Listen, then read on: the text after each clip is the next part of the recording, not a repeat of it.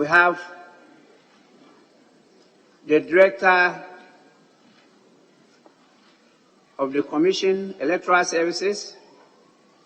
We have the Head of Procurement, and we also have a Deputy Director, together with the personal assistant to the Chairperson. We have from the National Identification Authority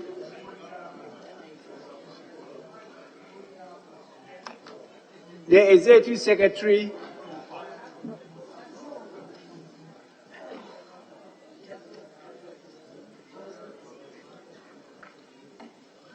he leads a large team here. We have with him the Executive Assistant to the Executive Secretary. We have the Actuarial Analyst. We have the Head of Operation, the Deputy Head of Finance, the Principal Officer, Corporate Affairs. We have another Head of Operations, and then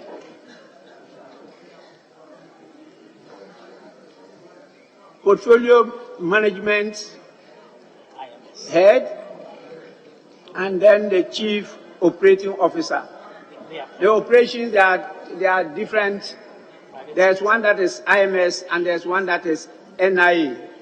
That is the overall. So they are all here.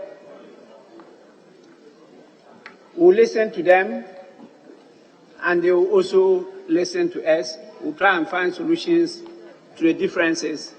And then the Committee of the Whole will report to plenary. I want to invite the leaders of the three to join me here. And we'll start by calling on the Electoral Commission, since they have the draft instrument, even though they submitted some to the Parliament. They will have to set the ball rolling, and then from there we can move to the other institutions and listen to members. So, Electoral Commission Chairperson, may you, with your knowledge of the situation, focus in your presentation on the differences so that we see how we can resolve that one within the shortest possible time. Honorable members, I want to plead with you to please give us your ears. We are not looking for your mouths. We want your ears. Please. I'm taking note of all those making noise. And I'll apply the cane. Yes, Chairperson, you may go on now. Thank you very much, Mr. Speaker. Good afternoon, Right Honourable Speaker of Parliament, Honourable Majority Leader, Honourable Minority Leader, the leadership of the House, Honourable Members of Parliament, friends of the media, distinguished ladies and gentlemen. I thank the good Lord for making it possible for my team and I to be here this afternoon. To God be all the glory.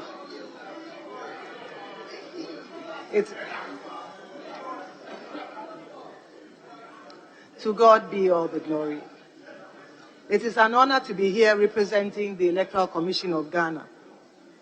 And my team and I are pleased that we have been invited to share our views on the draft CI that is the subject matter of our discussion today, as well as to answer any questions that may ensue. Right Honourable Speaker, as you may be aware, I was out of the jurisdiction at the time when the invitation was received from Parliament. I was attending to an invitation by the ECONEC for a peer exchange and election observer mission in Nigeria when your invitation to the Commission was received. Indeed, your letter was received on Wednesday, the 22nd of February, requesting for a meeting the following day, that is Thursday, the 23rd of February 2023. In fact, had I been aware of the meeting, I would have rescheduled the mission. In this vein, I would like to use this opportunity, Mr. Speaker, to correct the erroneous impression that I have failed to honor the invitation of Parliament. For the records, this is the third time the Electoral Commission has been invited to a meeting of the whole House. The first was immediately preceding the 2020 election, and I led my team and presented a report on our readiness for the election. The second was the meeting of last week, when I was out of the jurisdiction, attending to an invitation by the ECONEC. Today marks the third time we have received an invitation to address the full House, and I'm here in my capacity as God's servant and the chairperson of the Electoral Commission.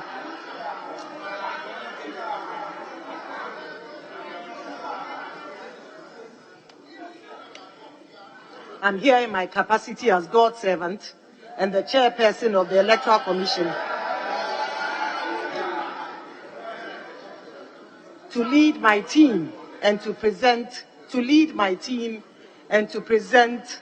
our justification for the draft CI, which is the subject matter of our deliberations today.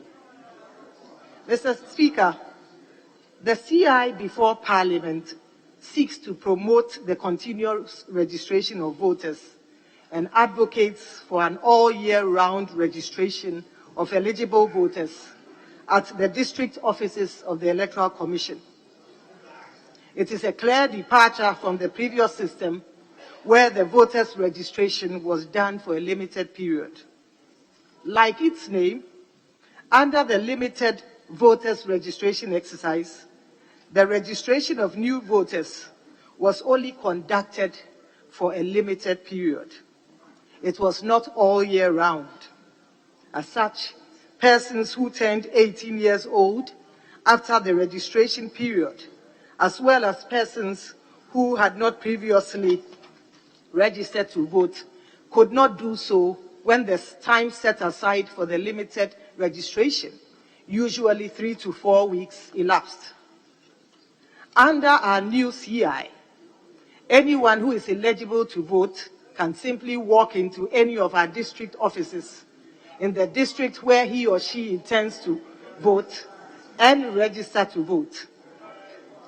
As indicated, this is a far departure from the previous limited registration exercise, where a person could not register, where a person who could not register had to wait for the next round of the limited registration exercise before he or she could be registered to vote. Honorable members, permit me to restate that the main advantage of the continuous registration exercise is that potential voters can register at any time of their choosing once the exercise begins. Interested persons who had not previously or who have not previously registered and qualified to vote will be able to register at their leisure and with ease, because it will be an all-year-round activity. As such, applicants will not be confronted with the long queues and frustrated crowds and possible conflicts that may lead to violence. We are equally confident that the continuous registration exercise will minimize the busing of prospective applicants to the registration centers and thereby lead to an orderly, conflict-free process. I must add, honorable members of Parliament, that for the first time in our history, we are mainstreaming the continuous registration of voters as part of our regular activities. As such, our officers in the field will be fully engaged all year round. Mr. Speaker, another significant feature of this draft constitutional instrument is the proposal to adopt the Ghana card as the sole source of identification for any person who wishes to register as a voter.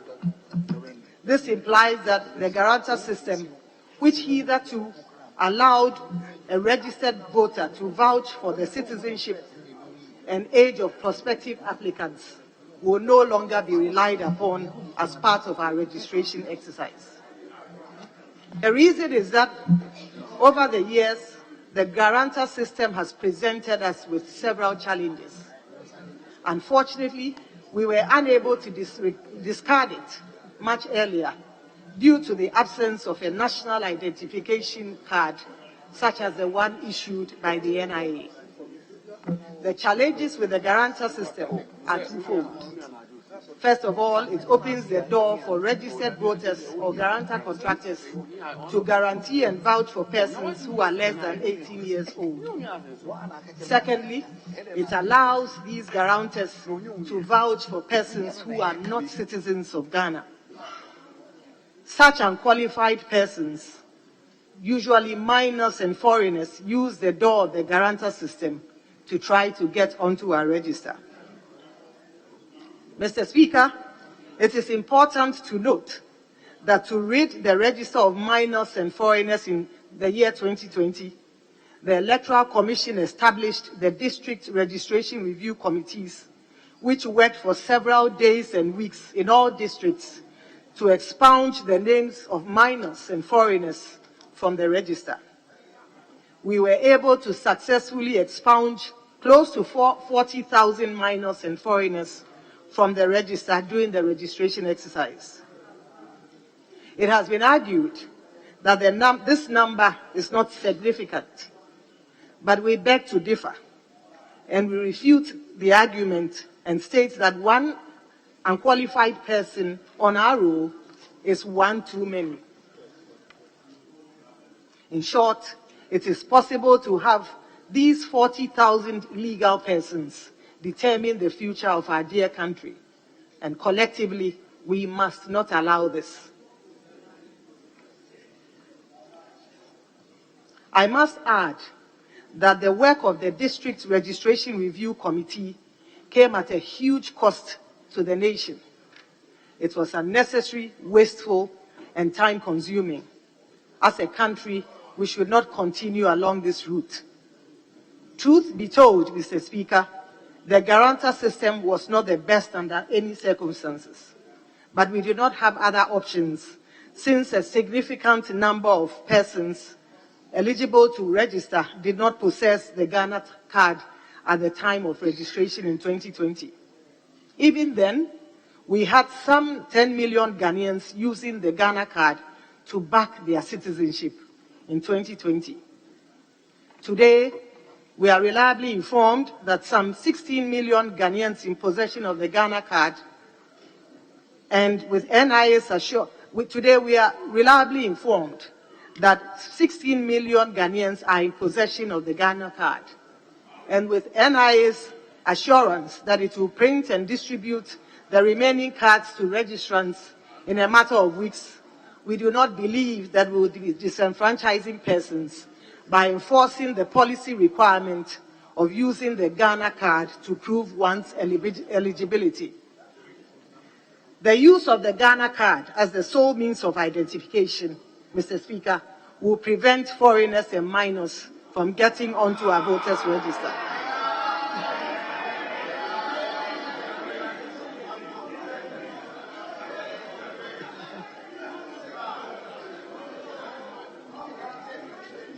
More especially, it will prevent unqualified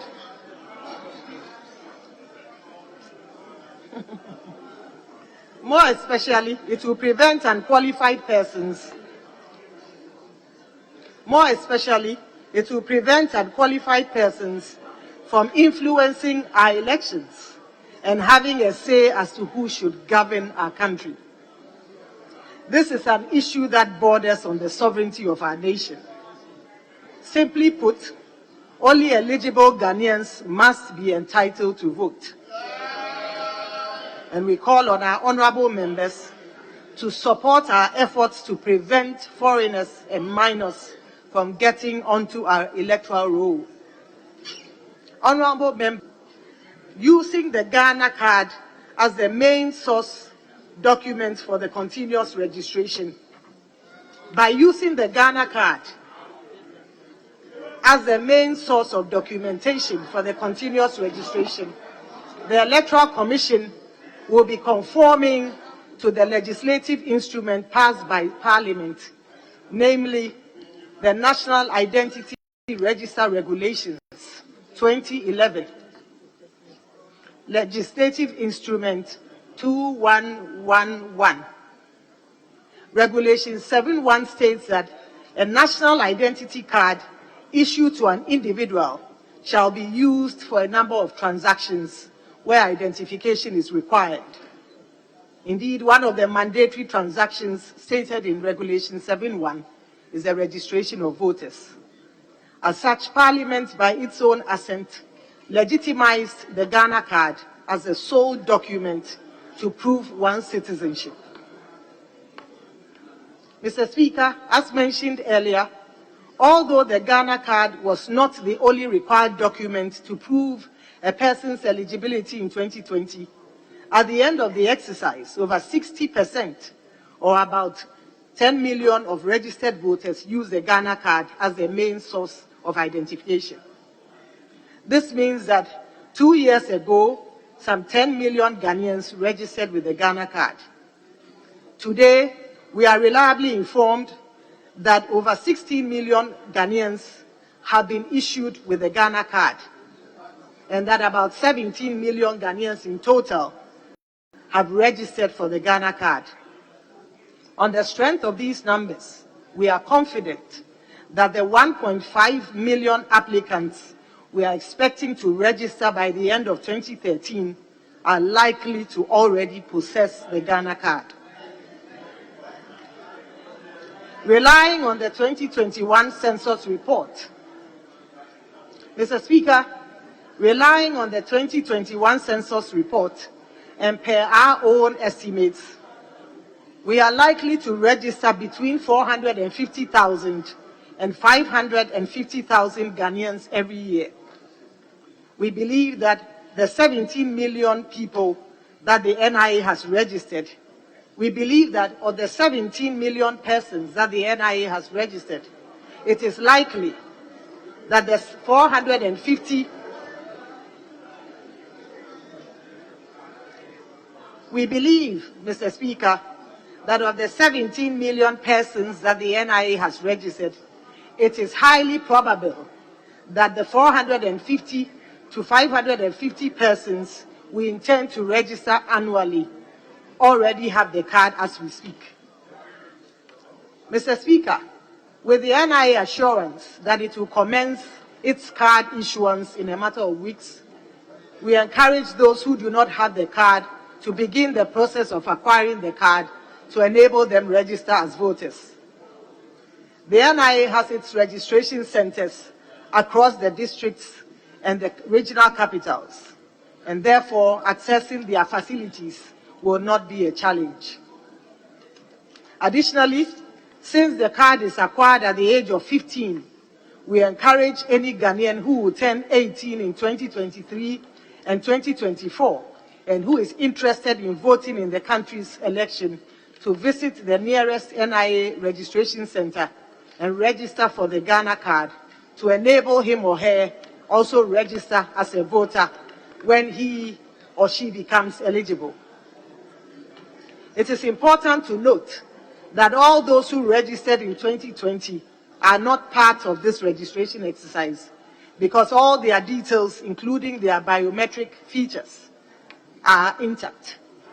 This registration is for those who did not take part in the 2020 registration exercise and for those who have turned 18 years since the last voters' registration exercise in 2020.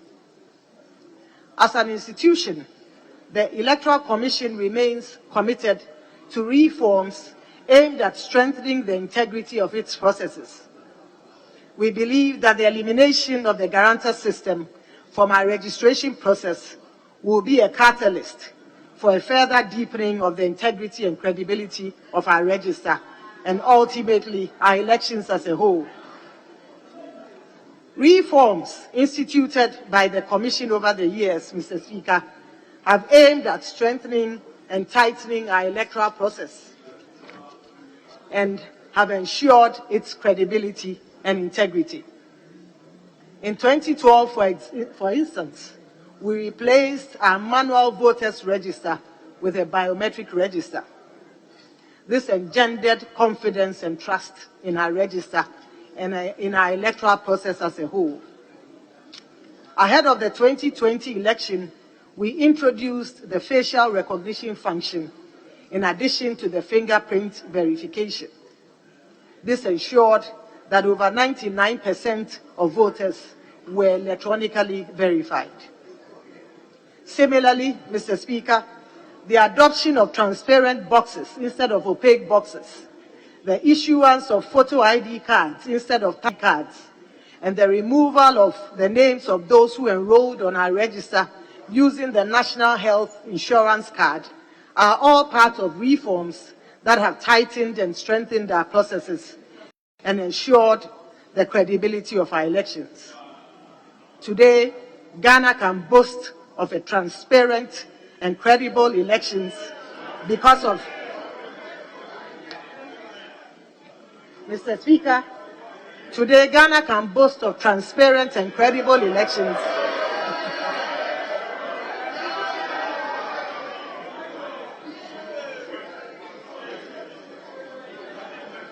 Mr. Speaker, today Ghana can boast of transparent and credible elections because of the incremental reforms that have been implemented. Indeed, our electoral process is at par with that of the most advanced democracies in the world. Honorable members, it is in this vein that we urge you to support the decision of the EC to rely on the Ghana card as the main source of identification for those who wish to register as voters. Our country has evolved, and it is important that our electoral processes also evolve to meet the exigencies of the times. Permit me to state again that in 1992, when we had no ID card, we adopted the guarantor system. Today, 30 years on, we cannot continue to rely on a system that is fraught with challenges. So, when we have a credible system in the form of identification card. Mr. Speaker, before I end, that this constitutional instrument and its provisions are not aimed at the eligible Ghanaians. The continuous registration process, on the contrary, will be inclusive and participatory. It will make it possible to capture all those who would otherwise have been excluded in a limited registration exercise. The continuous registration exercise, Mr. Speaker, unlike the previous limited registration exercises, will be continuous, like its name states. As such, anyone who has a Ghana card can simply walk into any of our offices and get registered. The exercise is not periodic or a limited one that could lead to disenfranchising persons who do not possess the Ghana card. It is an all-year-round activity. As such, a person who does not have the Ghana card today can acquire it tomorrow and simply walk into a district office where he or she intends to vote and register. Mr. Speaker, it is important to rehash that the use of the Ghana card as the sole means of identification will ensure and guarantee the credibility and integrity of our register and our elections. It will prevent the enrollment of minors on the register. It will prevent foreigners from being registered to vote, and it will eliminate the guarantor system, which is prone to abuse and which promotes conflict and violence. Additionally, it will prevent costly, tedious follow-up exercises by the district registration review committees established nationwide.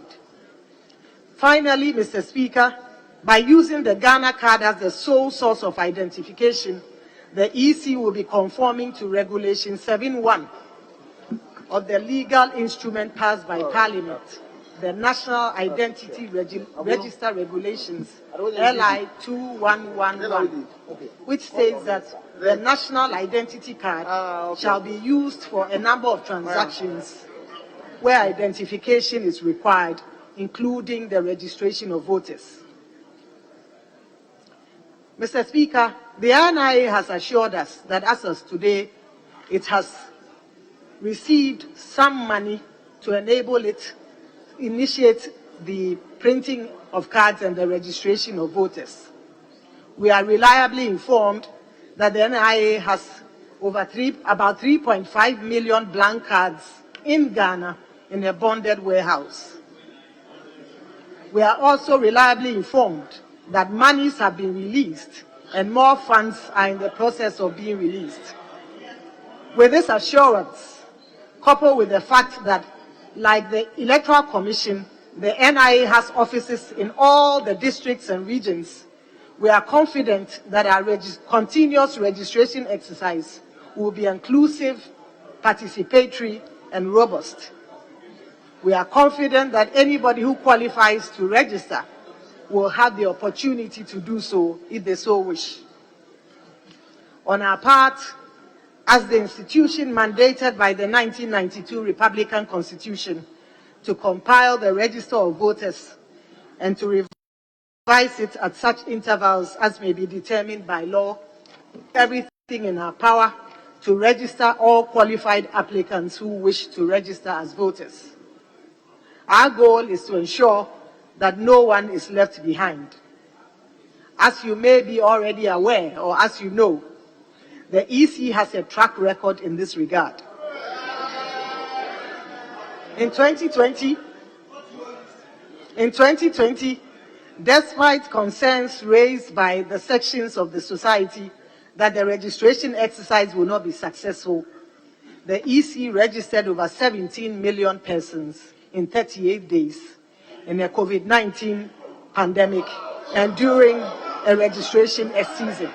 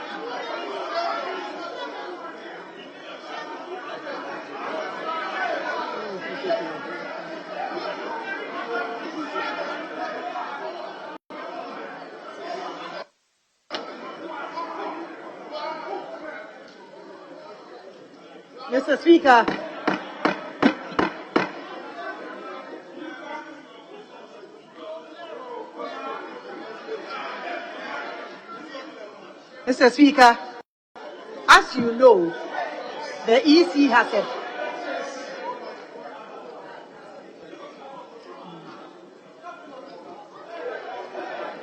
Honourable members,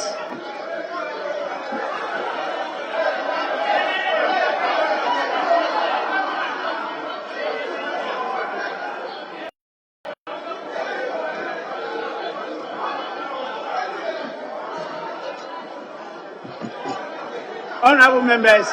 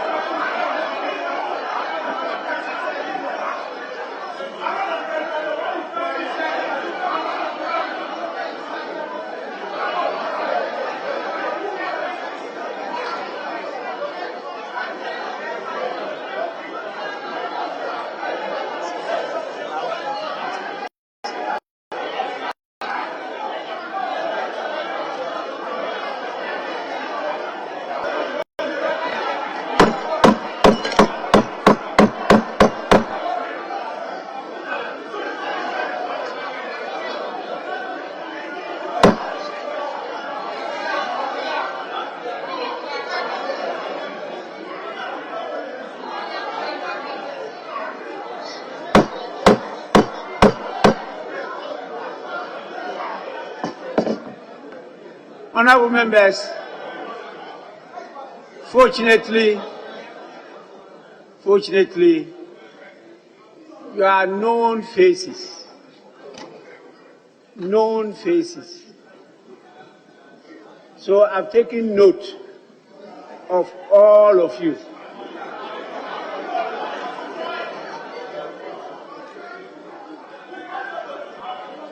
Honorable Dominic Nitiwol, please, you are a minister, please. Mr. Speaker, I am protesting. You cannot invite somebody to your house. You can invite somebody to your house and insult a person. It's wrong. Mr. Speaker, why? It's getting too much.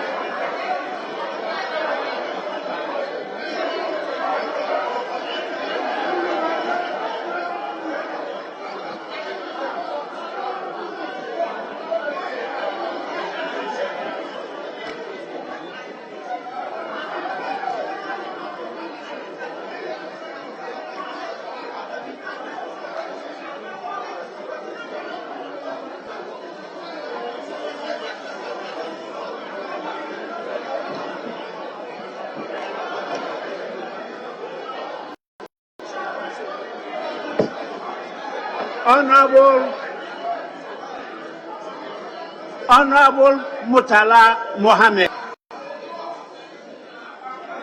Honorable Murtala Mohammed. It has long been ruled in this House that the use of the word shame is unparliamentary.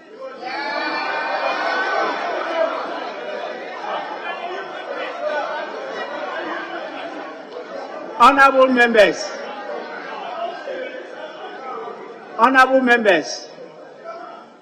the guests we have here are here in answer to an invitation by this House. The best we can do is to listen to them. At the end of the day, you're given the opportunity to ask questions. Please, again, Honorable Murtala Mohammed, I call on you to withdraw the shame.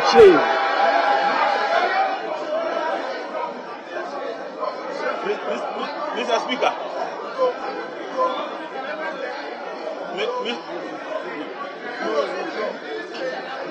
Withdraw. Yes, honorable member, you may go on. Mr. Speaker. Mr.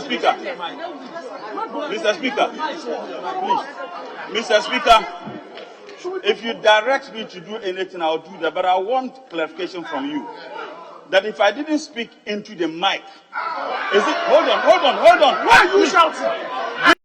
This is not a house of emotions. This is a house of records. It is not a house of shouting. And we are all here, and that is why I want the speaker's direction. Yes. Into the mic. It doesn't become a statement that is made on record. Yes. So if I want your direction. Yes. But if it is that I'm withdrawing something that is not captured as a recorded statement I have made, yes.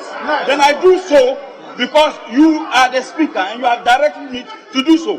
But you all know that any statement that is made not on the mic, it is not an official statement that is being made. So if you are asking me to withdraw a statement which was not made in the mic, I would want your direction. So Mr. Speaker, I am withdrawing that statement even though it was not captured as an official statement because you are the speaker and you have directed me to do so out of respect and not out of people like you.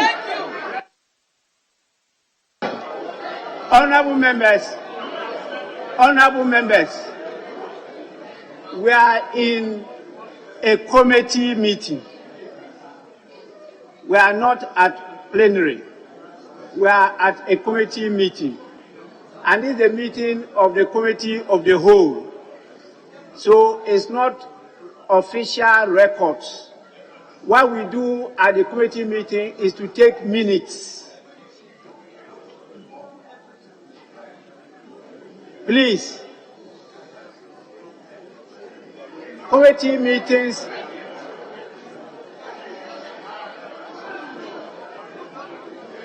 You don't have to use mic at committee meetings. I can listen to everyone here without the mic. And even though you did not use the mic, I heard you. So you don't have to talk about use of mic. I'm happy you have withdrawn the statement.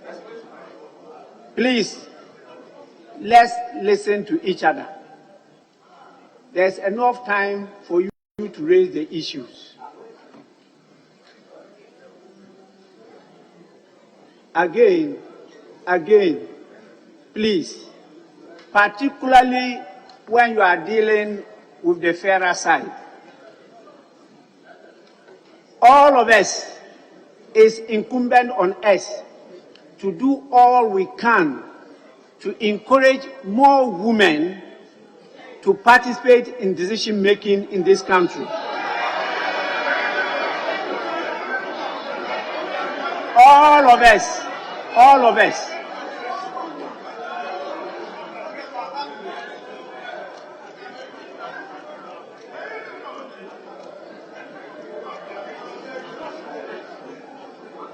Now, let's listen to the chairperson of the Electoral Commission. You may continue. Thank you, Mr. Speaker. Honorable members, as you may be aware, or as you may know, the EC has a proven track record in the registration of voters.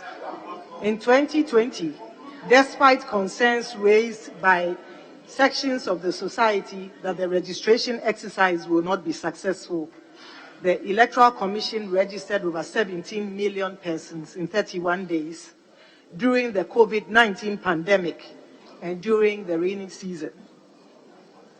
This figure represents 55% of our total population of 31 million, a figure that meets international standards for registration. Indeed, with the exception of Cape Verde, of 600,000, we have the highest number of registrants in West Africa. I must add that it was a seamless and inclusive process, and no one was left out. Yes, we can. To enhance the transparency of our registration process, the political parties may have their agents at the registration centers. Additionally, the Commission will regularly update the citizenry and the political parties about the number of registrants at each district office. Mr. Speaker, I wish to emphasize that the Ghana card will not be used to vote in the 2024 election. The Ghana card is only a requirement to register as a voter. Once you present your Ghana card and successfully register as a voter, you will be issued with a voter's identification card which bears the code of your region, your district, your electoral area, and the name of your polling station. The Ghana card does not have these features, and therefore it will not be used to vote in the 2024 general election. In conclusion, we wish to state that in the exercise of our mandate, we are mindful of Article 42, Article 42 of the Constitution, which enjoins us to register Ghanaians who are 18 years and above and who are of sound mind. We do not intend to disenfranchise persons who qualify to vote. It is in our interest to register them. It will be an antithesis to deny any Ghanaian the right. However, we equally have the responsibility to ensure that only qualified Ghanaians are found in the voters' register. We owe this responsibility to Ghanaians and will work to uphold that. Mr. Speaker, honorable members of this honorable House, We are grateful for your time and attention. May God bless our homeland Ghana and make our nation great and strong. Thank you very much, Mr. Speaker.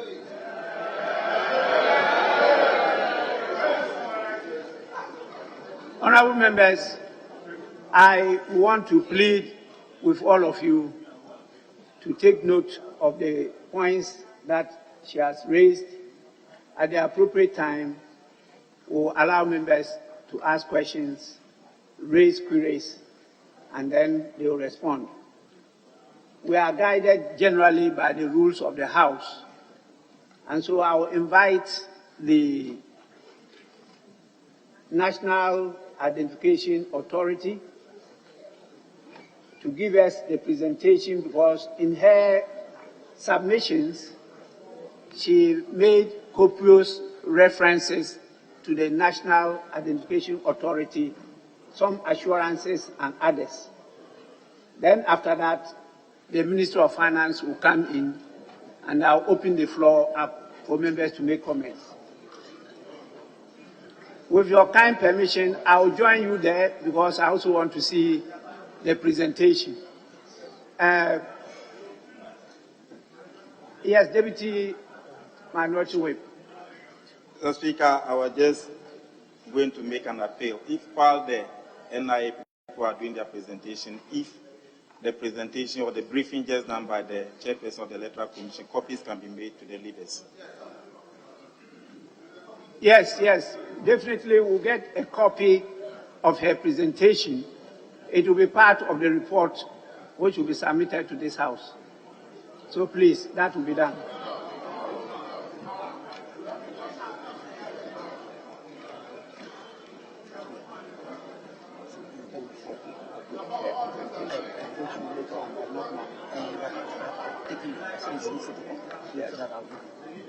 Yes, Minority Leader.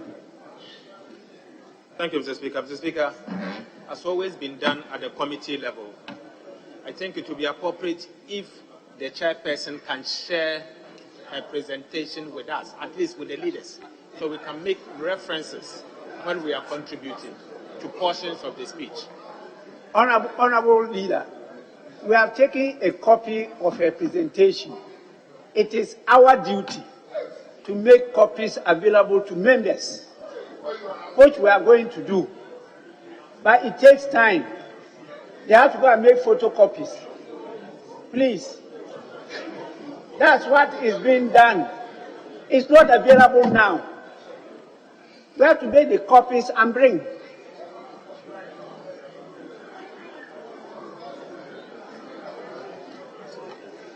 If you allow the chairperson to lose her temper, that's the end of the meeting.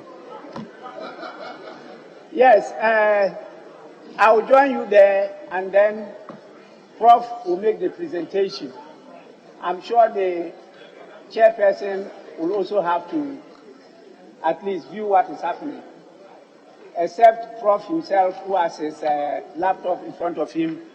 The rest of us will join you so that we can all observe and learn from the presentation.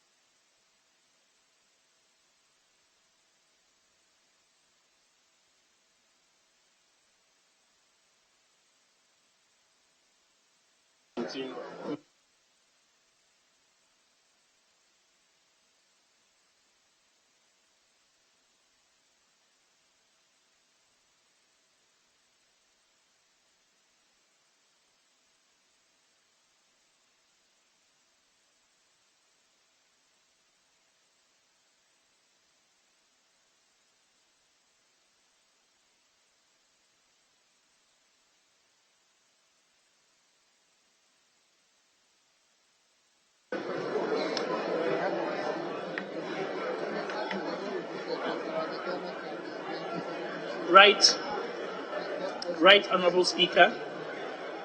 Honorable Majority Leader, Honorable Minority Leader, Honorable Members of Parliament, friends of the media, distinguished ladies and gentlemen.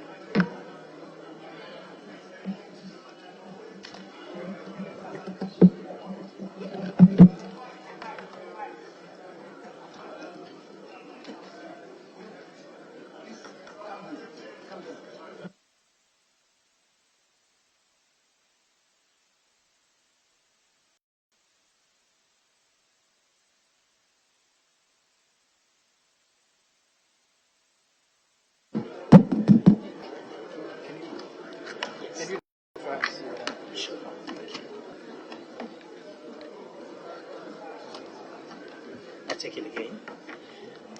Right Honorable Speaker, Honorable Majority Leader, Honorable Minority Leader, Honorable Members of Parliament, friends of the media, distinguished ladies and gentlemen. On behalf of the Governing Board of the National Identification Authority and the management and staff of NIA, I bring you warm greetings and have the honor to make a presentation to this Honorable House on the Ghana Card project, on the National Identification System project being implemented by the National Identification Authority and its technical partners, Identity Management Systems Limited, a subsidiary of the Margins Group of Companies. Right Honorable Speaker, I will attempt to touch on the mandate of the NIA, some of the contractual and operational framework that governs our work, and the registration statistics as at the 19th of February 2023, being last week, Sunday. And I will also highlight the centrality of the role of a verification system platform that we have created in the work of the NIA in order to enhance data harmonization and integration and to ensure that user agencies such as the Electoral Commission and the Social Security and National Insurance Trust and other agencies are able to rely on the data provided by NIA to serve their diverse statutory purposes. Right Honourable Speaker, the mandate, just by way of a quick reminder, the mandate of the National Identification Authority is broken down into 5 prongs. First is to register all Ghanaians living in Ghana and abroad, as well as all foreigners who are permanently resident in Ghana, defined by law as those living here for 90 days or longer, and who are not diplomats or the representatives of international non-governmental organizations. Our duty is also to issue the citizens of Ghana and such qualified foreigners with national identity cards, commonly known as the Ghana card. Third, it is our mandate to create and maintain a national identity database, which we must ensure has accuracy, has integrity, has confidentiality, and is secure at all times so that the data is protected. And finally, it is our bounden duty to make data in our custody available to persons and institutions mandated or authorized by law to receive data from us. Mr. Chairman, the mandate of the NIA is pursued within a legal framework that is governed, a legal framework passed by this very honorable House, various laws that I will not get into for now. But the operational framework operates along this line, that the registration mandate, the communication and stakeholder engagement mandate, the public education, the enforcement of the applicable laws, and revenue generation are the foremost duties of the National Identification Authority.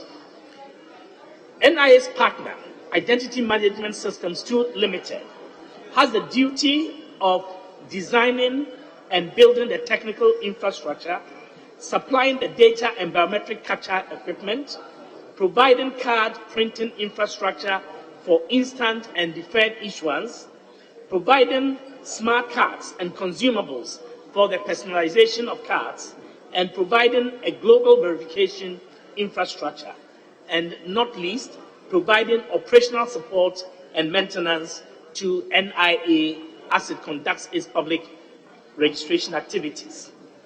Pursuant to the laws establishing NIA, NIA conducted a mass registration exercise between 29 April 2019 and the one-year program was truncated by COVID-19 pandemic outbreak, thereby prolonging it beyond the 28th March 2020 deadline by which we should have completed the work.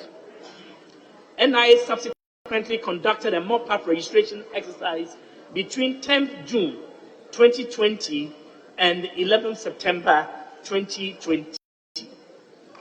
From the 3rd of June 2021, NIA conducted a 3-month expedited card issuance blitz with the goal of ensuring that registered applicants received their cards ahead of the commencement of the SIM card registration exercise, which had been slated for October of 2021. We then subsequently established 2 fee-paying registration services from the 1st of July 2020. These were institutional registration at a cost of 100 Ghana cedis per applicant for a minimum of 50, and household registration at a fee of 150 Ghana cedis per applicant for a minimum of 7 applicants. This used to be 5 applicants until July of 2022. And this allows applicants to be registered in the comfort of their offices, homes, or other places of choice. These services were planned to coexist with the free continuous registration services which were provided at each of NIA's 292 offices nationwide. Right Honourable Speaker, we've also established premium registration services. In October 2021, we established premium registration at our head office in Accra at a fee of 250 Ghana cedis, coexisting with the free services available at all our offices. The Premium Center was to provide an additional option for prospective applicants willing to acquire their cards in relative comfort and convenience at a fee. It is additional, I emphasize, Right Honourable Speaker, to the free arrangements that exist by law. NIA established a premium registration center also at the head office of Car Bank in Accra in March 2022. In February of this year, NIA established premium registration centers in Koforidua, Kumasi, and Takoradi. An enrollment performance of these premium centers is being observed to guide the potential establishment of such centers in Cape Coast, Ho, Tamale, and other regional capitals of the nation. Right Honourable Speaker, Members of Parliament, the National Identification Authority established on 3rd November 2021 16 regional offices and 276 operational district offices simultaneously. Each district office is coterminous with a constituency, including Seoul. The offices have adequate registration and printing equipment, but skeletal staff. The offices require additional personnel and vehicles to function more effectively. Right Honourable Speaker, permit me at this point to turn my attention to pertinent registration statistics. Right Honourable Speaker, NIA as of February 2017 had registered 4,554,528 Ghanaians. It had printed the cards of 2,719,425 Ghanaians and issued 900,000 cards to Ghanaians. Right Honorable Speaker, you fast forward to 19 February 2023, and the following is the profile. 17,375,861 Ghanaians have been registered or captured onto the National Identity Database. The total number of cards printed by the National Identification Authority is 16,737,734. And the total number of cards collected is 16,095,331. Right Honorable Speaker, it's important to also point out that the cards that were being given us at 2017 were basically 2D barcode cards, pretty much like your old driver's license. It captured 4 fingerprints, had 2 kilobyte storage capacity, and no tracking number. In 2017, and particularly beginning in 2019, the cards that we have been issuing are dual interface smart cards, capturing 10 fingerprints, which is the current global standard, and has 128 storage capacity and a tracking number. Mr. Speaker, Right Honorable Speaker, the registration statistics as projected here covers the entire nation with the region by region, a total enrolled being the 17,375,861 that I spoke about. And there is also region by region and district by district breakdown of the statistics. When I'm done during questions, or if there is interest, we can go to the Excel on the specific regions and districts. Suffice it to say for now, Right Honorable Speaker, that based on the Ghana Statistical Service 2020 population and housing census data, approximately 31 million Ghanaians. There are approximately 31 million Ghanaians. Of this number, as I've indicated, 17,375,861 have been onto the National Identity Register database. And this figure represents the cohort of the population aged 15 years and above. Of the number, that is, of the 17,375,861, the number of Ghanaians aged 18 years and above captured in the database is 16.9 million. 16.9 million out of the 17.375 million. And the number of registered Ghanaians aged 18 years and above existing on the Electoral Commission's voters register, we are informed, is 17,029,000. 17,029,000 people on the EC voters register. The number of Ghanaians aged 15 years and above who are yet to be captured out of the total population of 31 million is 2,565,705.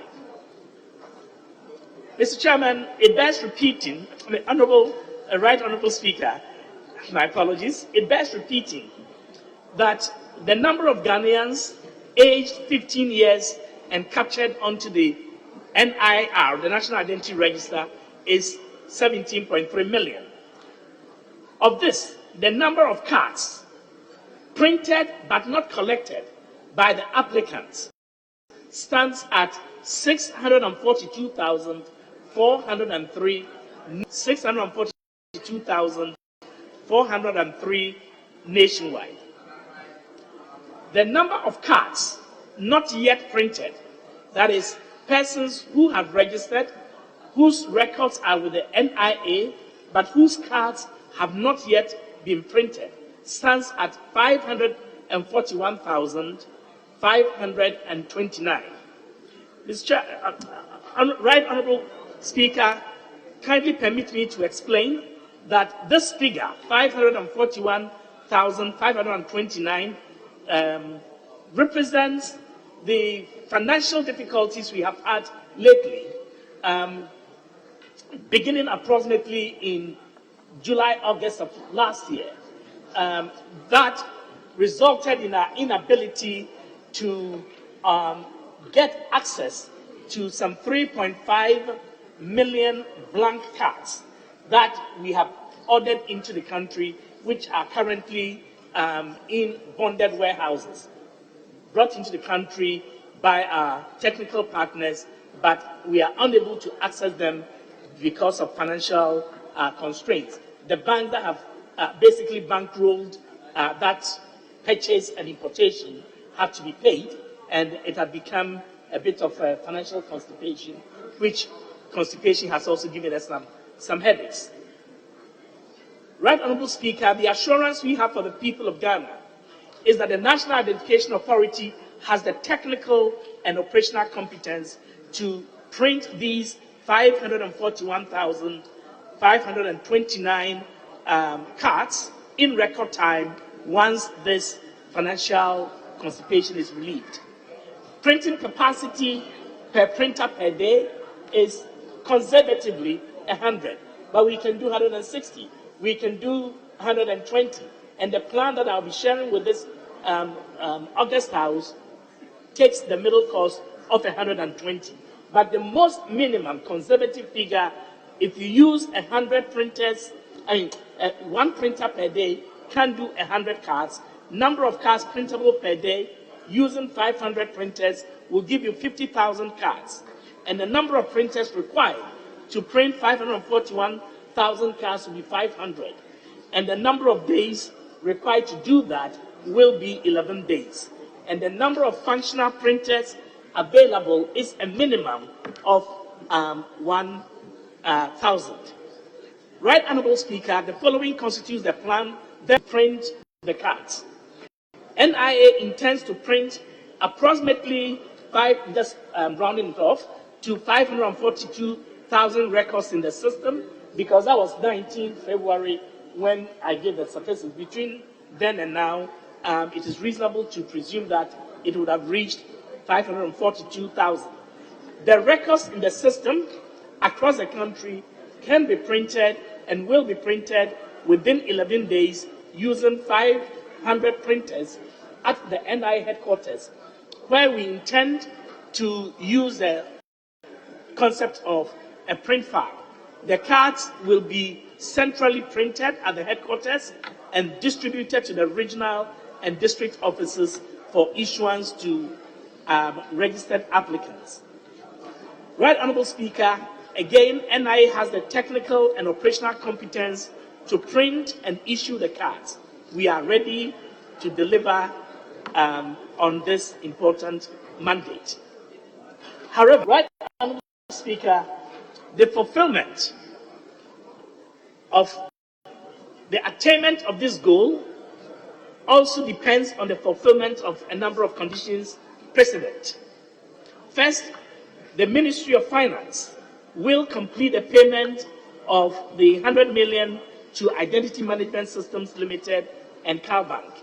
I say will because I have evidence confirmed by CalBank that they have received 80 million of the 100 million Ghana cedis promised as part of the payment plan that we have agreed with them. IMS2 and CalBank have confirmed receipt of the 80 million. Ministry of Finance has informed NIA that the remaining 20 million will be paid most probably by close of business today. CalBank will then release a portion of the 3.5 million blank cards in bonded warehouse to NIA through IMS for the card printing. And the Ministry of Finance will provide additional funding of about 173,000 cedis to support the expedited card printing exercise that I have just spoken about. Right Honourable Speaker, the plan is that NIA will engage 100 card verification officers for this exercise, and each card verification officer will staff 5 printers or manage 5 printers per day. We have a number of assumptions. I'm not sure that there is interest in going through all of these assumptions, but these are operational assumptions underpinning the work that we intend to do. And so over a period of 10 to 11 days, we will print the cards. We will set up teams technical teams that will ensure mandate is delivered. The budget for that detail is provided in this table. Suffice it to say, Mr. Right Honourable Speaker, that by way of a reminder, there are about 17 mandatory uses of the Ghana card. In other words, there are about 17 activities in which a person cannot engage in Ghana if a person does not possess the Ghana card. One of them is the application for a passport, application and issuance of a passport, of a driver's license, of insurance policies, any banking transaction, whether it is personal or commercial, the purchase, transfer, and registration of land, including landed properties of all kinds, then transactions that are specified under the National Health Insurance System, the pensions, Social Security and National Insurance Trust, consumer credit, and under Regulation 7 and 8, as I'm reading, registration of voters, payment of taxes, registration of SIM cards, and indeed applications for public or government services, facilities, approvals, and permissions and benefits, as well as any other transaction that the governing board of NIA may specify. And so school feeding and access to busing services and the rest of them may all be potential subjects, transactions for which the card is required. Other facilities and services currently under consideration of the governing board is the work of the registration service under the Lands Commission, the Secretariat, and the Student Loan Scheme, with whom we have advanced considerably discussions on onboarding them in this regard. Right Honourable Speaker, we also have established a verification platform, and this verification platform enables banks and other institutions to verify the identities of individuals. So the Bank of Ghana and other financial institutions, all 24 universal banks in Ghana, are onboarded onto our verification system. 146 rural banks and community banks are all onboarded, 16 savings and loans, 16 fintechs, 5 finance houses, and 3 microfinance institutions. We've also onboarded the Social Security and National Insurance Trust, the Ghana Revenue Authority, the National Health Insurance Authority, the Electoral Commission at an advanced stage of onboarding, and the Ghana Immigration Service, all the telcos, the National Service Secretariat, the Student Loans Trust, and the Passport Office, and the DVLA. Mr. Chairman, as Right Honourable Speaker, as I indicated earlier, 17.3 million Ghanaians have their data and biometrics stored on the National Identity Register or NI database.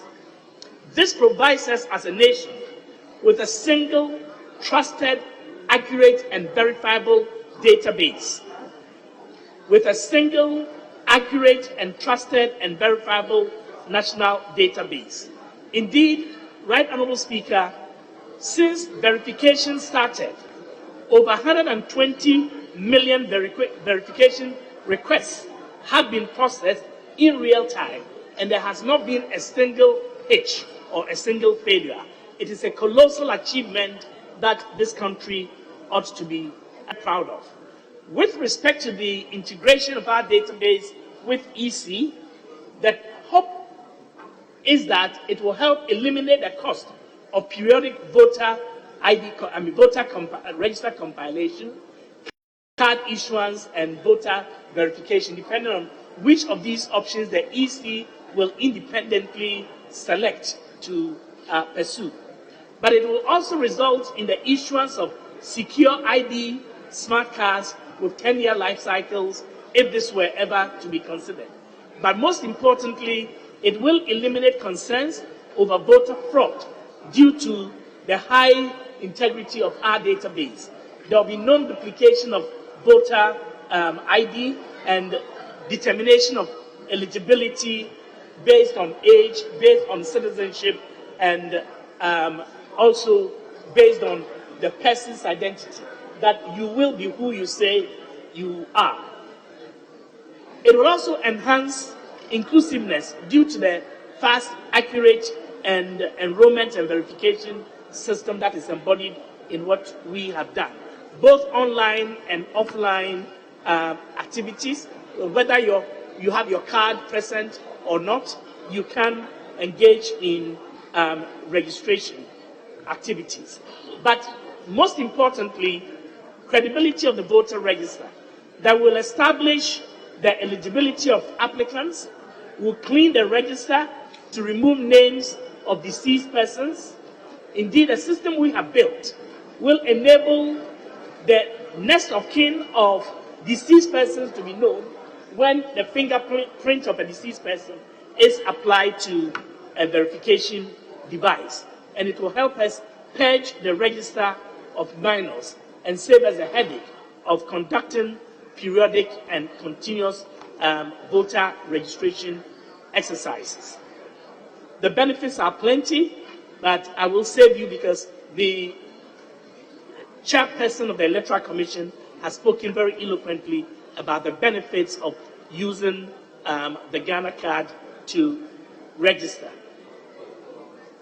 Right, Honourable Speaker, we will have data harmonization and integration with the various institutions I mentioned, and this will bring us tremendous benefits. Birth and Death Registry, the Passport Office, and if you look at the landscape across the African continent, we are one of the very few places where this high-level smart dual interface biometric ID cards with this kind of biometric database has been established. It is our hope, Mr. Chairman, Right Honourable Speaker, that this presentation assures this Honourable House that the National Identification Authority is poised, is ready, and able to provide and deliver on its mandate, subject to the provision of the much-needed financial support that is warranted. I thank you very much, Right Honourable Speaker, members of this august House. Thank you for your attention and for your courtesy. We're most grateful.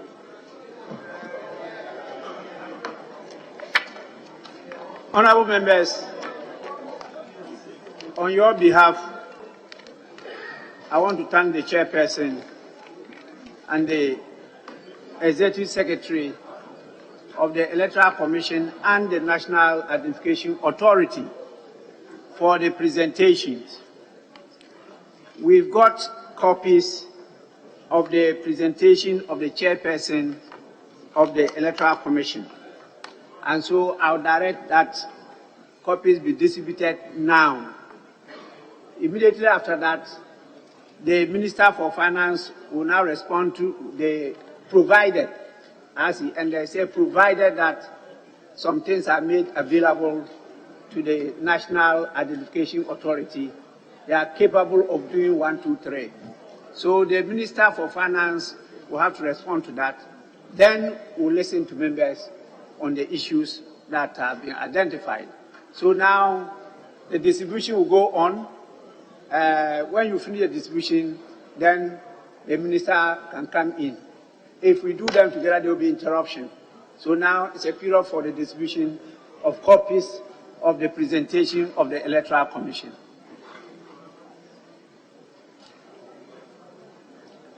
Please make sure you all get your copies.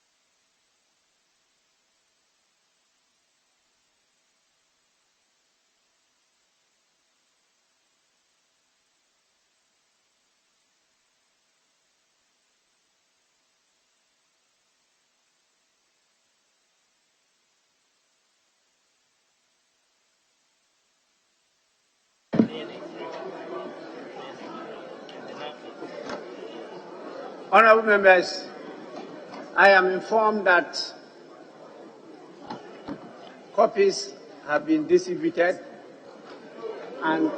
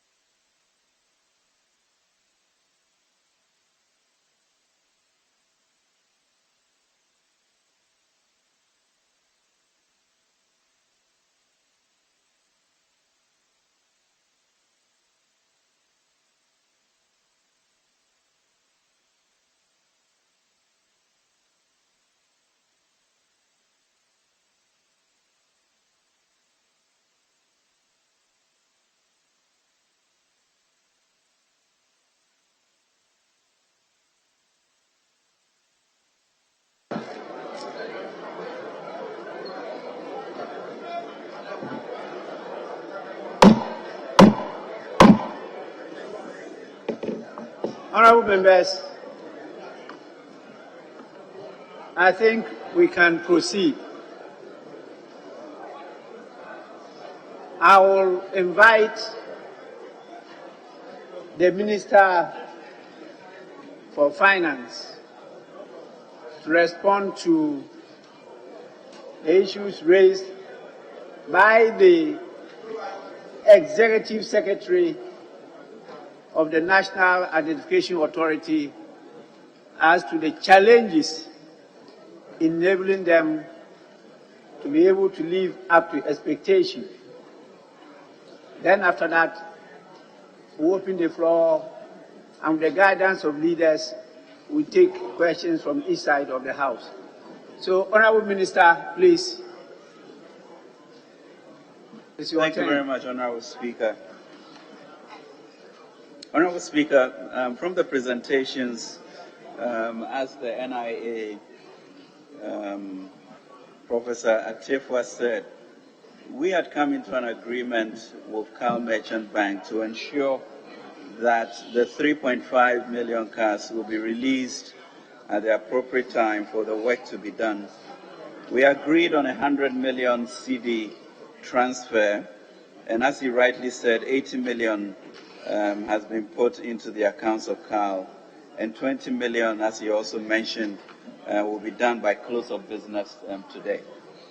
So we are very comfortable about the situation to ensure that the needed cards will be given to the NIA to do its work. Mr. Speaker, the government has been extremely good about funding elections, and once NIA's job is linked to the elections, Mr. Speaker, we can assure the House that we would ensure that the resources needed would always be provided. Mr. Speaker, for example, in 2020, the approved budget for the Electoral Commission was 1.063 billion Ghana cedis. At the end of the day, the government released 1.367 billion to ensure that the elections went on well. It's the same fervor, interest, and commitment that now that the NIA is linked to the success of the elections, we'll do our part to ensure that the appropriate resources are made available to NIA. Thank you, Mr. Speaker.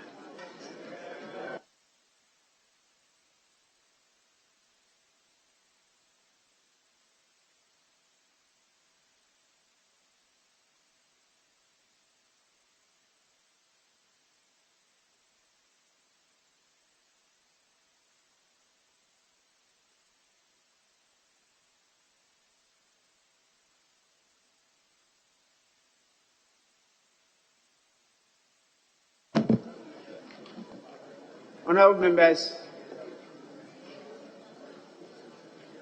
I propose we take a number of contributors from each side of the House. I will propose we do this in batches. Can we start with 5-5?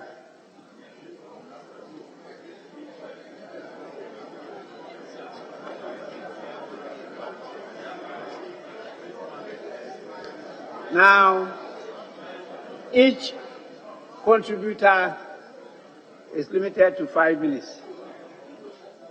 5 minutes, 5-5. That's 25, 15 minutes. That's a lot. So we start.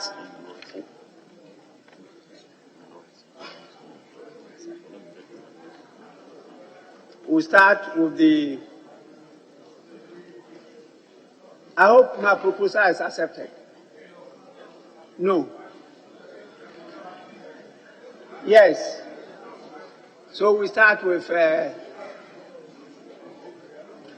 You want 2-2? Yes, Majority Leader. Mr. Speaker, unfortunately, I couldn't join you in your pre-sitting meeting. so I'm not too sure of what was determined. But you sound that you are going to have, for the first round, five contributors. And it's open-ended. I don't know what really you aim at, what number. And then you are saying that even the 5, everybody is going to have 5 minutes. That is 25 times 2, 50 minutes, and that's just the first round. It will elicit responses. So how many do you have in mind to call so we know? Because the first round alone is going to be more than 1 hour. And that's why I want to know what you have in mind. Because I wasn't there. If any determination was made, I was not part of it, but I want to know. Majority Leader, I premised my statement with this general statement that I'll be guided by the leadership of both sides. And I'm proposing, and that's a proposal I've made, 5-5. And I kept on asking. And I heard majority saying yes, yes, yes. About 2-3 people said no, no. So I wanted to go by the 5-5. But as for the number of times, that one, I've not stated anything. If we take the 5-5 and it's okay, that ends it. If you wanted to start with 2-2, no problem. Yes, Minority Leader.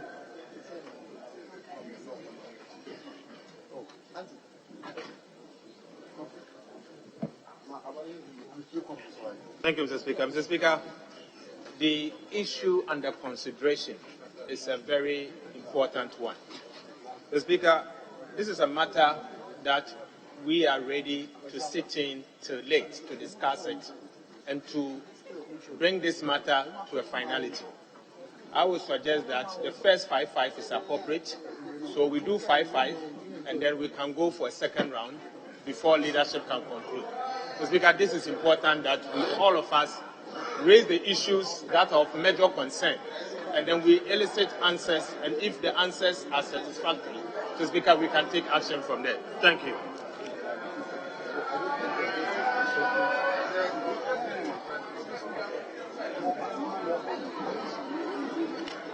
Mr. Speaker,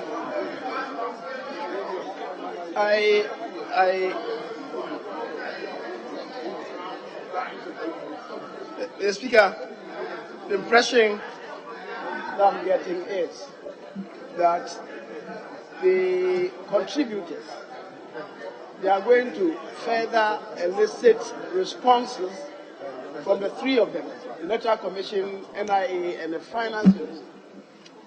And if it's going to elicit responses, that is perhaps speaking to various issues, I'm not too sure that the person then requires 5 minutes to elucidate on the matter. So in that regard, if you have to do 5-5, I have no problem. Maybe the time for those matters to be addressed then will have to be cut to say maybe 2 minutes for the 5. Each one has 2 minutes. Let's not forget, even in budget debate, sometimes when we are constrained, we speak for our 5 minutes. So I think that 2 minutes, the issues are germane, the matters should concern all of us, but I believe that isolating a matter and relating to it should not take 5 minutes. So, Mr. Speaker, I would plead that in that regard, we allow for about 2 minutes for each person to address whatever issue the person wants to bring up. Mr. Speaker, today is a special day. It is not business as usual. As we sit here, it is being telecast live. Members are our constituents are sending questions even through mobile phones, meaning they have developed interest in what is happening here. So, Mr. Speaker, after this meeting, whatever signal is going to send out there, if there are questions that we're supposed to ask, but the time has not been given for members to ask those questions, Ghanaians will not forgive us. In that regard, Mr. Speaker, there are 3 presentations. There's a financial presentation by the Minister of Finance. There's civic presentation by the chairperson of the Electoral Commission and the NIA. Mr. Speaker, these presentations, all things being equal, if you are to structure them into interrogation, the legal people have their questions to ask, the finance people have their questions to ask, the digital people have their questions to ask on data and all those things, before it comes to the governance. So, Mr. Speaker, if you say you are going to take only 5 for instance, we may not be able to exhaust the question. Mr. Speaker, not too long. You were quoted to have said that even some minority leaders and members of this are debated for 3 hours, even some 2 days. The issue under this consideration, like I said by the minority leader, is a sensitive one. Look at this, how popular the House has become. Mr. Speaker, since when did we record this kind of attendance? So let's have time and be able to ask the necessary questions. Civil society is waiting to hear the questions that will be asked and the responses. The academia are waiting to hear the questions that will be asked and the responses. Mr. Speaker, we are representatives.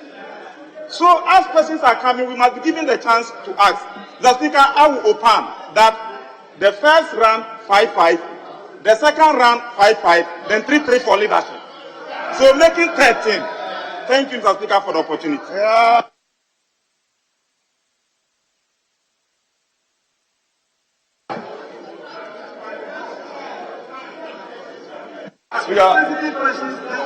Speaker, I think we don't need to. Speaker, I will respect. We don't need to split our heads over this. Speaker, if my colleague wants us to do 50-50 questions, we are ready for it. But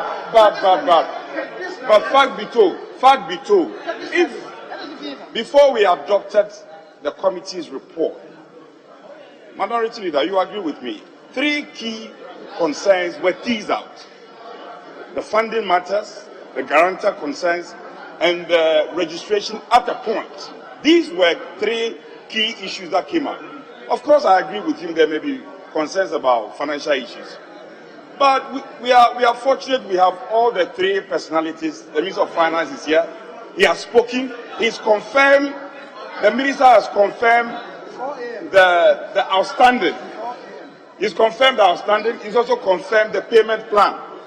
So why do you want to overly drag this matter? But in any case, Speaker, with respect, as I said, if they want us to do 100 questions or even more, we will sit here and we'll be ready for them.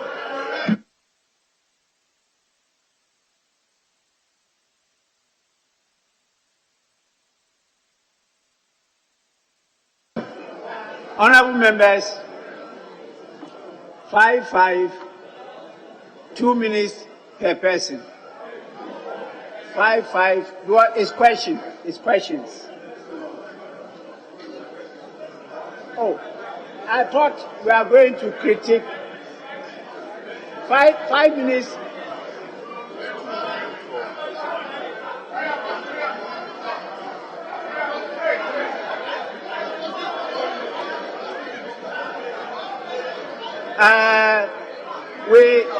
We cannot continue. We cannot continue these exchanges. So please, 5-5, 3 minutes. 3 minutes. That's a compromise. 5-5, 3 minutes. We'll start from the left side. And so the first 5, we have Honorable Dominic Ayine, Honorable Mama Yarga, Honorable Ablakwa, and then Honorable Dafiamapo. 5.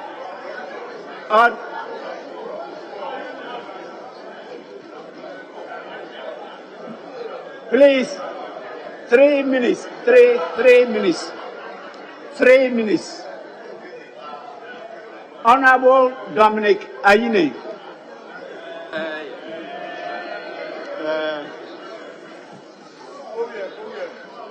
Thank you very much. Questions? Right, Honorable Speaker. Mr. Speaker, the matter that we are being called upon to decide this evening is a matter of grave national importance. It goes to the heart of our democracy. It is about the right to vote. It is also about the exercise of the constitutional mandate of the Electoral Commission. Mr. Speaker, we've had occasion in this House to deliberate on this matter. Honorable Member, 3 minutes. Very well, Mr. We Speaker. have gone through Very well, this. Mr. Speaker. All what you are saying, we've gone through them. Mr. Please. Speaker, I have in my hand here a letter from the Electoral Commission, which was written on the 7th of December 2022, and it was addressed to myself as chairman of the Subsidiary Legislation Committee and copied to the majority leader, the Honorable Chairman Sabunsu, and then the minority leader, the then minority leader, the Honorable Haruna Idrisu. Mr. Speaker, in that letter were a number of attachments. And the first attachment, Exhibit 1, said that the number of persons who registered using the vouching system and who were challenged was 15,478. 478. Mr. Speaker, today, in her speech, the chairperson of the EC is now saying that she was able to expunge, or the EC was able to expunge 40,000 minors and foreigners from the register during the registration exercise. Can she honestly reconcile the two figures for us in this House? This is a House of record. Mr. Speaker, the other thing is that if the CI that she's bringing were passed today, it would have meant that from the presentation of the NIA, there would be 3.7 million Ghanaians who will not be able to walk to the registration center and register as easily as she has made it to seem from the figures that have been presented.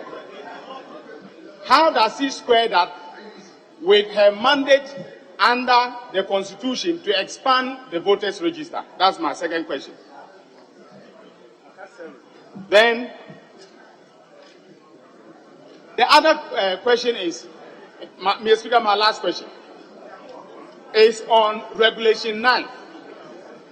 One of the reasons she has given is that she's not conducting the continuous registration because the current law does not permit her to do that in an easy way.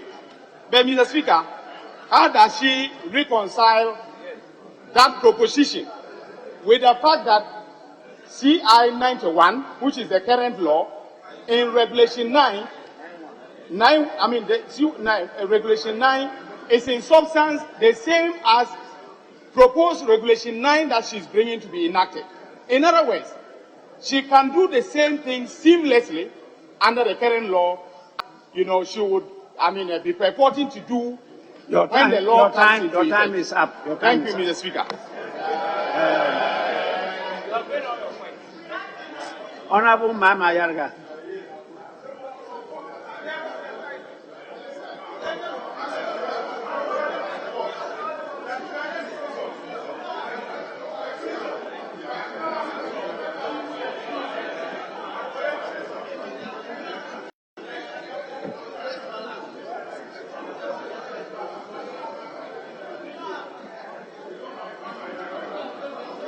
Honorable Haruna Idrisu.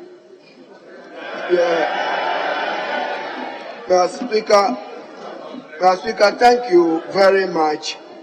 We listened to the chairperson of the Electoral Commission, Mrs. Jane Mensah, who herself just, as she reported, returned from Nigeria. I want to believe that she traveled to Nigeria on a Ghanaian passport and not a Ghanaian national ID card. So we want to find out what her problem is accepting the Ghanaian passport for purposes of voter registration and insisting solely on the use of the national ID card. And Mr. Speaker, I'm saying so because a Ghanaian from Sombo may arrive in Accra today on Ghanaian passport, travel to Nadoli for purpose of registration. He arrived the day that the NIA is not available to register him as a voter, but he's a Ghanaian with a passport who wants to get registered onto our electoral roll pursuant to his right guaranteed under Article 42 of the Constitution. What will happen to that Ghanaian? And then two, we need you to establish, and Mr. Speaker, we are demanding that this is established. We want technical evidence of data sharing infrastructure between the National Electoral Commission, the National Identification Authority, and all other agencies that are likely to use the data of national ID card so that we can synchronize. Because, Mr. Speaker, I'm holding two ID cards here. This is a voter ID card produced by the Electoral Commission. This is a national ID card produced by NIA. In it, you will see that your identifiable individual carried pins are different. So for purpose of synchronization, if there is no evidence of infrastructure of data sharing, you cannot reconcile the pins on this. We need evidence of the infrastructure sharing. Then finally, Mr. Speaker, when we listened to Mrs. Jim Mensah, chairperson of the Electoral Commission, you stated unequivocally that 10 million national ID cards were used in the 2020 election. Your total registered voters for the purpose of the 2020 elections, Mr. Speaker, was 13 million. Did you declare the 33 million additional votes illegitimate? Was it of any essence or of...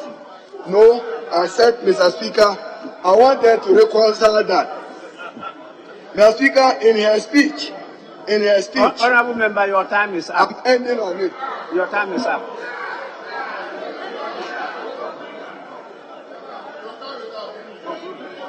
Mr. Speaker, I'm just concluding on a figure. I'm saying that total votes cast in Ghana 2020 was 13,432,857. She says that 10 million people use Ghana card.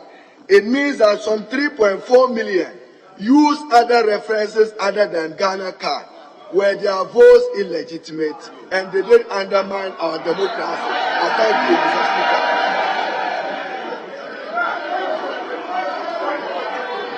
Honorable members,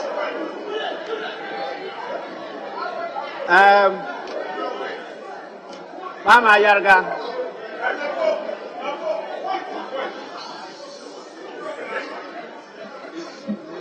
Thank you very much, Mr. Speaker.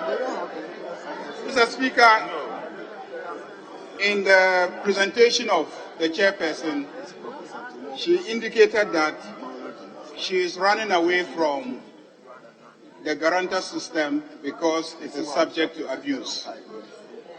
At the last time she appeared before our committee and she made these statements, I asked her a question, which is the fact that the National Identity Register Amendment Act of 2017 has made provision for the National Identification Authority to also use a guarantor system.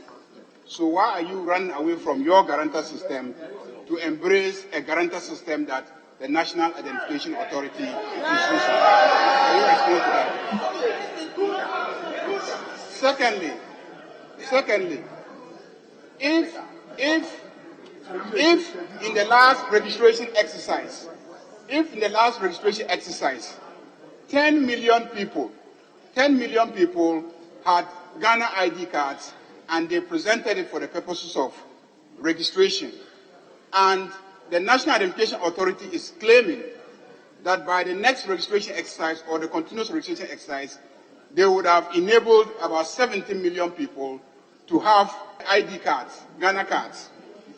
Why don't you leave it so that it remains voluntary?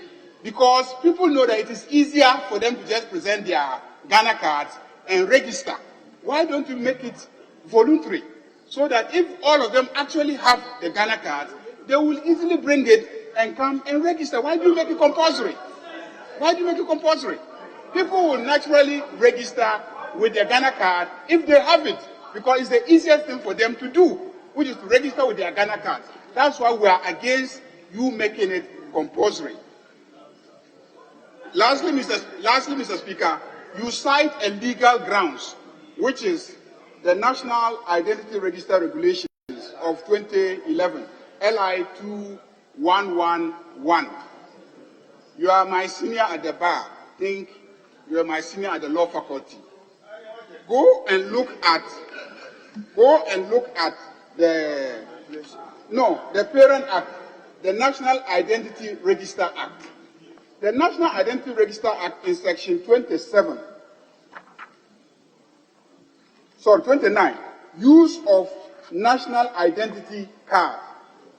Use of national identity card. It says the national identity card may be used to facilitate, B, the provision of personal information to a person entitled to receive the information. Mr. Speaker, it says may be used. May be used. Then you go and make regulations under this same act that gives you power to make regulations.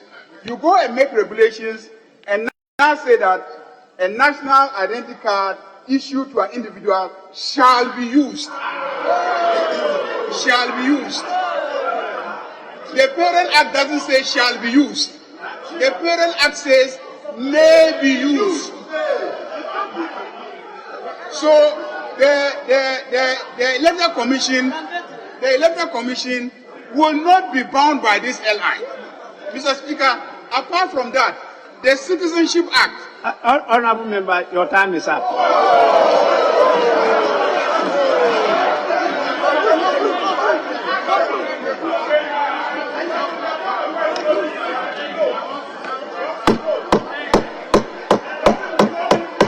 Can I conclude, Mr. Speaker? Can I conclude? Yeah, go ahead. Mr. Speaker, can I conclude?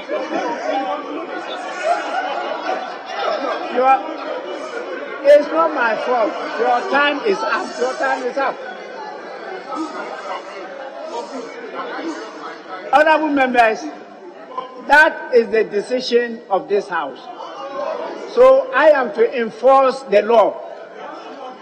And you, whether you are shouting or you are hitting the table, it can't change. 3 minutes is 3 minutes.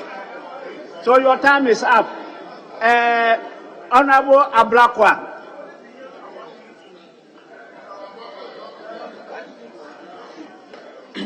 Right, Honourable Speaker, I want to seek your leave, if it's possible, to cede 30 seconds of my time to Honourable Ayarika. So I promise you I'll use 2.5 minutes. I promise you. I promise you. He says 30 seconds from now. Mr. Speaker, the Citizenship Act of 2000, Act 591, provides for citizenship. And so it says that the minister may, on an application made by or on behalf of any person with respect to whose citizenship of Ghana a doubt exists under Part 1 of this Act, certify that the person is a citizen of Ghana. Just to make a point that you cannot make Ghana card the only mechanism for establishing citizenship, because this Parliament has another law which makes provision for a mechanism for establishing citizenship. Thank you, Mr. Speaker.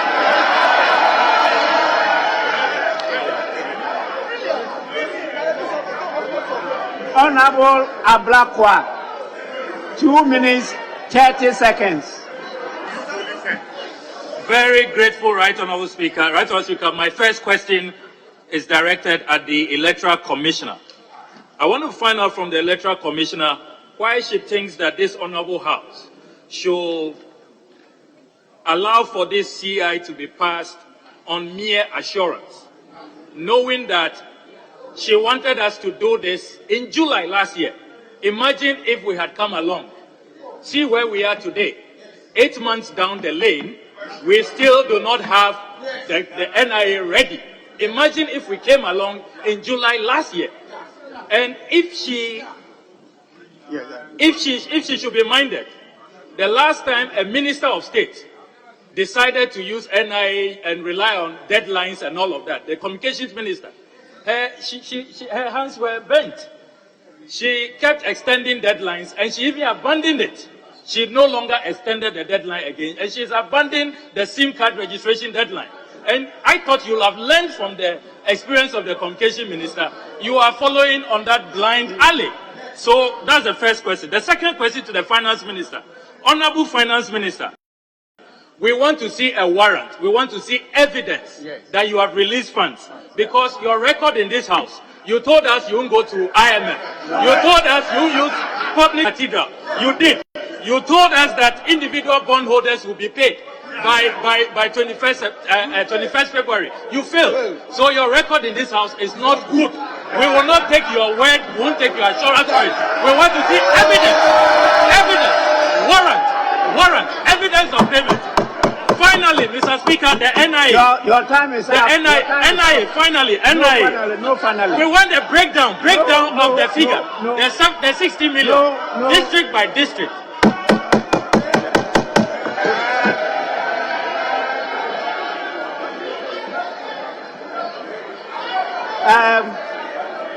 The last five, Dafia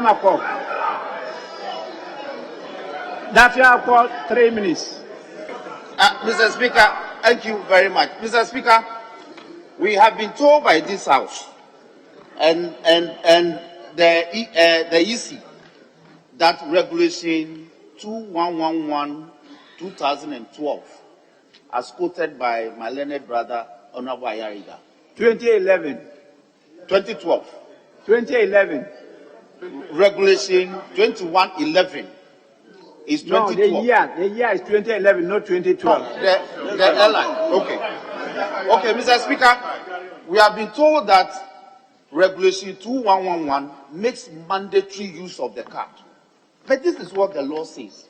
It says that a national identity card issued. That is the controlling phrase. That a person must be issued with the card before he or she could be demanded to use it mandatorily. So the interpretation they are placing on this provision is misleading. That's number one. Number two, Mr. Speaker, if I am not issued with the card, no entity can expect me to make mandatory use of it. That is what the law is saying. Sure. Number two, the proposed instrument says that other than the EC office, which is the registered office of the Electoral Commission in the district, no existing polling station will be designated a registration center. When the existing CI 91 makes clear provision in Regulation 2, Sub-Regulation 4, that all existing polling stations be made designated registration centers, because the law requires that registration centers ought to be gazetted 4 clear weeks before registration commences. The tenor of the new provision will tell us, we will not know the number of polling stations that will be converted as registration centers to be known to the key players. So we want them to answer that. Mr. Speaker, Regulation Clause 33 of the proposed CI, I have said it, others doubt it. That is the saving provision. It may be saving, but under that clause, the EC can decide to compile a new voters register tomorrow based on the bastardization of the voters register they have now. They claim that it has been abused as a result of the guarantor system. So if the CI is passed today, and she proceeds to compile a voters register tomorrow, it is Parliament that will be blamed for that. Mr. Speaker, Honourable member, your time is up. Thank you very much.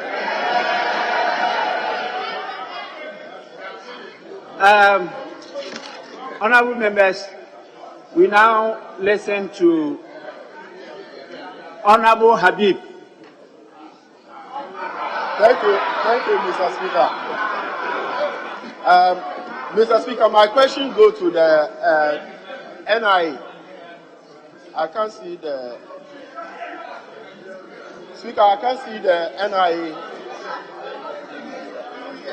Okay, Mr. Speaker, NIA, Electoral Commission is relying on your Ghana card to use it as a sole ID for the continual registration. Now there is CI 91. There is a guarantor system already in CI 91. NIA, you also have a guarantor system.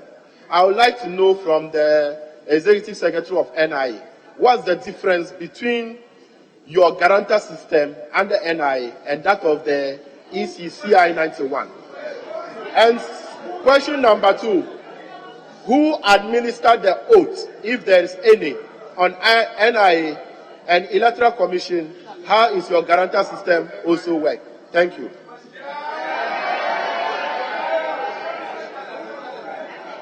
It's now the turn of Honorable Obi Amwa.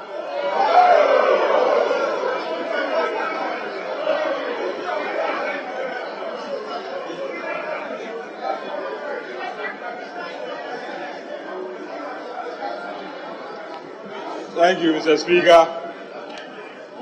Mr. Speaker, this question goes to the Electoral Commission. Article 51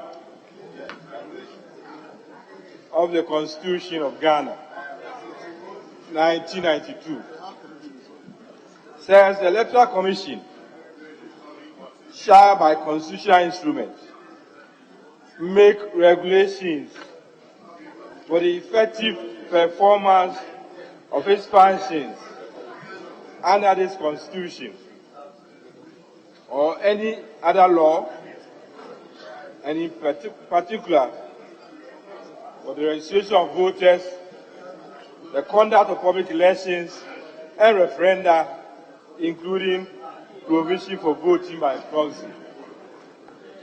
Now, can you explain to us why the proposed CI is very important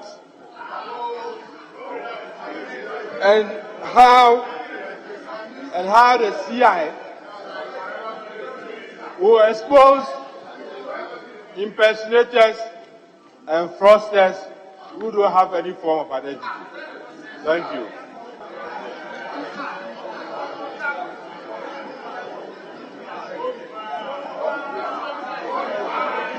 Honorable members, it's now the time for Honorable Yao Guama. Honorable Yao Guama. Thank you, Mr. Speaker. Mr. Speaker, the Electoral Commissioner on page 6 of her report to the House stated that she intends to register, or the Commission intends to register between 450,000 and 550,000 Ghanaians every year. We know the exercise couldn't take place in 2021, 2022, 2023, and 2024, going into 2024. So my estimation is about 1.8 million Ghanaians to be registered between now and the next elections. We know you've put in place measures to take care of this backlog. My question is, what are some of the inherent challenges within all the legislations that members have raised that you are seeking to cure to ensure that we have a credible register? I believe that is the concern of every member on the floor, to have a very credible register and to ensure that every Ghanaian 18 years of age and of sound mind gets on the roll to vote in 2024. Thank you very much, Madam. Honorable members, we now listen to Honorable Matthew Opoku Prempeh.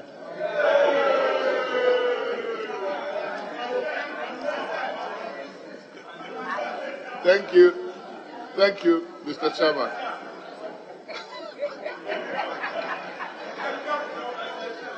Mr. Chairman, I think the biggest source of confusion listening to members is that they suspect that the Electoral Commission wants to conduct a registration exercise for a totally new register. That's the fundamental basis.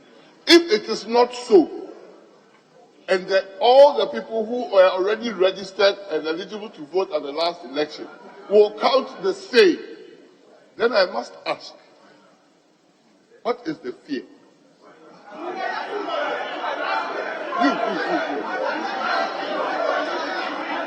Meaning that my question is that some people have already set. My question is that some people have already set their own question, answering their own question, and then taking the answers back to the Electoral Commission to justify their answers. If the old register holds, and that's those 17 million people who are the old register, need not register again. That is the assurance this House needs. As for the continued registration, I'm not giving a speech. You might not understand it. As for continuous registration, I want to know whether members do agree with the Electoral Commission that going forward, continuous registration will be really continuous registration. And not your thought. Yeah. Because there's an erroneous impression being created that every polling station will become a registration center. Never in this country has every polling station been a registration center at the same time. So what is your fear? In 2012, my third question, in 2011, if true, in 2011, if this House, under the governance of His Excellency John Atta Mills, passed an LI, or brought an LI to this House that was passed, that said in 2011, for the purposes of identification, the national ID card is the #1 identity register. What is your fear 12 years down the line? If the EC says every Ghanaian should use a national ID, what do you have to hide? Thank you. Honorable members, we now take Honorable Arnaud Dompre. Thank you, Speaker. Speaker, my first question is to the Finance Minister. And let me premise that question with a fact. Speaker, not too long ago, Parliament has some outstanding. Myself and the Deputy Whip, Honorable Ahmed, related to the Finance Ministry, and duly that outstanding was released. I want to find out from the Minister, in the same vein, can he assure this House that in the next 2 days or so, the outstanding 20 million Ghana cedis own the NIA? Speaker, the 20 million own the NIA. Can the Minister assure us that this outstanding will be duly paid? This will be my first question to the Finance Minister. Speaker, we've heard and read a number of stuff on cards printed. We've heard, I don't know if it's a rumor, that the outstanding cards to be printed is 3 million, some are saying 2 million. Today we are hearing about 541,000. Can the NIA say on authority what the outstanding cards are? And then in the event of you being provided with outstanding 20 million by the Finance Ministry, can you guarantee this House, as you made known in your presentation, that within 11 days, as you stated, within 11 days, all the outstanding will be dealt with?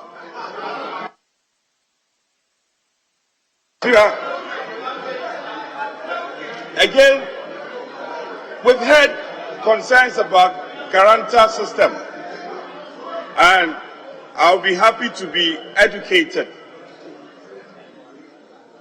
What is the problem with the guarantor system, and how can that be cured? Finally, the use of the Ghana card as the main source of identification. Honorable member, your time is up. Your time is up. Your time is up. Your time is up. So we are just concluding. There's nothing I can do about it. Yes, I'm concluding. Unless somebody whether grants the you NIA 30 boss seconds. can tell us, or the EC boss can tell us, the use Honorable of... member, your time is up. Now, I'll allow the EC and the NIA to respond to the issues you have raised. We will start with the EC.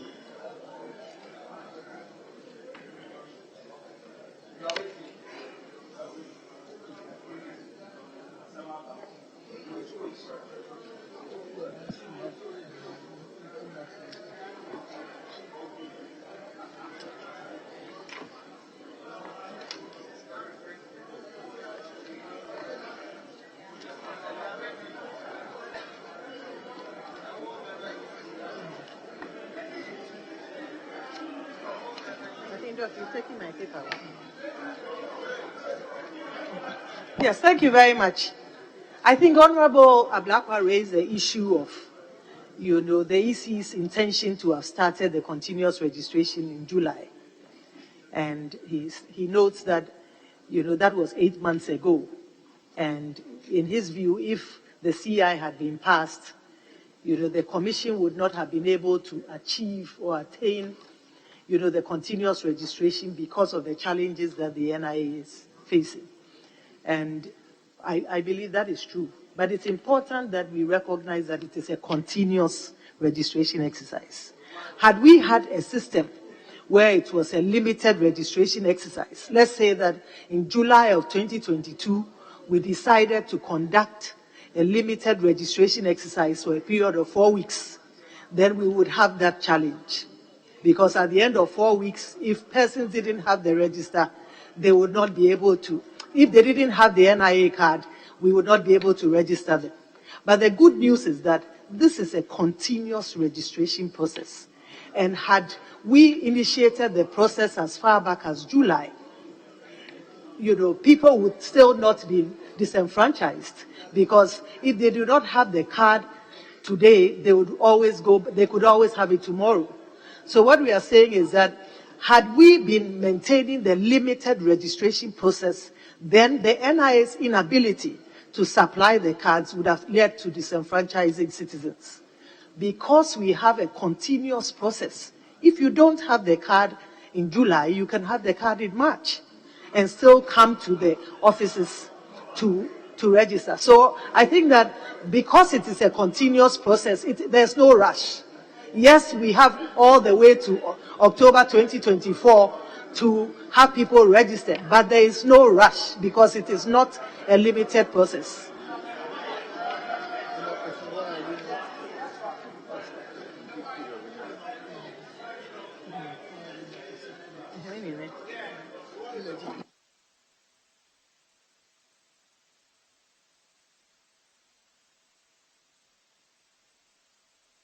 I think Honorable Harun Idrisu raised the issue about 10 million people using the Ghana card to prove their citizenship or to qualify to be registered. And he noted that, 13.4 million people, voted in the 2020 election. And so why is the EC, or is the EC classifying that the 3 million who may have come through the guarantor system or the passport as illegitimate?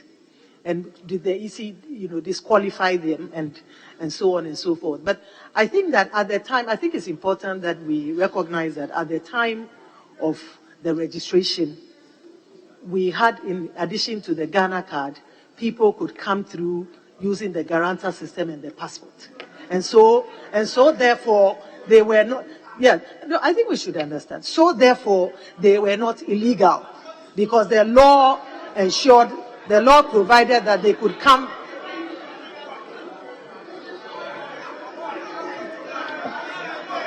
Yeah, the law provided. Yeah. Yeah, because the law, I think we should understand.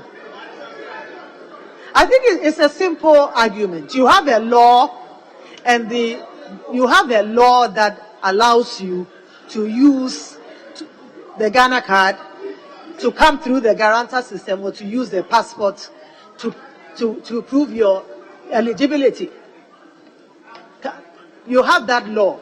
And therefore, if people came in using their passports or came in through the window of the guarantor system or used their Ghana card, those who came in using the passports or the guarantor system cannot be classified as illegal because at the time it was the law. But under this law, no. Under this law, yeah, under this law, we are saying that you cannot come in through the guarantor system or use a passport to prove your citizenship.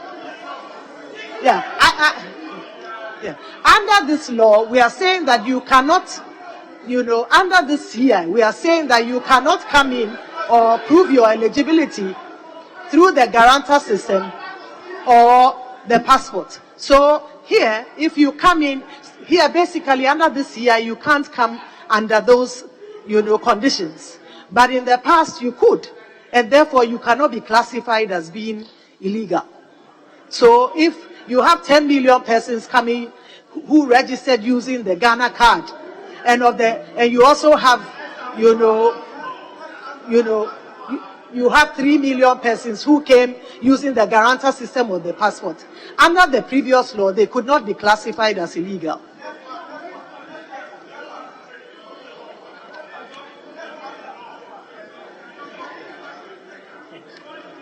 I think that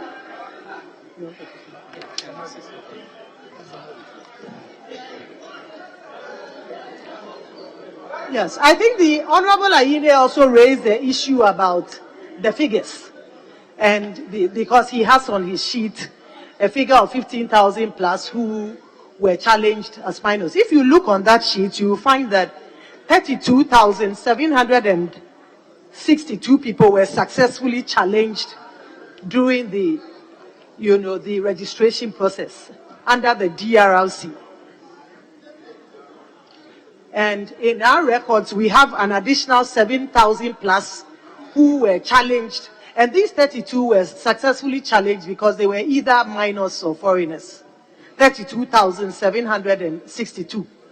They were successfully challenged during the registration and during the District Registration Review Committee sittings. They were challenged because they were either minors or foreigners.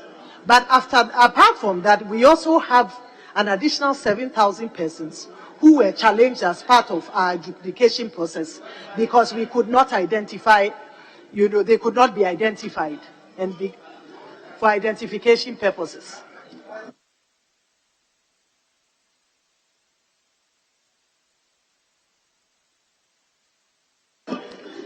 I think the question was also asked about the difference between the NIA guarantor system and the Electoral Commission's guarantor system.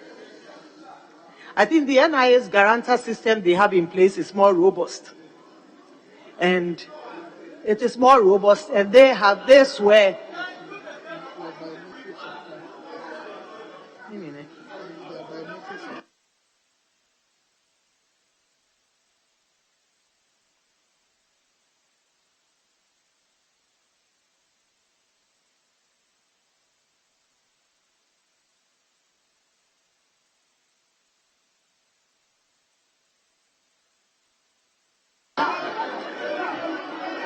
Hello. I think the NIA system is more robust. They swear an oath.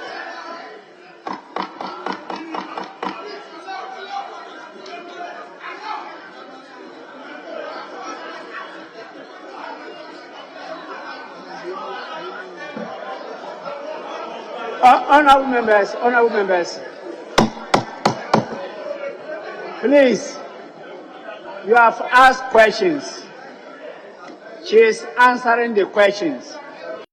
You may disagree with her, but please listen to her. Later on, we can take that on. Let's listen to her answers first. Please go on.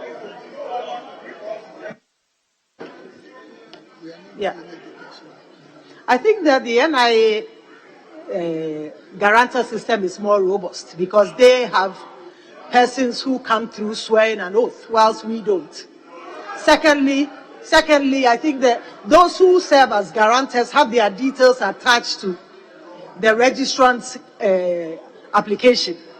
Those who serve as guarantors have their details attached to a person's application, and we don't. And then thirdly, there's evidence that more people have registered for the Ghana card. More people have the Ghana card. And that's why we intend to rely on that.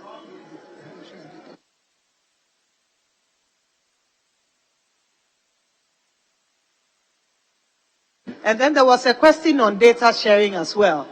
We are not, as we speak, we are not doing data sharing. There's no sharing of data between the NIA and, automatic sharing of data between the NIA and the EC. However, we have the ability to, expunge persons on our register and forward it to the NIA for verification. But we do not have an automatic, data sharing facility existing between our two organizations. However, we can expunge, we can draw up a list of persons and send that to the NIA for them to verify. That facility exists, but we don't have an automatic data sharing facility with them.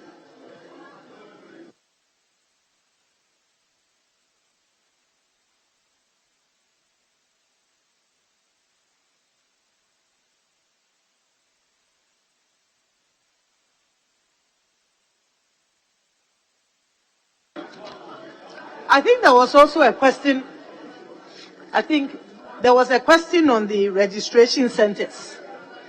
And the CI, the draft CI that lies before us, Regulation 2.2, or let's say 2.1 and 2.2 of the CI speaks about the designation of registration centers.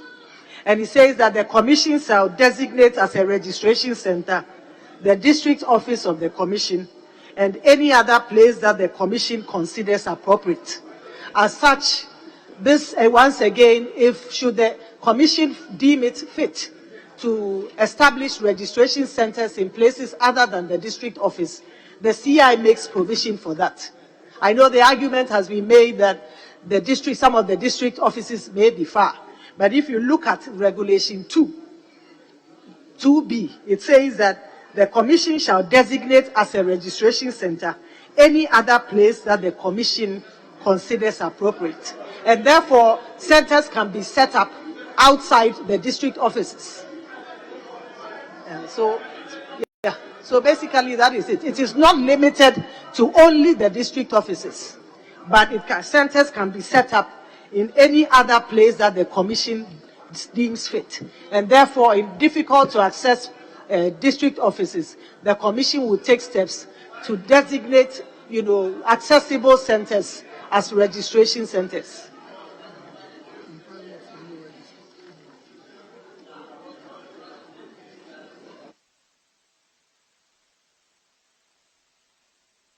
I think there was also a question on whether the EC is going to be compiling a new register.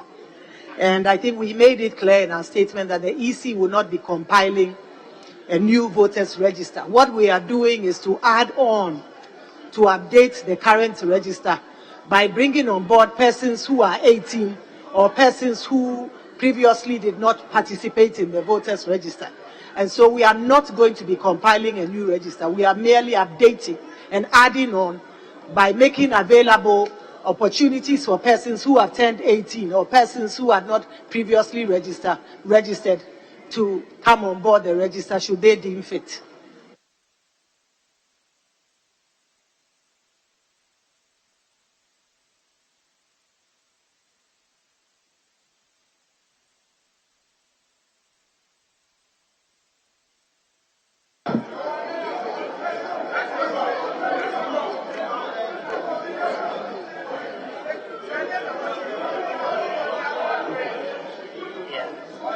they finish?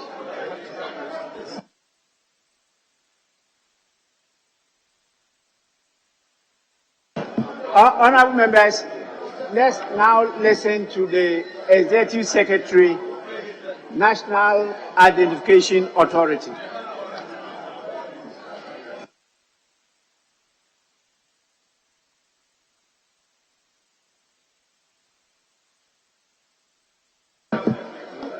Ayarga's question will be answered by the National Identification Authority. They will answer it. Mr. Speaker. Your question. Yes, I did ask a question. Yes. About Regulation 9. Mr. Speaker, I have read thoroughly the statement of the EC chairperson, and basically it is founded on the premise that the current CI, that is CI 91, does not allow for the kind of continuous registration that she wants to do with the new CI. Meanwhile, Regulation 9 of the old CI and Regulation 9 of the new CI coincide in their substance. Mr. Speaker, this is very important. She should be able to convince this House that if that is the premise of the change in the law, okay, the substantive content of Regulation 9 in the proposed CI should be different from the substantive content in the old one. But that is not the case, Mr. Speaker. So she should be able to answer that question right now. It's important, Mr. Speaker. Very, very important. No, it's okay. Yes, easy. Just respond to this issue.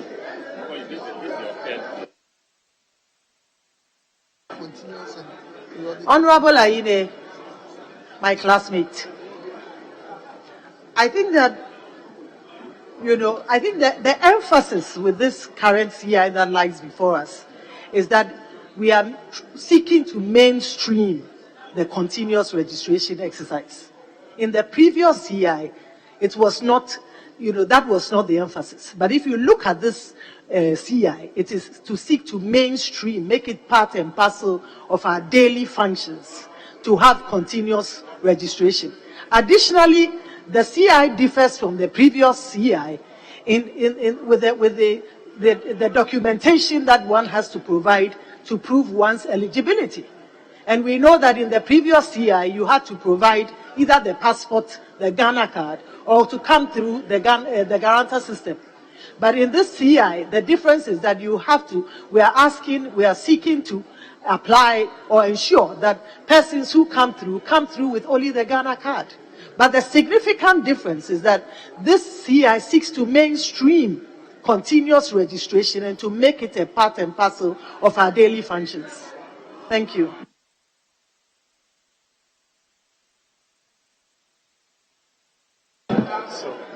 Yes, Executive Secretary, National Identification Authority.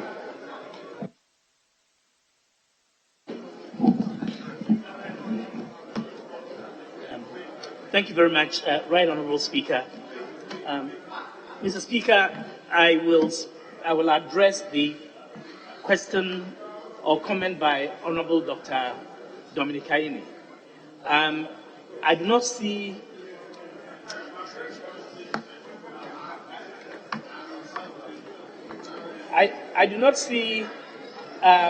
what aspects of NIA's presentation leads to the conclusion that 3.7 million Ghanaians would not be able to vote if, for example, they wanted to do so today. There's nothing I have said. There's nothing in the data that we provided that would lead anyone to that conclusion, if I could be aided, but certainly not from the presentation I made. Second, I'd like to speak to the issue that Honorable Mahama Ayariga raised about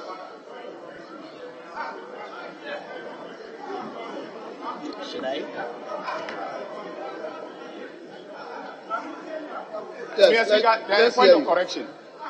Because the Chief Executive Officer of the NIA mentioned me with respect to certain figures.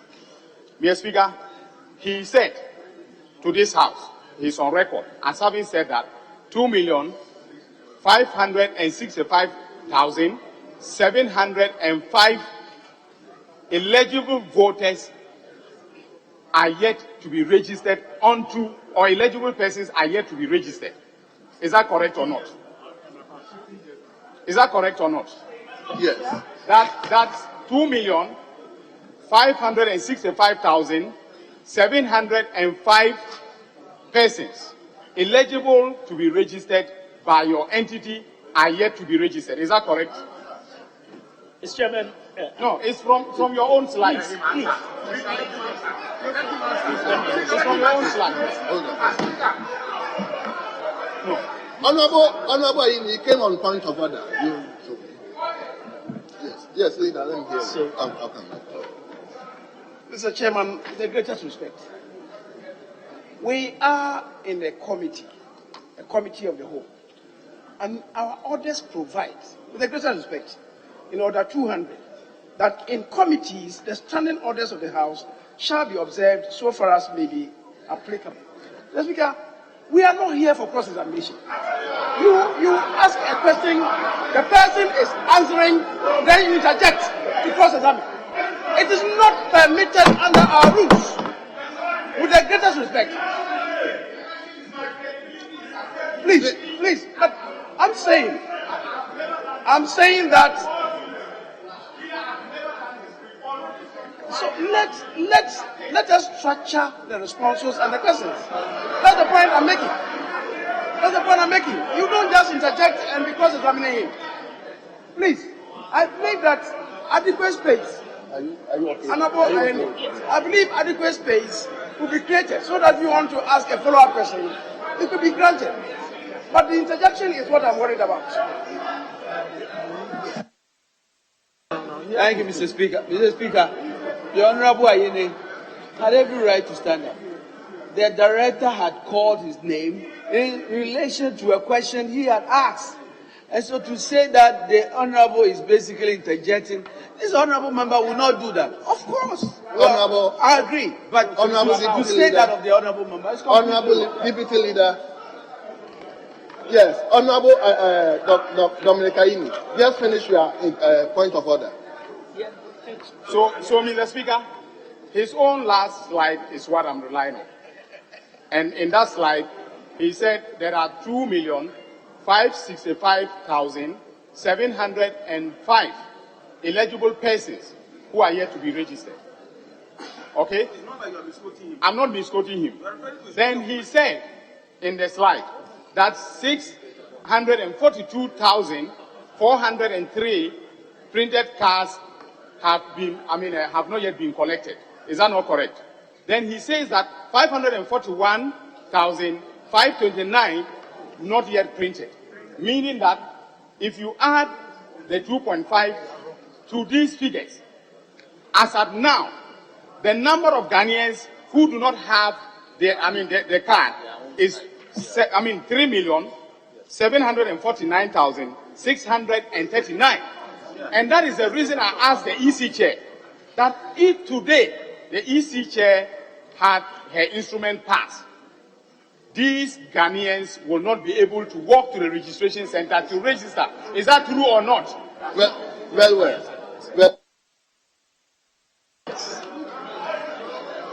Yes.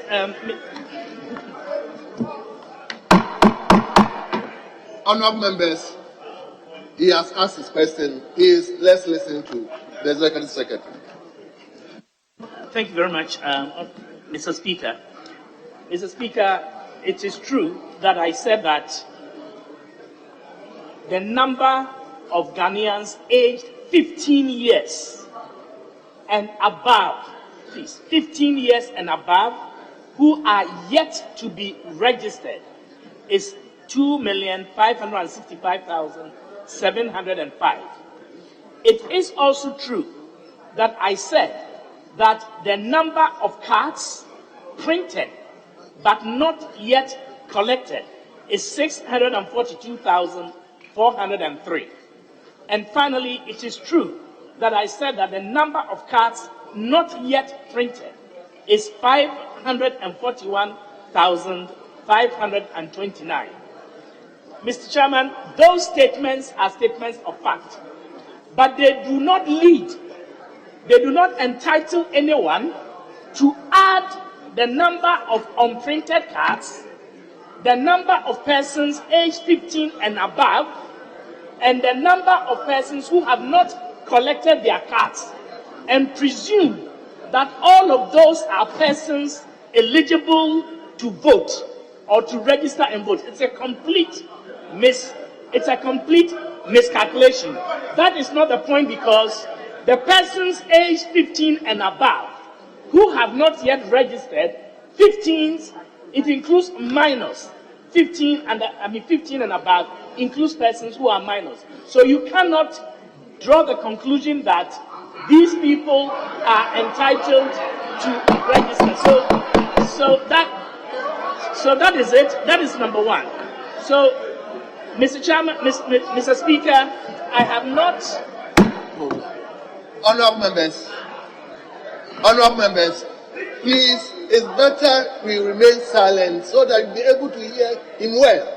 If you, Mama, you wouldn't hear anything. Please, Honourable Adongo, please take your seat. Take your seat. You take your seat. Let him finish answering the question. Take your seat. Yes. Second, Mr. Speaker, the number of cards not yet printed, I have given the assurance to this Honourable House that given the resources, we will be able to print those cards in 11 days. And I've also, Mr. Speaker, as I sit here, I've received notification from the Honourable Deputy Minister for Finance, Honourable Abena Osei Asari, that the 20 million that was outstanding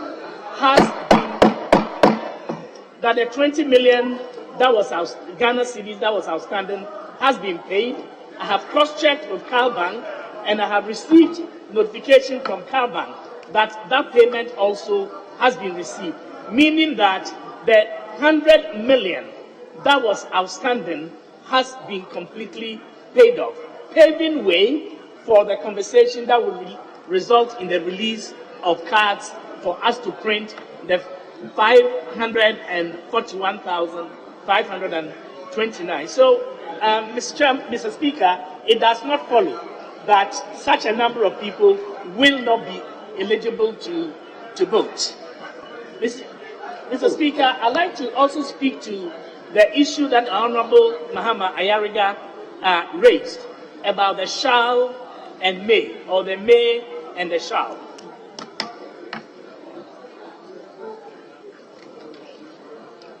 Mr. Speaker, it is the case that Section 29 of NI's Parent Act at 750, as amended, provides as follows: a national identity card may be used to facilitate. A national identity card may be used to, facilitate the process of an application for personal information. The process of an application for personal information that has been recorded as an entry in a specified part of the register for an individual. So it is a process. The card may be required to facilitate the process of an application for information that is stored in a specified part of the register of an individual. Second, the provision of personal information to a person entitled to receive the information. What this means is that the police, for example, may ask NIA for information on a particular person. The police may ask the person for their ID card, then use that ID card as part of the process to access information from NIA. And I can assure the Honourable Member of Parliament that the Ghana Police Service and the IOCO and the intelligence community have taken advantage of this law, this provision, and ask for information. When they do, they may take information about the person. They may use a person's Ghana card and say to NIA, this is the person's personal identification number. Give us information on the person. That is the may use, that is the optional use of the card as provided for under Section 29 of Act 750. When you come to LI 2111, Regulation 7 of LI 2111, what it provides is that a national identity card issued to an individual shall be used for the following transactions where identification is required. The emphasis there, Mr. Speaker, is where identification is required. So whenever you must engage in a transaction where your identification is required to be proven, then the Ghana card shall be required. That is the provision of LI 2111 passed by this Honorable House in 2012. And Mr. Speaker, there are two separate and distinct things. One is for the establishment of the identity of a person. The other is for requesting for information stored in a person. So for verification purposes, for example, a person may request for information using the Ghana card.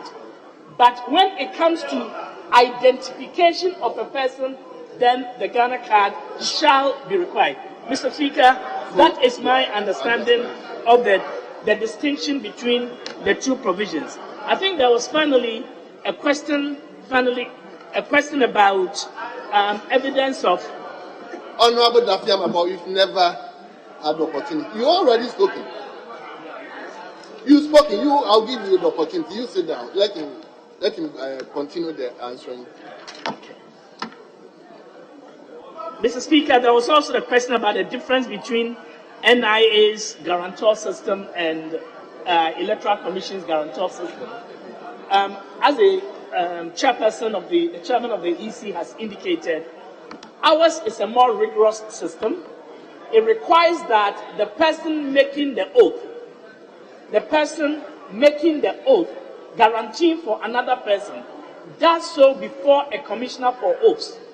It was for that reason that the Chief Justice of the Republic trained over 1,300 commissioners for oaths, whom we deployed at every registration center, so that every person vouching does so before a commissioner for oaths.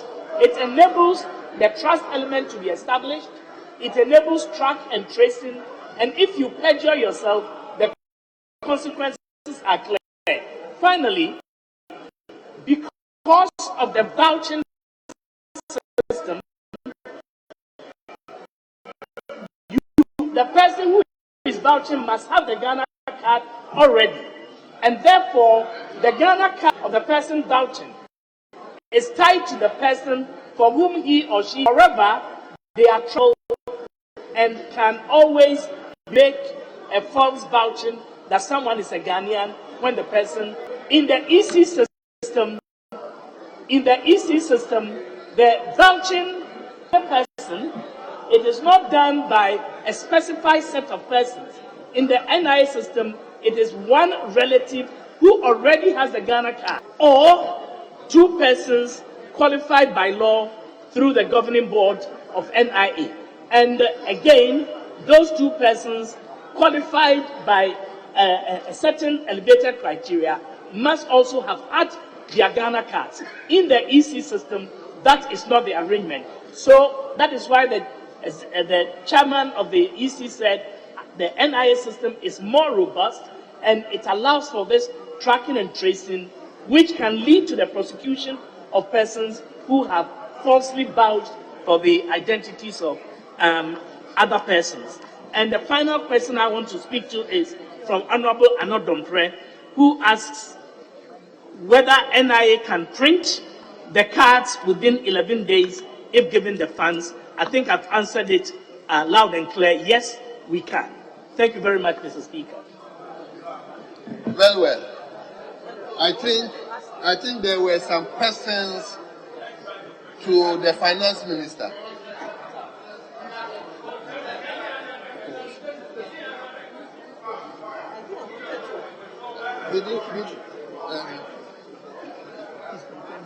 He's not answered your question. Honorable Okujocha Brapa is saying you.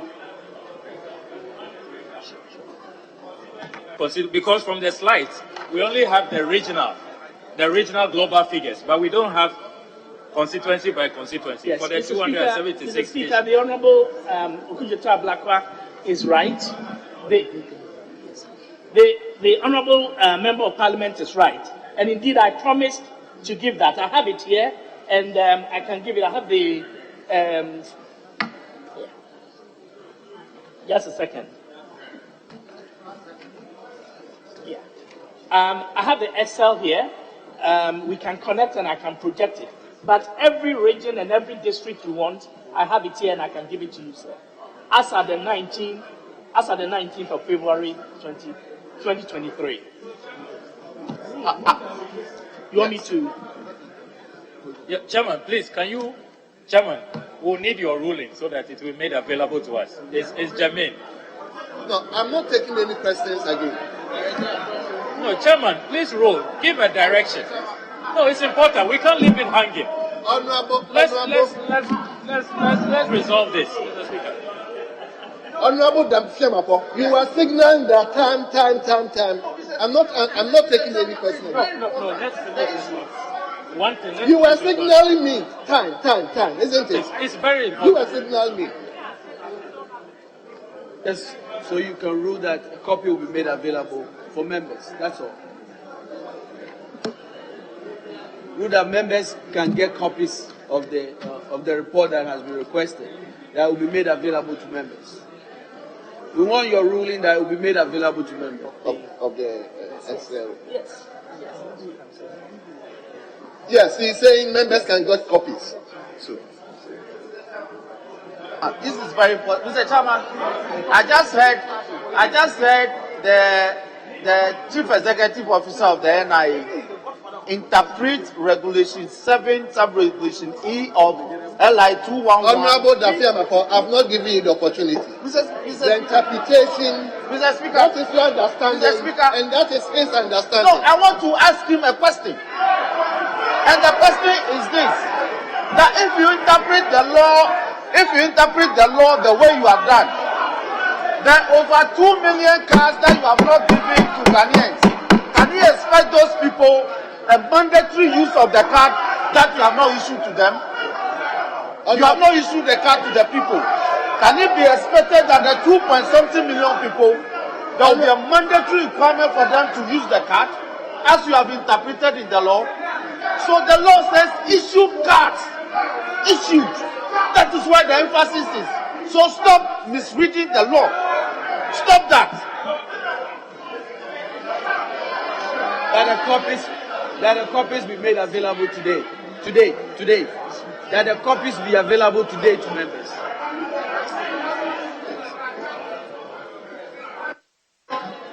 Mr. Chairman, the deputy leader is insisting that the information given by the MIA should be availed now. I think that is impracticable. In any event, as I keep saying, the rules of the House apply even in plenary. And the rules provide, again, Rule 67, 1H. A question shall not be asked, the answer to which is readily available in official publication. He's quoting from his official publication.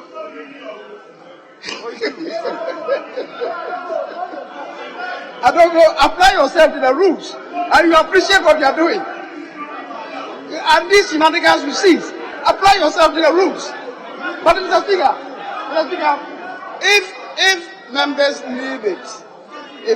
need it, and the instruction, the directive is that it should be supplied.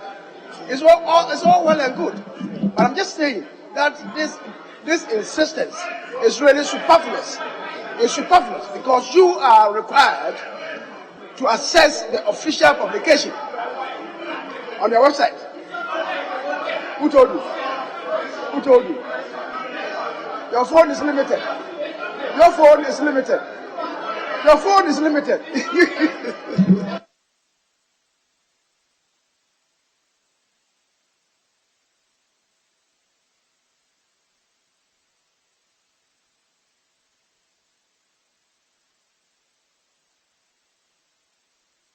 Yes, honourable member for North Tongue, I think the information you requested is being rolled out. So we need copies so we can analyze. We're going to give hard copies. All right, thank you, thank you.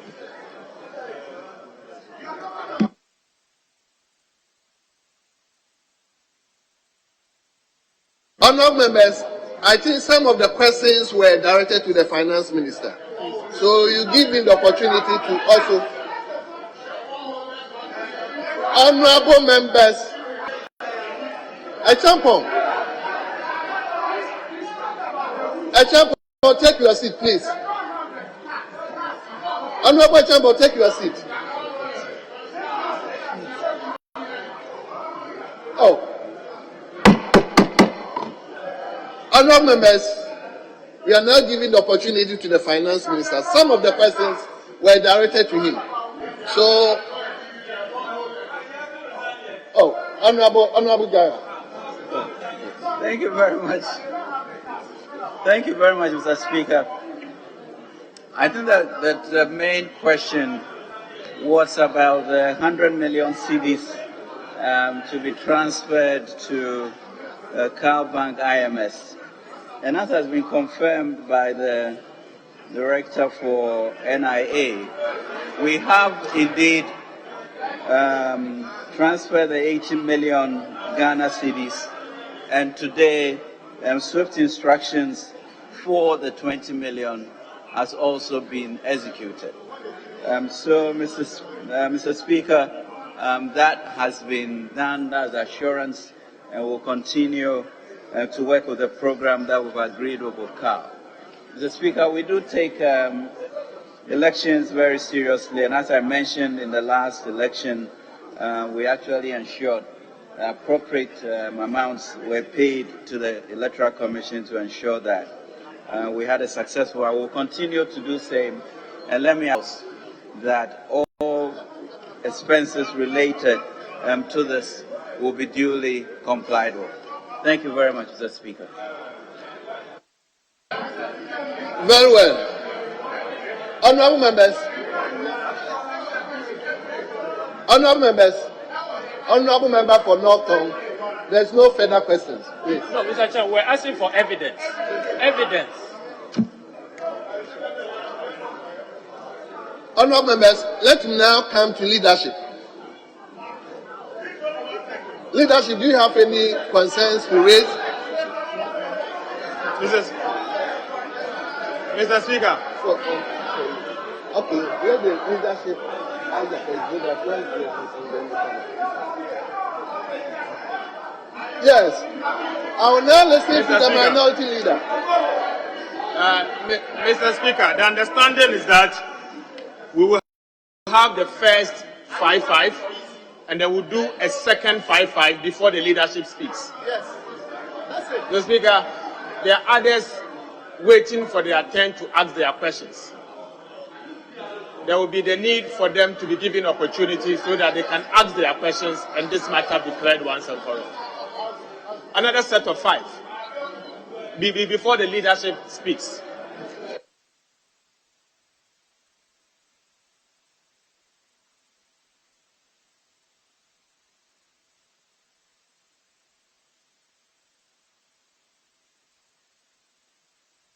Very well. Very well. Then I don't have your list. Minority, your list.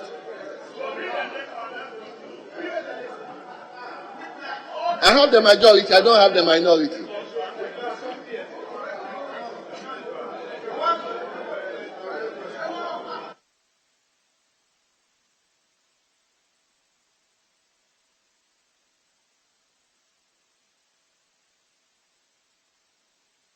He's not here. Mr. Speaker, we've given you 13 days.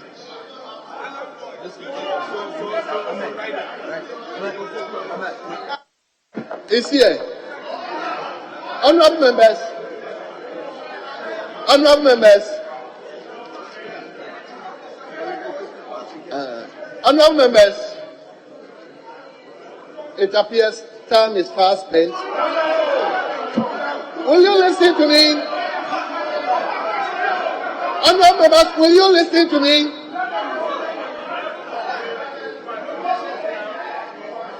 So I want the questions to be straightforward. I don't want any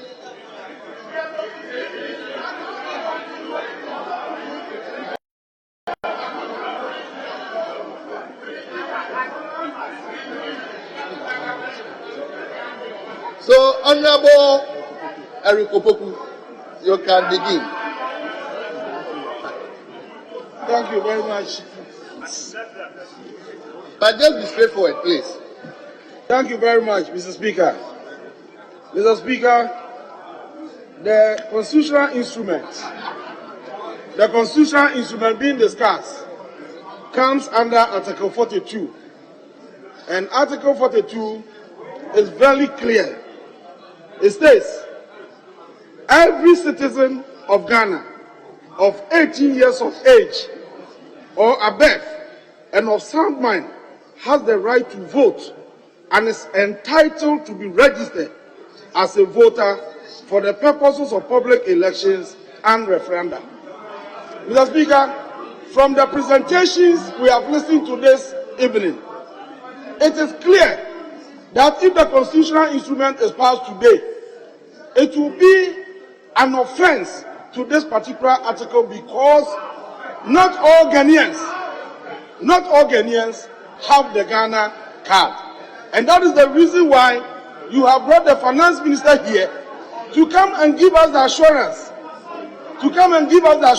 inviting this house to pass a law on assurance that the right thing will be done in future. Why is it that we cannot wait until the gap is closed by NIA before the constitutional instrument is passed? That is the first question. Why? Then my second question has to do with the guarantor system. In your response to a question posed by Honorable Ayarga, you indicated that the NIA guarantor system is a robust one. Why can't the Electoral Commission deploy the same robust or even super robust one as an alternative route for those who do not have the Ghana card to also have their names on the electoral roll, so that we can bring this matter to the end? And then the last question has to do with limiting registration to the district offices. Mr. Chairman, that is a right. Voting is a right that must be exercised by every Ghanaian. And so if you limit registration to the district office and the person is in the village far away from that particular office, who bears the cost of traveling from that village to that office to be able to exercise that constitutional duty? So now, if you don't have money to travel to the district office, you cannot register and participate in the voting. Is that what you're telling us? Are you monetizing the registration process? Honorable Eric, your time is up. Yes, we will now move to Honorable Emmanuel Boa. Thank you, Mr. Speaker. Mr. Speaker, in EC's answers to a question about the failure of the NIA's deadlines, when we're talking about the reliance by the Minister of Communication, this is what the EC said, that about the NIA, she cited the continuous registration and said that if you did not get it in March, you can get it at a later date. But that is exactly the fear. That's exactly the worry. I mean, what prevents the Electoral Commission? Today we know that the EC, sitting here today, has told us that they still have challenges. The Minister of Finance is here. The NIA owes $170 million. The amount they paid is $9 million. And that's a fact. That's a fact. So, knowing all these problems, what is really driving us? Why don't we stick with the status quo? We get the NIA to complete the process before we deal with it. What prevents the EC from doing that? Secondly, the National Identification Authority is more robust. This is the EC boss saying this. He says that the NIA system is more robust when we were talking about the guarantor system. Because those who use the guarantor system, they swear an oath. So if that is robust and effective, what prevents the EC from adopting that system? The same guarantor system. If that works, and it's not the same question. And then on the third one, on the district capital, there's other consequential dangerous processes involved in that. The registration at the district office will, the district officers will also assign polling stations. You know our population. You know the number of, excuse my language, but people who are not very educated. They come to the district office on a day of voting. How do they even identify where their polling stations will be? And then the danger of gerrymandering. We are now going to leave the district, the EC officers at the district office to deal with polling station, people who go there to register. Have you thought about the danger that involves?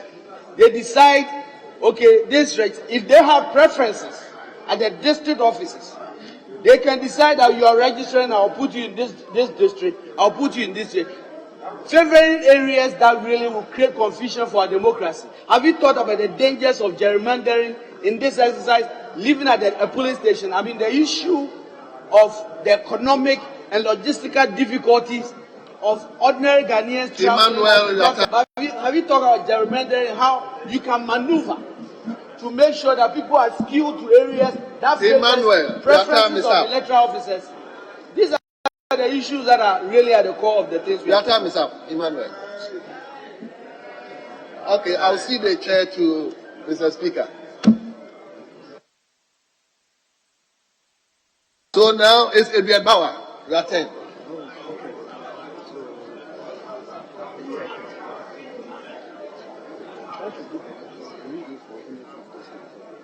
They said 5 again. That's what they are. So you started 1, 2, 3. So this is the third one. So then when you afterwards come.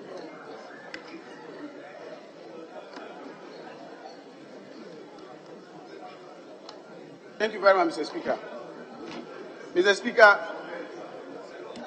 when the Electoral Commissioner was speaking, she was proud to have stated that the Electoral Commission has a proven track record. I believe that this proven track record was because of the performance of her predecessors. If you will observe very clearly, on election matters, consensus building is key, because that is what prevents conflicts. Côte d'Ivoire is just by us here.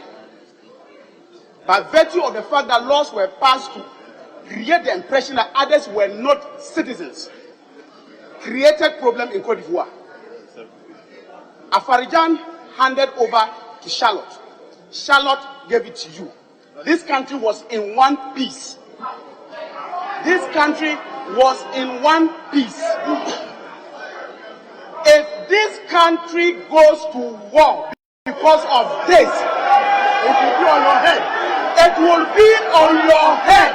If you went for electoral commission, this country goes on. What's it over?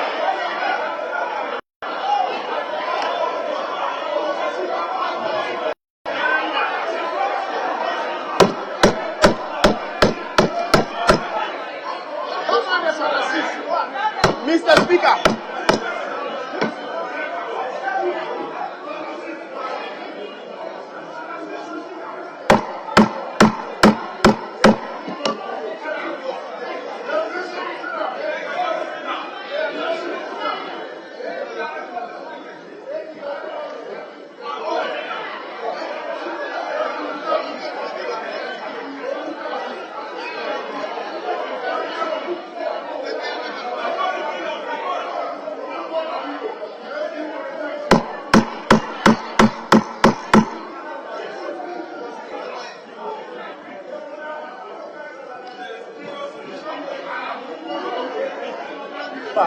Speaker, you recall that in 2006, when the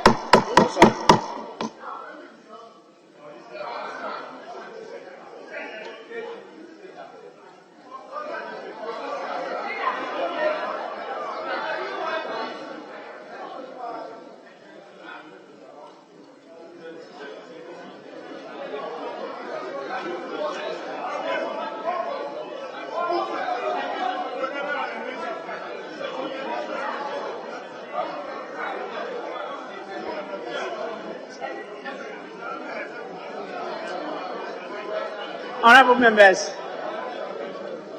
members, please.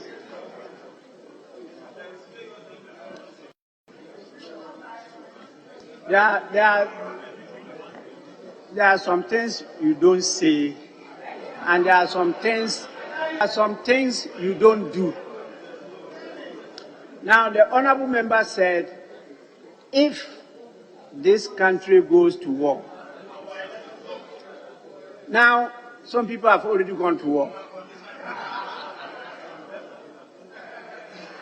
I don't want to mention your name, but you are already up, and your hands and your statements, if they were on the mic, you have gone to war already. Please, Honorable Edward Bauer, it is something that should not be said. So I will, because this is televised live, and we should be careful that what we say don't incite disorder. At the same time, I will also talk to you, Honorable K.T. Hammond, Senior Prefect, that as a Senior Prefect, I expect you not to react the way you are reacting. Please, you see.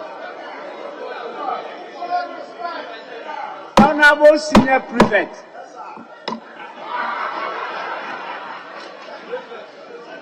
all your fingers are still in my mouth. I can buy them. So please, you must behave, or else. The Honorable Deputy Minister for Finance objected to what he said, but he did not act in similar manner. But I heard what she was also saying. Anyway, just kindly withdraw that and then go on with the point. You were making a very good point. I was noting it down. So go ahead. That statement about going to war. It is a prayer of everybody in Ghana here that this country will not go to war. Mr. Speaker. Let's continue to pray that way. Mr. Speaker. Don't give any conditions. I'm a science student. When you go into the laboratory, before you perform the experiment, you state the precautions. All I was doing was just stating the precautions that the Electoral Commission must take to ensure that we don't go the path of Cote d'Ivoire. That's all I was doing. Go ahead. What are you doing now? Are you withdrawing it or you are not? Oh, but Mr. Speaker, I withdraw unconditionally. You have already said. Where's it? It's okay. Sit down. You have already. Honorable, where's Honorable Senior Prefect? Honorable Edward Bauer, you go on. When he comes, I'll get him to also withdraw his behavior. Go on. Mr. Speaker, I will continue by indicating that there's an example that the EC can learn from. You recall in 2006 when the People's ROPAL, when ROPAL was passed, you recall that because of the protestation on the streets of Ghana, even though it became law and even the president assented to it, the Electoral Commission was cautious in implementing it because they knew that they needed the full cooperation of all the key players to be able to implement it. My appeal, again, to the Electoral Commissioner is that know that we want this country in one piece. That's all I can say. It's not a question.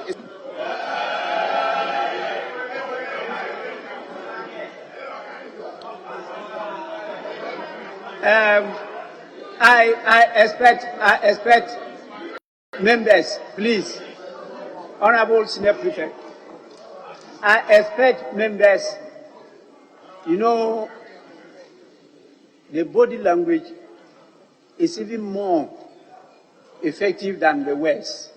The body language. When people watch us, because they know we are representing them outside, they don't know the relationship we have built here. I know many of my friends to the left are good friends of those to the right. And you display this outside the chamber.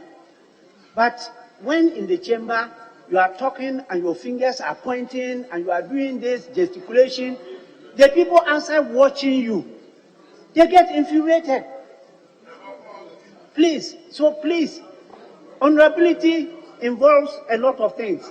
You must manage your body language. That is why I want to apologize. No, control yourself first. No, control yourself first. Please. No. Please. It's a plea to you. Don't do that. He didn't ask any question. You are just making a contribution.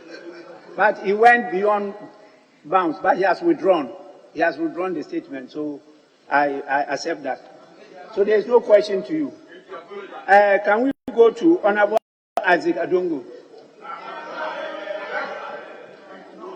Thank you very much, Right Honorable Speaker. Mr. Speaker, the Finance Minister has given us assurances, but we've gone past assurances now. The biggest problem in the room is the NIA. Go and fix NIA as a condition precedent to any conversation on CR. It's as simple as that. But I want to refer the Electoral Commissioner to her own CR 91. Particularly page 24, there's a schedule from 1 that she uses for guarantors. And inbuilt in that is the oath system that she describes with the NIA as the robust. I'm surprised that she's not even taking care to look at her own document. And I want to read the oath under it. Mr. Speaker, he says, I solemnly swear or affirm that I know Mr., Mrs., and Mrs. is qualified to register as a voter at the above named registration center. I solemnly swear or affirm that I know that person is qualified to register as a voter at the above named registration center, and should it come to be false, I will bear the consequences. Thank you. This is an oath. And for you, the EC to be now praising somebody else using the same method as a means of getting another thing done for you is unbelievable. Please take your time and read your CI before you mess us up. Mr. Speaker, I am surprised that the NIA has been telling us the number of people unregistered from age 15 and above. But the issue we are dealing with is 18 and above. Why have you, up to this point, not told us how many 18 and above you are supposed to register? And how many are outstanding? But you are busy telling us 15 years, 16 years, and 17. Mr. Speaker, I also remember that the EC board said that if one ineligible voter enters the register, that is bad enough.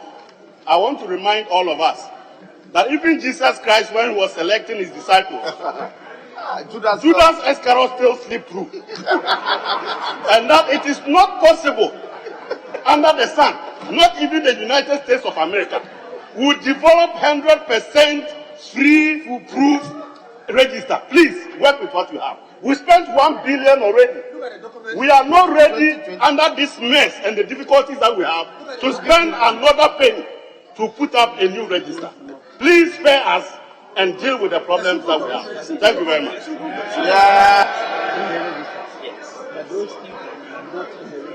Those ones on the register, because we start from 15. 15. So you don't have the 18. But I can, with the click of a button, I can extract that.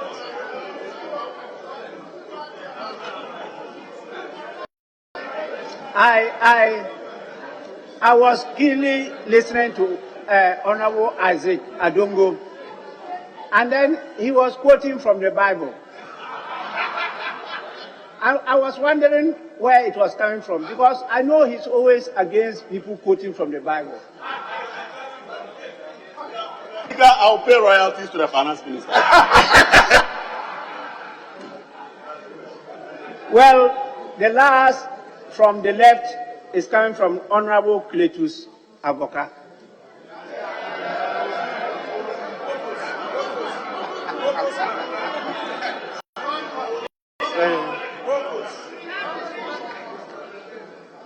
Thank you, Mr. Speaker. Mr. Speaker, is the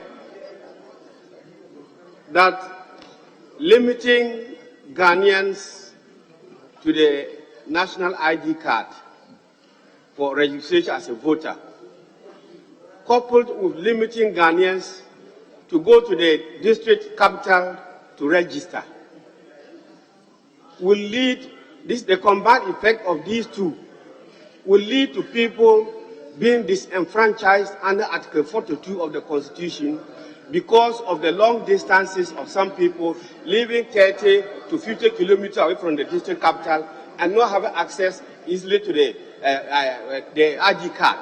Wouldn't that amount to disenfranchising a lot of Ghanaians? That's number one.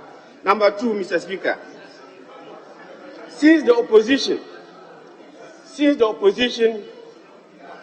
to this ID, the registration system, is very populous and overwhelming, coupled with the discontent, the frustration, and the suffering in the country, won't the EC give a listening ear to those huge Ghanaians, population of Ghanaians who are complaining, and do the needful by making sure that the guarantor system coexists with the card system so that there will be peace and harmony in the country? Thank you.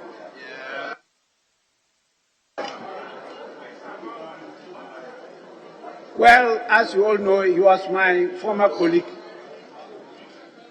The three wise men, he was one of them. So he has asked very serious two questions bordering on law. Yes, we will now go to the right, and we'll start with Honorable Osei Nyaku. Thank you, Mr. Speaker. I want to ask the EC chair if it is true that the Ghana card will be used to vote in 2024. That's the first one. The second question is, Mr. Speaker, I want to find out from the EC chair if the EC is going to compile a new register for the 2024 election. That's two questions. I want to find out from the EC chair, Mr. Speaker, from her presentation. He said the continuous registration by using the Ghana card is going to save this country some huge sums of amount.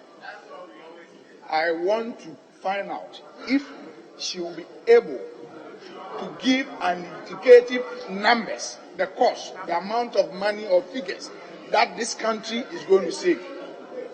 Last one, I want to find out from the EC if he has any plans of creating additional constituency, and if not, we should explain to the people of Ghana. Thank you.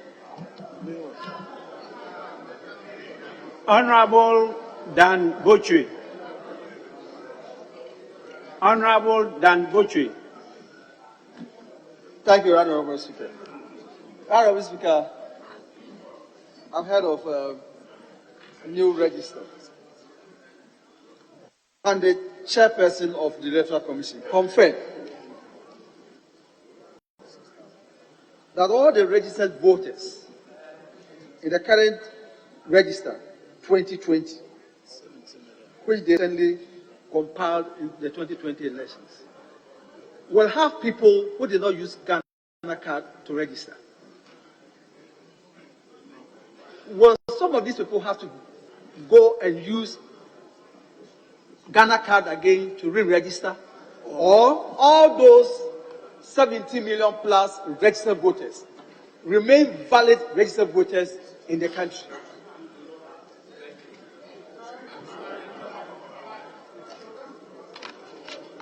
Right, Honorable Speaker, the Electoral Commission, they have conducted limited registration exercises. When they do conduct limited registration exercise, do they conduct limited registration exercise at polling stations? Is that what they have been doing? All polling stations. Thank you.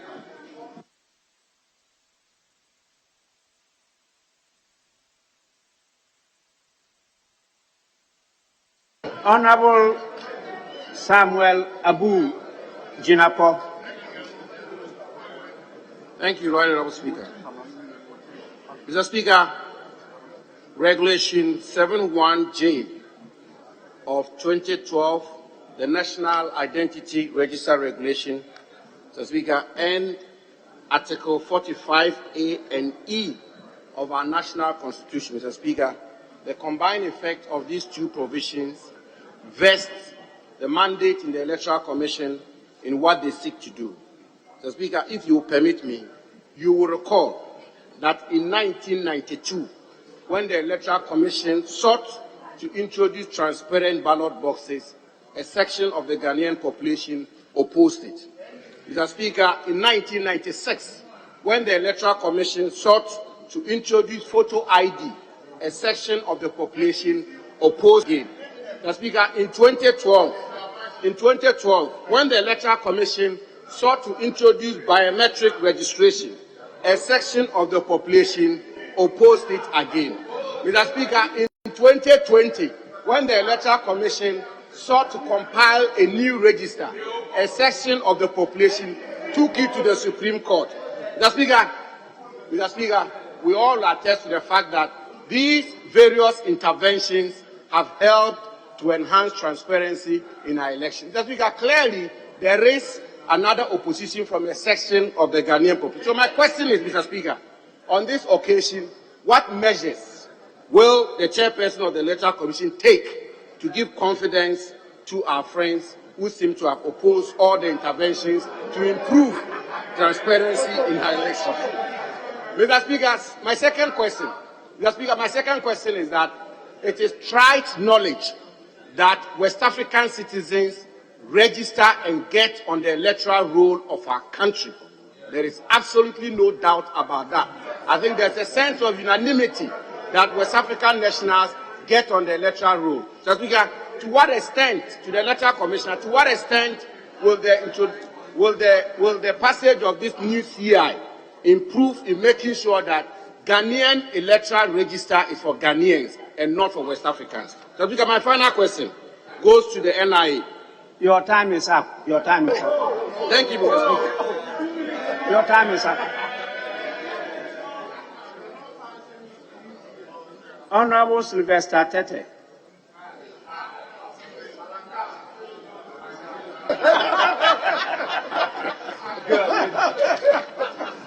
Thank you, Mr. Speaker.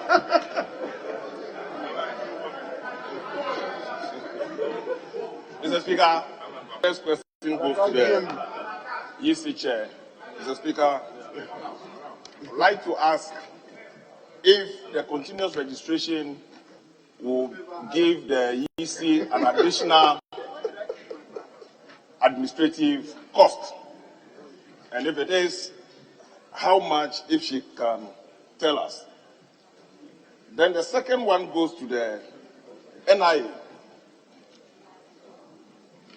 The mass registration exercise that was undertaken, I'm aware there are a number of cards that are with the NIA that has not been distributed. What measures is he putting in place to ensure that people from the remotest part of the district are who are not able to travel to the district capitals get their cards, so that it saves them the cost and the hassle of coming to the district offices. Because the announcement after is that people should come to the district capitals, and these people were registered at the comfort of their homes or at the polling stations, and they've not been given their cards as we speak. Thank you, Mr. Speaker. The last person is Honorable Farouk Mahama. Honorable Farouk Mahama. Yes, sir. Thank you very much. Thank you very much, Mr. Speaker. Mr. Speaker, according to the Electoral Commissioner in her presentation, she gave the assurance that the NIA would commence the CAS assurance with a matter of weeks and also encourage people to visit the 16 district offices across the country. My question to the Commissioner is to find out the Electoral Commission and the NIA's logistical and financial readiness to cover the outstanding Ghana cards that is to be issued, and availability of funds ready for us to cover this exercise. Thank you very much. Well, we've gone through the 5-5. It's now time for the EC and the NIA to respond to your questions. I don't think any question was directed at the ministry. Yes, we start again with the EC. Thank you very much, Mr. Speaker. I think there was a question put to us, the EC, to the effect that under the CI 91, the old CI that regulated registrations, the guarantors swore an oath. And I'd like to emphasize that, yes, the guarantors swore an oath, but they did not swear the oath before a commissioner for oaths. They swore the oath before our district officers. So this does not, it doesn't strengthen the process like in the situation that we have with the NIA. So under the CI 91, our guarantors do swear an oath, but they swear the oath before our district officers and not before a commissioner for oath. And we cannot say that that is the same. I think swearing an oath before a commissioner for oath carries a lot of weight. Swearing an oath before our district officer does not carry as much weight. And in the case of the NIA as well, the biometrics of the guarantor is attached to the applicant. We don't have that. In the case of the NIA, we don't have the system. I think it will be very costly to adopt a system where the biometrics of the guarantor is attached to the applicant. We don't have that. Ours is not as robust as, and therefore you find that we are simply swearing the oath before the district officer, whereas with the NIA, they swear before a commissioner for oaths. And the guarantor's details, the biometrics, are attached to that of the applicant, making theirs more robust. I know the question has been said that we should adopt that. And I mean, if NIA is doing that and doing that successfully, and we have been given the assurance that money will be released to ensure that the cards are printed and distributed, I see no reason why we should be, emulating the same process. I think the question of, the NIA's inability to distribute cards is an issue of money. We have been assured this evening by the Minister for Finance that monies would be made available. So I believe that that should be able to solve the situation that we are in. Indeed, if, as a commission, the issues of the NIA went beyond money, and there were issues beyond our reach, and issues beyond our capability or the capability of the NIA, then we could, think otherwise and move ahead in another direction. But we are all aware that these are issues, financial issues, and we have been assured by the minister that finances will be made available. I think there was also another question as to whether we are putting up or we are preparing a new register. And I'd like to assure this Honorable House that the Commission does not intend to prepare a new register. What we are doing through the continuous registration is to simply, update the register. And by bringing on board persons who are 18 years of age or persons who are registered. So we would like to assure the Honourable House that we are not seeking to prepare a new register.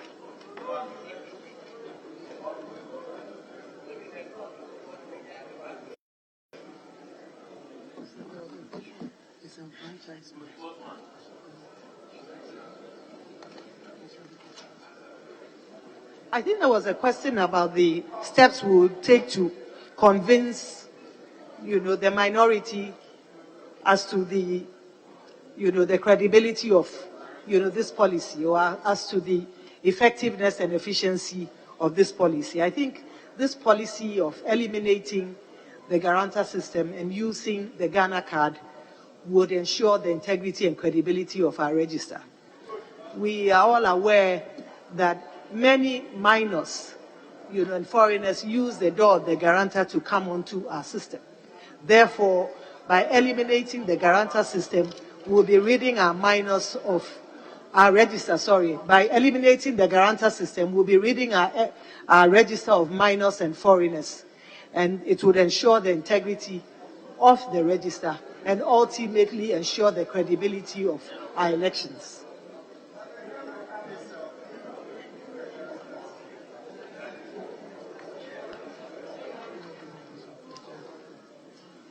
I think there was also a question of disenfranchising of citizens because of the continuous registration and the non-availability of the cards. We do recognize that as we speak, we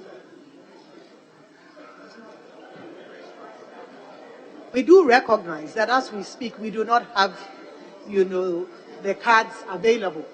The NIA has however assured us that they have 3.5 million cards in a bonded warehouse in Ghana, and that with the funds, they would be able to access those cards. This evening, the Minister for Finance has assured us that he will provide he has paid a further 20 million to add up to the 80 million already paid to the NIA. And the NIA has assured us that their partners will release the funds to them as a result of these payments. So we do not envisage disenfranchising citizens. More so, the exercise we are running is a continuous exercise. I did emphasize that had we been planning to engage in the limited registration exercise whereby we earmark a period, let's say 3 weeks for the limited registration process, that could lead to disenfranchising of citizens. Under the current system, it is a continuous registration exercise. As such, if you do not have the Ghana card today, you could go and apply for it, and you could have it tomorrow, and it will enable you to, register to vote. We have all the way until 2024. We are not closing the register today. And I think the plan is to continue this registration well until the last quarter, I think sometime in October 2024, before we close the system. So we have a good, 18 months plus to enable our citizens register. And that is good. That is good time, considering the fact that in the past we have had very limited registration processes, spanning a period of 3 to 4 weeks at the most. So I'd like to assure the House that because we have the system we have in place is continuous. If you do not have a card today, you can access one tomorrow, and we are assured that money has been released. The cards are in the bonded warehouse. They will be released to the NIA, and therefore NIA will be able to initiate the process of printing and issuing cards to citizens. This way, accesses the NIA card can simply walk into the EC's office and to register to vote. Thank you. I think there was a question, the last question came from the majority side, and the question was, what in the current CI are we seeking to cure? And I'd like to emphasize that what we are seeking to cure is having minors and foreigners on our roll. I think this is the biggest issue that we are seeking to cure by this new CI. And what we are saying is that no longer should we use a guarantor system that enables minors and foreigners to come on the roll. And that's why we are eliminating it. And we believe that by using the Ghana card, which is a more robust form of identification, we would be eliminating to a large extent minors and foreigners on our roll. Thank you.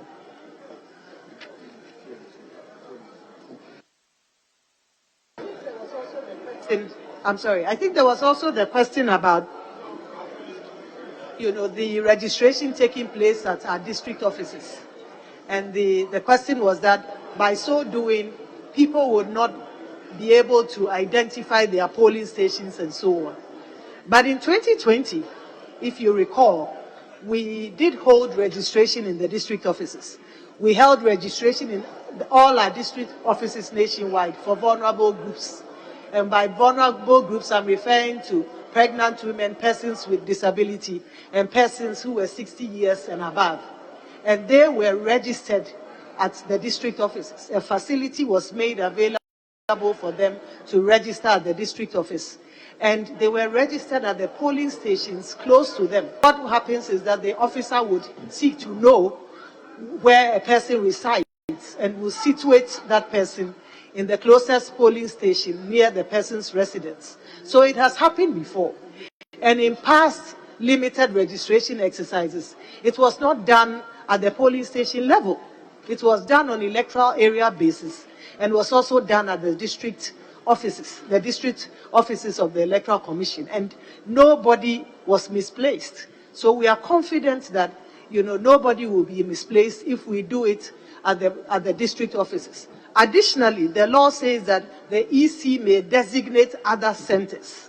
And so we've emphasized that where the district offices are difficult to reach, we will designate other centers which are closer to the people to enable them, go there to go and register to vote. Thank you.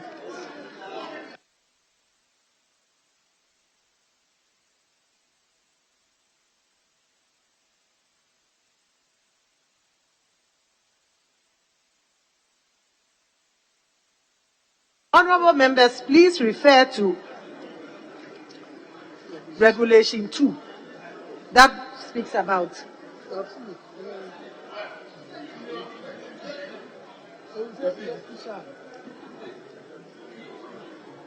Honorable members, please refer to Regulation 2 of the new CI. It talks about designation of registration centers. 2(1)(b). 2(1)(b). It says that the Commission shall designate as a registration center a district office of the Commission and any other place that the Commission considers appropriate. And therefore, where we have difficulty, where there is difficulty in reaching a district office, the Commission, in its own interest, because it is in our interest to ensure that eligible voter is on the roll, will designate centers that are easily accessible to the citizenry. Thank you.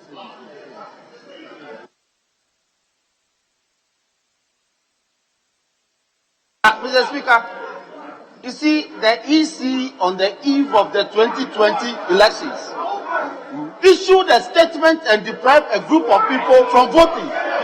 So we don't trust what we are saying. Put this in the law. So that tomorrow you tell us that a group of people will not be registered. Put it in the law. We don't trust what we are saying. Put it on paper.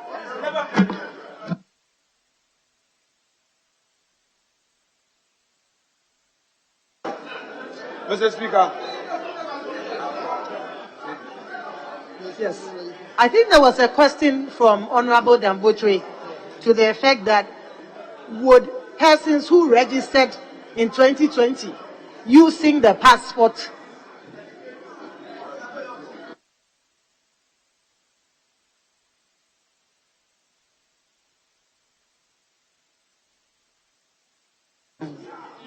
I think there was a question from Honorable Dambotre to the effect that would persons who registered in 2020 using, the passport or coming through the guarantor system, will these persons be eliminated from the current register simply because they did not use the Ghana card.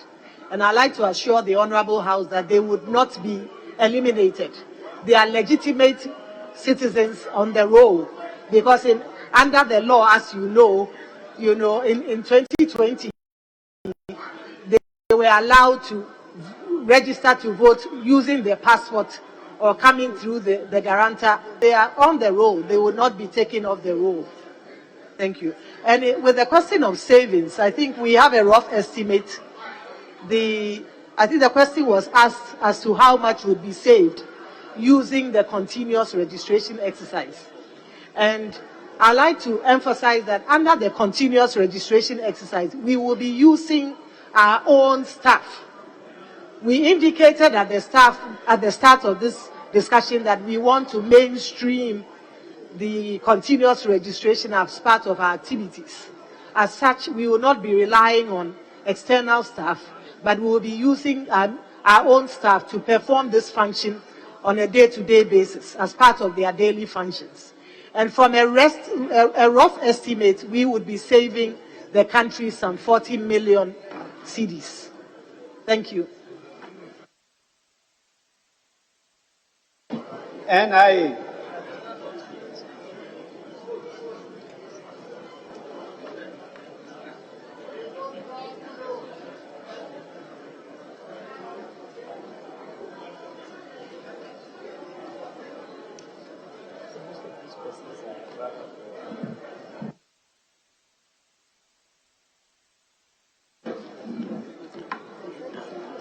Mr. Speaker, thank you for the opportunity. There was a question from Honorable Sylvester Tete wanting to know if there are any additional measures NIA will institute to ensure that cards of applicants that have not been distributed to them are distributed. Mr. Speaker, there are two sides to this question. During the mass registration exercise, we used most of the last polling stations used by the EC as our registration centers. So we're all over the place. In the post-mass registration period, we are required to establish regional and district offices in order to provide continuous services. And that's what we have done since November 2021. In the circumstances, it is not possible, given our human and material resources, to go back to all those communities in order to issue the cards to them. However, there are a number of MPs, a number of DCs and MMDCs who are willing to support the card issuance process by the National Identification Authority. And I know that my good friend, Honorable Roxanne Nelson Dafiameko, has been on my back asking for that service. And I know that in Tom Katamanso, as we speak, card issuance is taking place because our officers are going to the field, engaging with the community leaders, getting resources from them, and trying to use market days and plug into the local calendars of the people in order to take advantage of their clustered presence to issue cards. Mr. Speaker, we will deepen that effort. We will issue it as a service instruction to our regional and district officers. The good Colonel retired Peter Kwame Gansa here, who is the head of operations, has already been engaging our field officers in that regard. We will deepen that effort and ensure that, to the extent possible, these unissued cards are issued. But, Mr. Speaker, I'd like to also use this opportunity to call on honorable members to continue to assist us in that regard. Those who can make transportation or other logistical arrangements available with and through our district and regional officers to do that, and to encourage people to go for the cards, because it is really not possible for us to each and every one of the communities that we serve. But as and when they go to the districts to go for the cards. Mr. Speaker, I think that was the only question from this round that applies to you, and I thank you for your attention.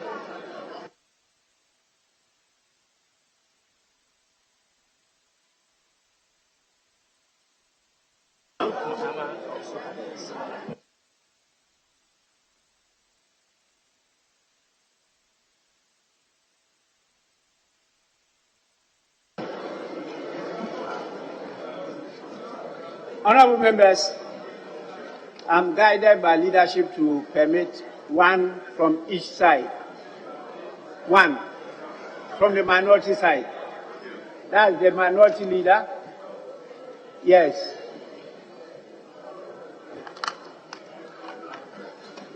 Thank you, Mr. Speaker. Mr. Speaker, first, it is surprising to note that the Electoral Commission and the National Identification Authority and the Ministry of Finance, they are calling on us to accept assurances from them and to, based on those assurances, pass a constitutional instrument. Mr. Speaker, we can't accept that. They have said in their own submissions that there's a long way from now to the next election. We contend that first, they should go and solve the problems they are aware of first, and then they will bring the CI for us to consider. But until that time, we can't take assurances and use those assurances and make a law. No way. We can't do that. Mr. Speaker, I say this because there are two documents before us. First, the EC herself, in her statement to Parliament, page 10, paragraph 4 of page 10, Mr. Speaker, I read. She says, also, we call on the National Identification Authority to accelerate the pace of the printing of the Ghana card to make it easy for anyone who is interested in registering with us to do so. Mr. Speaker, that is an admission, page 10 in the EC's document.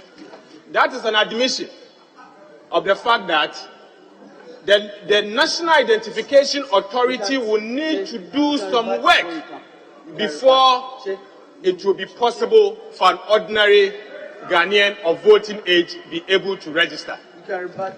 Your colleague is up. Yes, please. Mr. Speaker, we have a document that's been given to us by the Electoral Commission.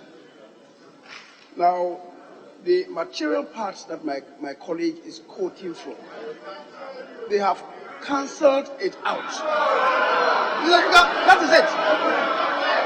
Mr. Speaker,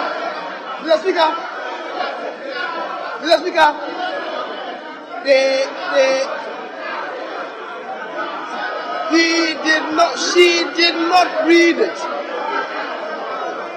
Mr. Speaker, it is quite unfortunate. It is quite unfortunate that somebody presents a document to you, a material part, it says, I shouldn't have submitted that to you. Ordinarily, Mr. Speaker, if they were going to submit this paper to us later on, they would have edited that portion out of it. So it is incredulous. It is incredulous for the minority leader to get up and quote a statement that has been cleansed from the document. This is most unfortunate. It's most unfortunate of a minority leader. A document that has been given to us, and the person tells you that this is edited out, and you are quoting it. That's most unfortunate. That is most unfortunate.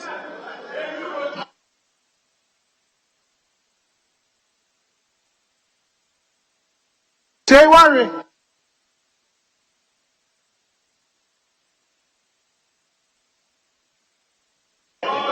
Yes, minority leader.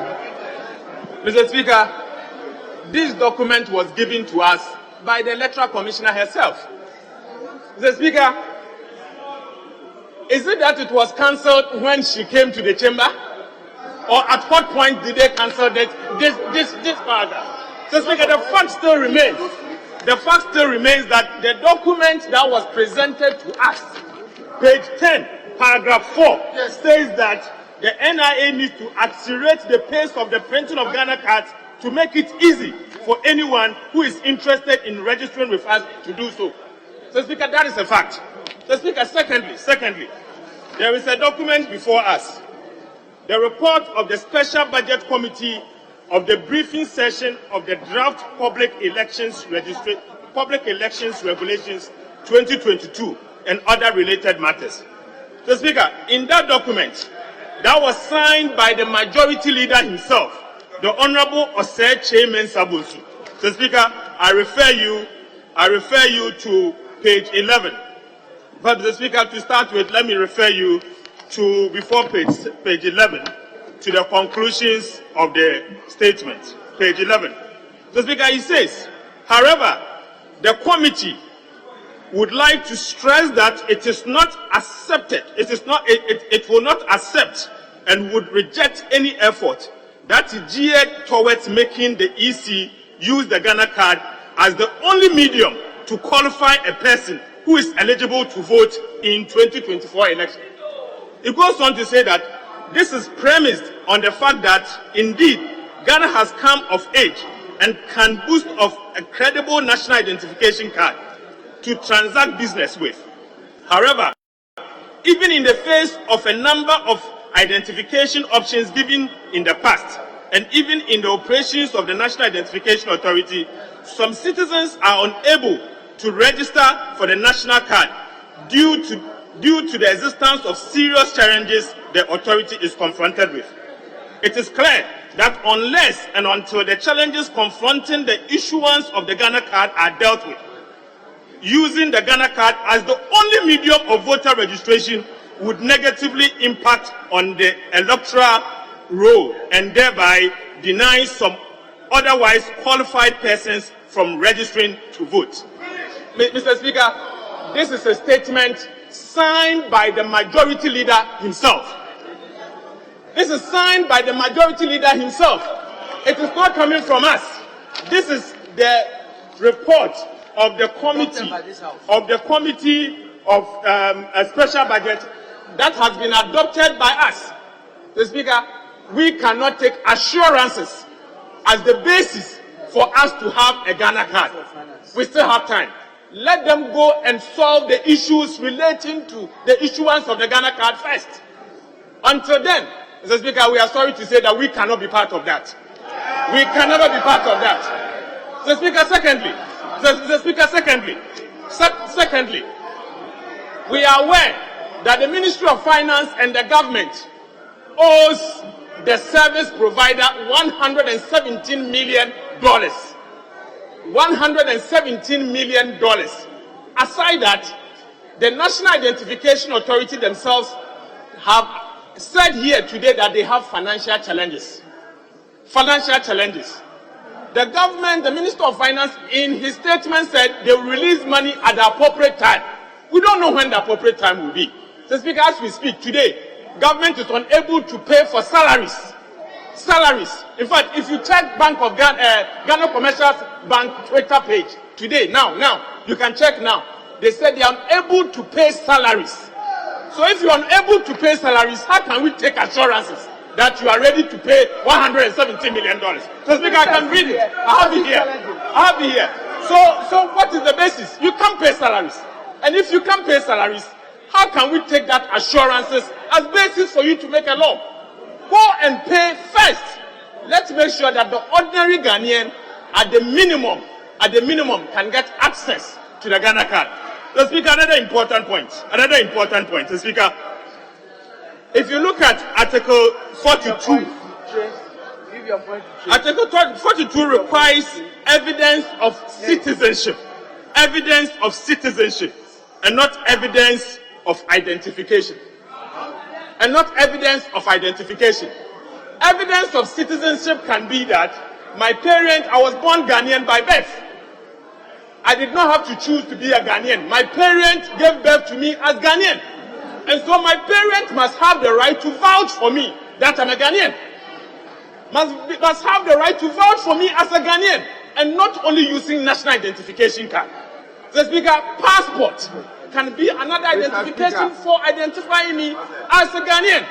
And so it is wrong for the National Electoral Commission to say that they are using only the Ghana card. The Speaker, our position is simple. To start with, they cannot use only the Ghana card as the basis of registration. They cannot. And if they will have to use the Ghana card as the basis of registration, we demand an independent verification of the numbers that the National Identification Authority has put out there. Independent verification. Because, the Speaker, we can't vouch for these numbers. We need to go to our constituencies to find out whether the numbers they are giving to us are adequate or not, for us to reconcile those data. And it is only right for us to request for an independent validation, so that an independent body will say that, yes, Ghana has reached the time that we can use Ghana card as the sole identification for registration to vote. Until that time, Mr. Speaker, we beg to say that we will not accept this. We will stand firm, we will oppose it, and we will carry it through. Thank you, Mr. Speaker.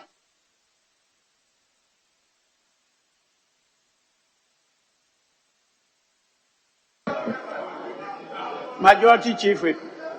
Speaker, with respect, I paid attention and heard my colleague, the minority leader. Speaker, we were all here when the finance minister addressed this House. And he made copious reference to what the finance minister said. It is important that when you are quoting the finance minister, you quote him right.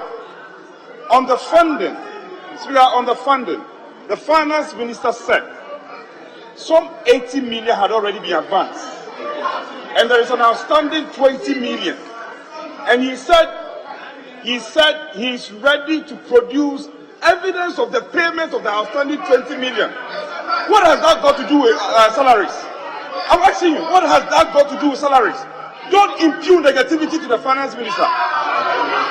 Well, the finance minister, he never spoke to any outstanding salaries.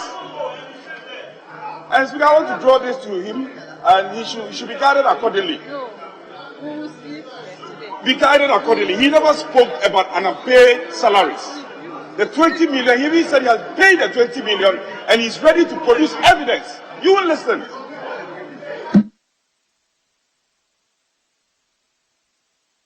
Majority Leader.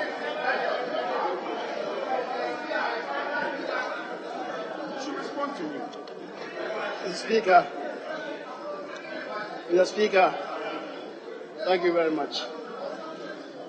Speaker, I think that the exercise that the House is engaged in is to try to build common ground, build consensus on the way forward before the Electoral Commission comes to introduce the CI that we are talking about. The Speaker, my colleague, the minority leader, in ending his own submission, gave a strong indication that if the issues that they have raised are not attended to, then they will oppose it and carry through their opposition. I don't know what he means by that. We are trying to build consensus. We are trying to build consensus. But, the Speaker, the bottom line is nobody in this House can prevent the government from presenting its business to this House. Nobody can do that. Let me state that emphatically. Absolutely nobody can do that. Mr. Speaker, and that is for the avoidance of doubt.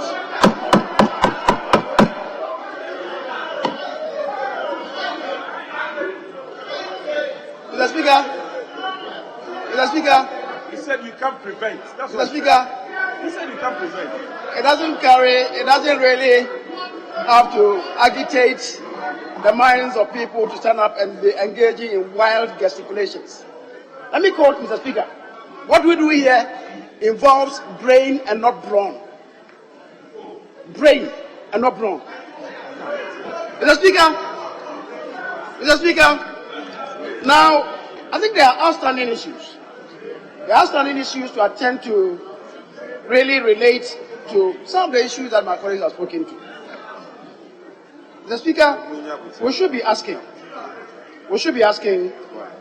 the Chief Executive or the Executive Secretary of the NIA, what is the material difference between the vouching or guarantor system that you are engaged in and that of the Electoral Commission?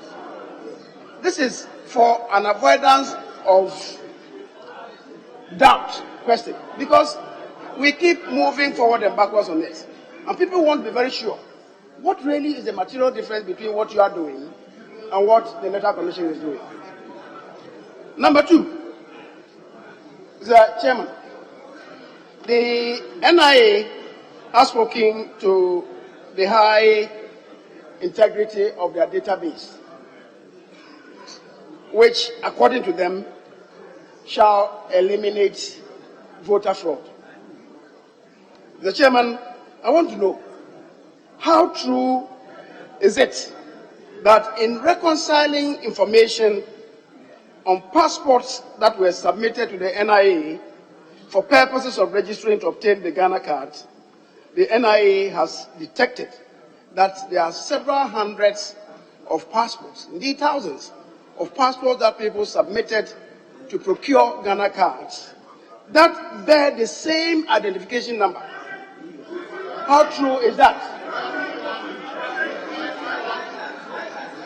Mr. Chairman, also, for those who submitted the original voters' ID card, that is the cards that were not based on the Ghana cards, my information is that in attempting to reconcile, it's come out that some of the voters' ID cards in the system bear the same identification number, which then will mean that there are suspicious cards that are already in the system. How true is that? Mr. Chairman, the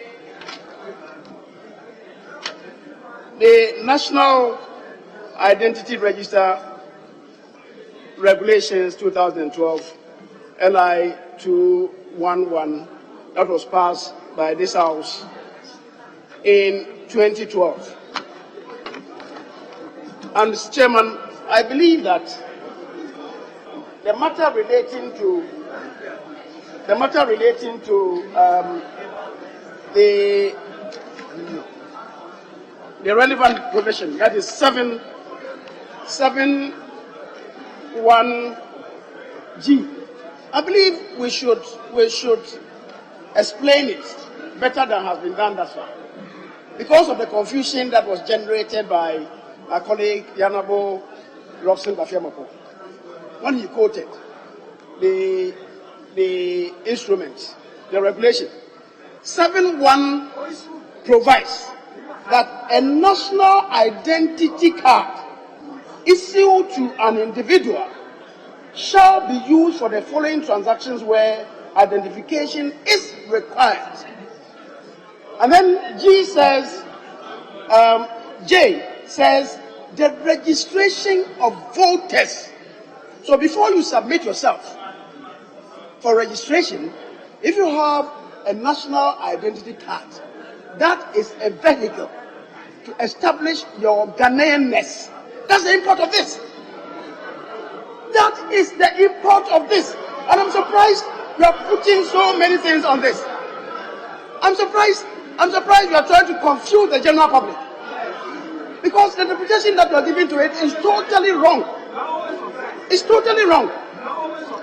Mr. Chairman, obviously, from the face of this, any student of law should understand this. So, the interpretation that is being given by my colleague is totally wrong. Mr. Speaker, now the minority leader concluded his submission quoting the report of the Special Budget Committee that I sent it to. Mr. Speaker, unfortunately, the minority leader was not here last Thursday when we were debating this. If you were here, I explained copiously in extenso. Mr. Speaker, listen to this. Let me quote this for the avoidance of doubt. And the Honorable James Kluche, when I'm on the floor, you are offing. So what are you going to do? What are you responding to? Anytime you're on the floor, he's throwing up his left hand and making wide gesticulations. I don't do that to you. And the speaker has spoken to this. You've been a leader before. I think that fits the bill of reckless heckling that the deputy leader has always been referring to. It's not right. It's not right. Mr. Chairman, I was referring to the misinterpretation that's been given to the Majority Leader. Page 11. Since you mentioned the former Deputy Minority Leader, he has a say. So let me listen to him. Mr. Speaker, thank you very much. Mr. Chairman, I thank you very much. I think that the leader of the House has completely understood what I did. Mr. Speaker, we've been sitting for long and my arms were paining me. I was stretching my arms like this. Mr. Speaker, he thought that I was talking to him. I wasn't talking to you. I was not talking to you. I was just stretching my hand.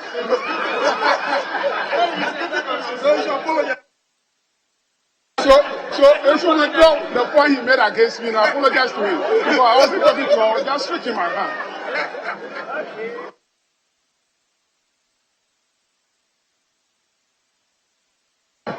Honorable members, you see the body language and the interpretations put on the body language. That's why I say you must control your bodies. Yes, Majority Leader, go on. Mr. Speaker, there are many people in this chamber who saw the conduct of my colleague. But he's telling us that he was stretching. We will take it as that. Have you seen him now? Are you still stretching? Now it's your right hand side. Your right hand. Are you still stretching? Mr. Speaker, on a much more serious note, my colleague completely misunderstood paragraph 2 of page 11. It reads, however, some committee members stressed that they will not accept and will reject any effort that is geared towards making the EC use the Ghana card as the only medium to qualify a person who is eligible to vote in 2024. Who is qualified, who is eligible to vote in 2024. It's not about registration, about voting. And it was said that we will not allow a situation where for 2024, the voting will be restricted only to people bearing Ghana card. What it means is that if we go that route, it will mean that those of them who have already registered to vote without recourse to Ghana card will then be disenfranchised. That's the import of this. I'm sorry, the Honorable Enrico Poku raised the issue, and it was explained to him. The minority leader has gone on the same tangent. And this is so self-explanatory. Why are you doing What you are saying now? Speak to the mic so people will hear you. That's what you are saying now. So you see where it's coming from. You see where the mischief is coming from. Anyway, so that's the import of this. So, Mr. Speaker, it cannot be right, the allegation that they are throwing about. But, Mr. Speaker, I think we all want to better understand. We all want to better understand what the EC wants to do. If there are real issues, let's attend to them. But thus far, all the matters that have come, Mr. Speaker, clearly are not matters that anybody can use to stop the Commission from introducing the CI. Clearly. But if there are challenges please let us come back. Let's relate to them. And that's why what's been pervaded, that's why, Mr. Speaker, with the greatest respect, doesn't really wash. And I believe we can make progress. We can make progress having listened to them and make good progress. Mr. Speaker, thank you very much.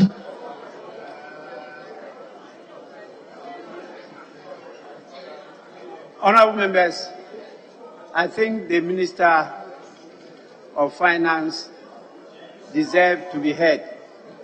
A number of issues were raised, and I think that it's proper to give him the opportunity to respond to those issues. So let's listen now to the Minister for Finance. Thank you very much, Mr. Speaker. Thank you for this opportunity. As I listened to the minority leader, I couldn't help but to remember one of quotations in a literature book that we read, which was Macbeth, and really to listen to a former deputy minister invoking such passion. And the quotation was said, just saying, statement full of sound and fury, signifying nothing. Mr. Speaker, the minority leader just got a tweet from maybe GCB indicating that there had been some data challenges with salary processing.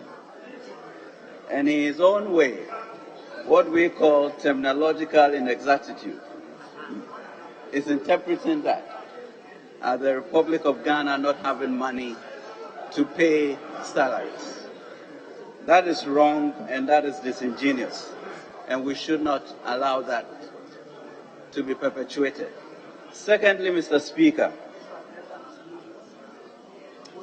the former deputy minister should know that when we have debts or liabilities, we do sit down to make payment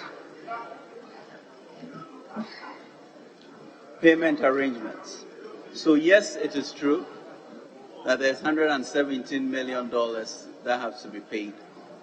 We have made payment arrangements with Car Merchant Bank, which is accepted, and that process is going through. The first part of it, Mr. Speaker, is $100 million that we have talked about, of which CDs, of which $80 million has been paid and $20 million is also being paid. Mr. Speaker, we have agreed to a process of payment which the bank has agreed to, which will then enable those cards to be released and for the purpose of the work that has to be done. We should really watch how we articulate issues, avoid what we call terminological inexactitude, misinterpretation, leading the country into this type of unnecessary anxiety. So this was once again a story full of sound and fury, signifying nothing and creating unnecessary discomfort in this country. Mr. Speaker, we'll be able to fulfill the obligations that we have with Car Merchant Bank, and we have assurances for that. Thank you, Mr. Speaker.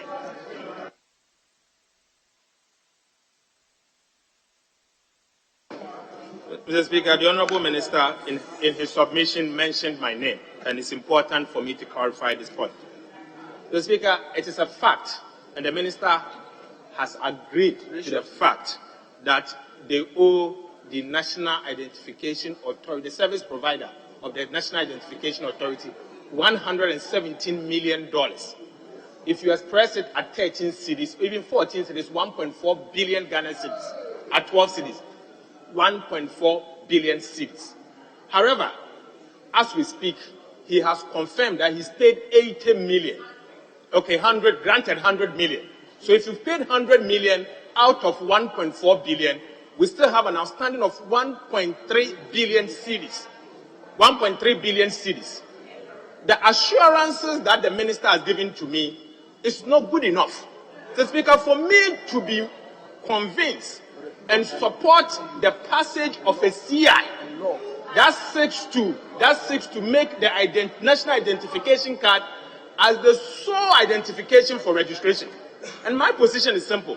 Until that is done, and all of us can bear this testimony, and there's evidence, and an independent validation has been done, we cannot be able to support that. Thank you, Mr. Speaker.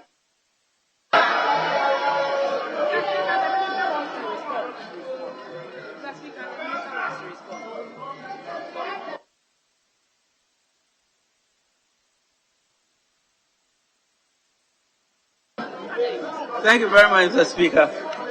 Mr. Speaker, I've heard the minority leader again. Minority leader is aware that Carl Bank, it's the contractor that we have negotiated with. As long as Carl Bank is satisfied with the basis for which we will pay, that is what we should stick to. Carl Bank has control of the cards. Carl Bank has agreed to the payment terms and therefore says they'll release the cards as long as we follow the payment terms. So what other assurance do we need if the person who is in possession of releasing the cards has agreed to a plan? That's a very different issue, you know?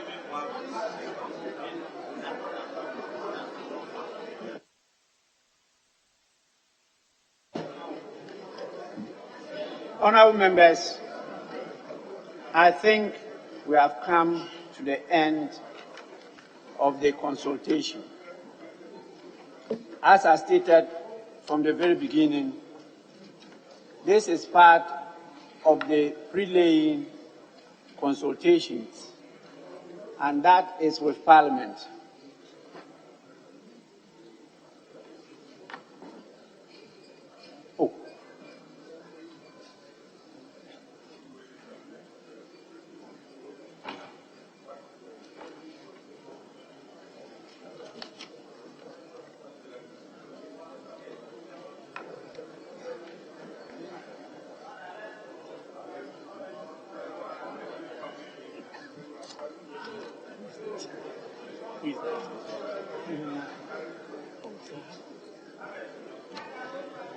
Honourable members, so we've come to the end of the consultation of the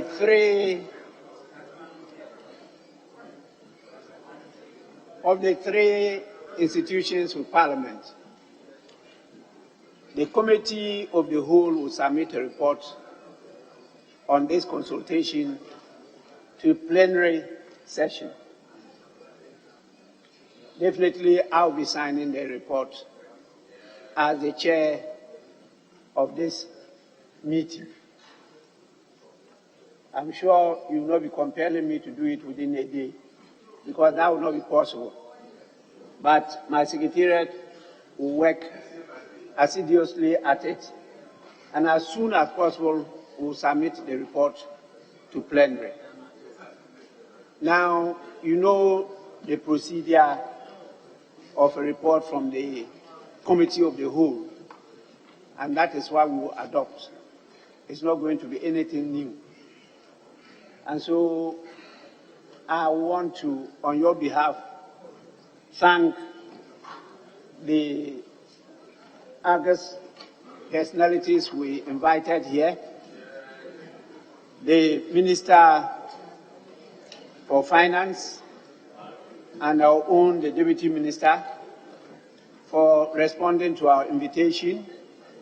I also want, on your behalf, to thank the Chairperson of the Electoral Commission and the Deputy, together with the technical staff, and the last but not the least, the Executive Secretary of the National Identification Authority, together with the technical directors.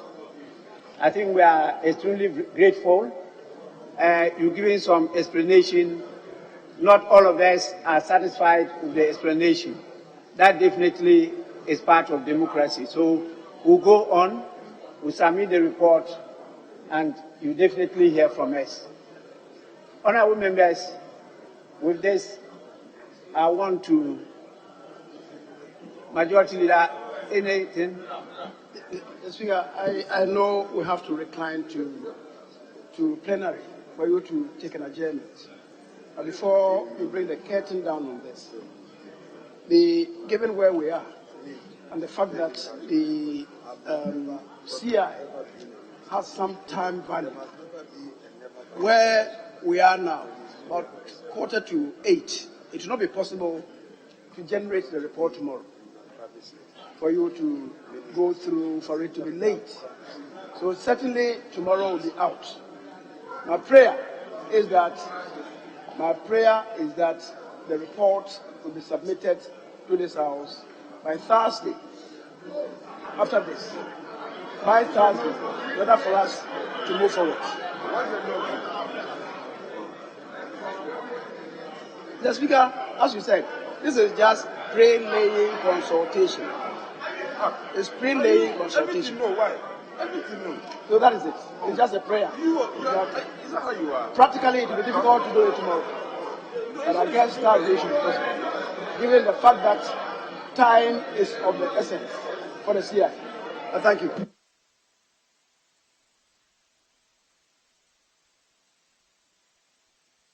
The Speaker, overspeeding can kill. The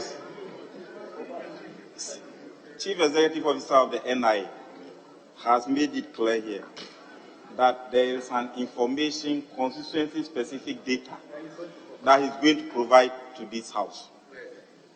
If you are saying that a report to be generated tomorrow, how are you going to get it? Put that one aside. Mr. Speaker, he said by Thursday. Today is Tuesday. Tomorrow is Wednesday.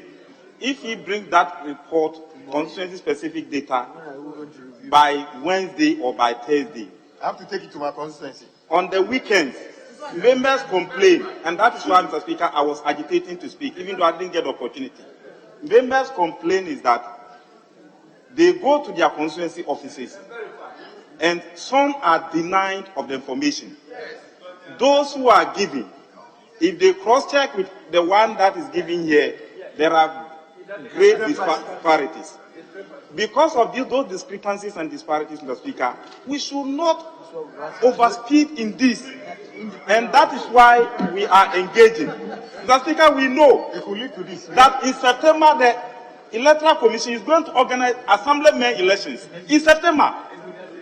So we should not be thinking that, oh, this is time-bound and this is and this is this.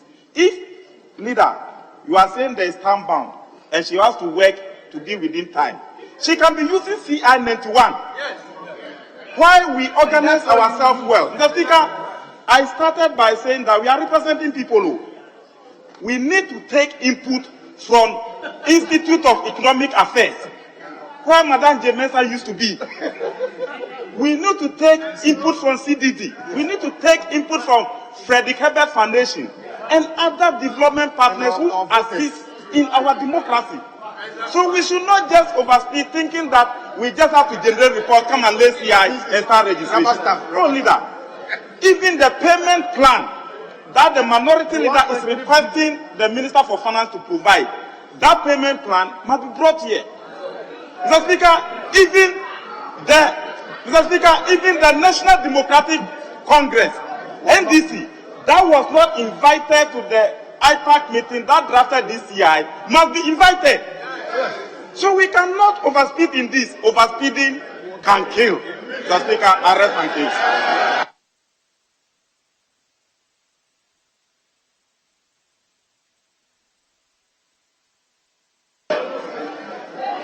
Mr. Speaker, I have come through our rules book, and I was looking for the orders on pre-laying. after listening to the minority leader, he said that they won't be part of the process of laying of the seer and that they are opposed. Mr. Speaker, I would want to draw the attention of the minority leader and his group on Order 166. And I would want him and his colleagues to open to page 110. That is where the order is, 166. Mr. Speaker, there is a committee. Subsidiary. There is a committee in charge of this process. But as a House, we have by convention adopted this pre-laying practice to enable us both consensus. Mr. Speaker, that is not to take away the functions and the mandate of the committee. And Honorable Ayeni, who is part of the committee and is in leadership of the committee, knows about what I'm talking about. Ahmed, when you are on your feet, I sat down. Let me finish. This is the impatience you are giving. Sit down. Sit down. Sit down. When I finish, Ahmed, you are in leadership. Just sit down quietly. When you shout, your backbenchers follow your bad example.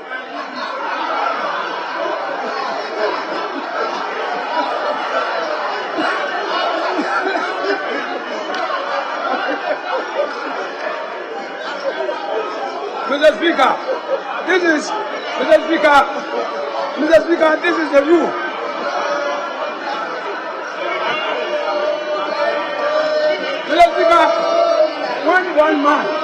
Mr. Speaker, when one man speaks, 1,000 men are crying. Why? Mr. Speaker, I read Order 166. There shall be a committee on subsidiary legislation, which shall consist of not more than 25 members. If you keep quiet, we can all learn. So keep quiet. If you keep quiet and you listen, you can make a meaningful input. If you disagree with me, catch Mr. Speaker's attention. Okunyata Blanca. The means of catching his eye is to shout. At least pass on a note to Mr. Speaker. He will listen to you. So sit down. Mr. Speaker, if you read Order 1661, Honorable Deputy Majority Leader, resume your seat. Yes, Mr. Speaker. Thank you. Honorable members, it's a prayer from the Majority Leader that we should, as much as possible, submit the report by Thursday. That is a prayer from him. I pray that God will answer his prayer.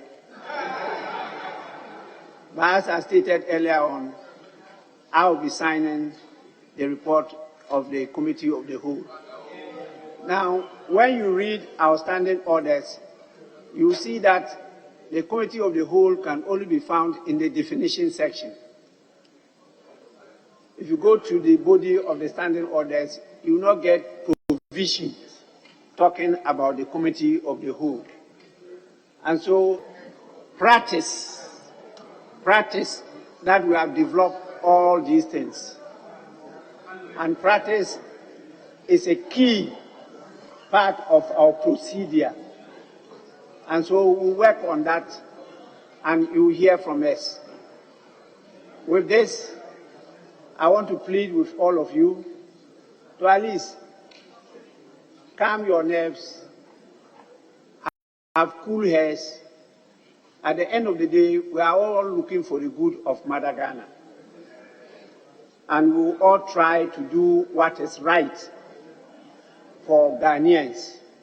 So please, let's try and respect each other, have confidence in each other. Let's try to create trust, or else we cannot work together. We cannot.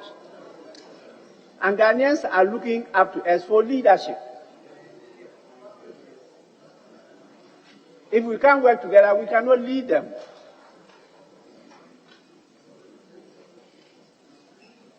I keep on saying that we refer to this place as a house, a family. And we must continue to work together. And ours is not like the British House of Commons. Ours is arranged in such a way that we always aim at building consensus. Theirs is opposition and government. Ours is majority and minority. So please, it's not the same. I can give you all the time to be trading your invectives and all those things. At the end of the day, what will Ghana gain from it? Only heat. Only heat. And it's not for us to heat up the country. No. Nigeria has just finished their elections. Have they finished at all? They are still counting.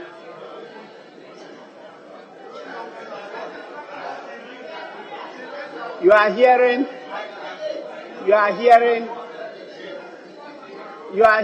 allegations. You are hearing allegations that even a system they put in place, the system was not followed. Those are allegations. So please, what we need to do is to be able to build integrity. Integrity. You can put a system in place, but on the D-Day, the system will not be followed. So it's not just systems, it's not equipment, it's not laws, it's the quality of the human resource. I keep on hampering on this. And we will need to build that together. We need to build that together. So please, give the chairman and the secretariat time to submit the report, and we'll do so. We are aware of the timelines. We are aware of the timelines. We are aware of the pending elections in September. And we know the 21 sitting days rule for the CI. We know that.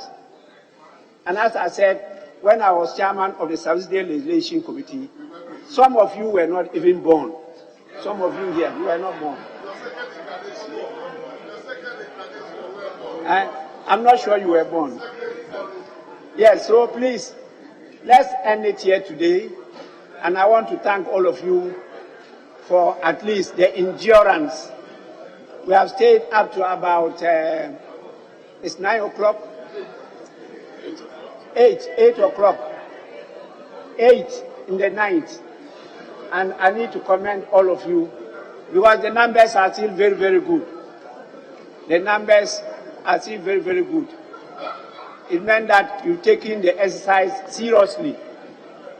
And as the Speaker, I will endorse that. So I thank all of you, and we will now reconstitute the House into a plenary session so that we can end up the business of the day. With this, I thank all of you, and please, I will dissolve the committee of the whole.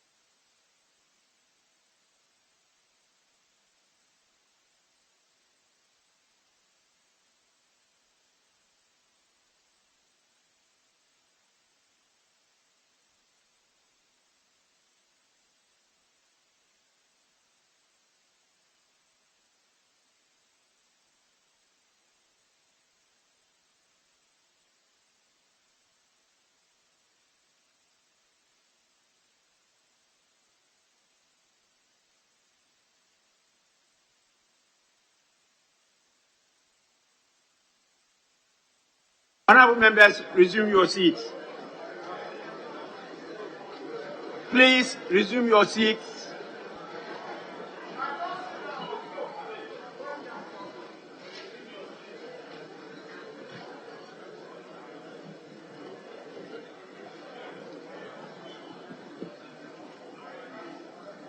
I think you are now comfortably in my hands, so I can proceed to adjourn proceedings. Yes.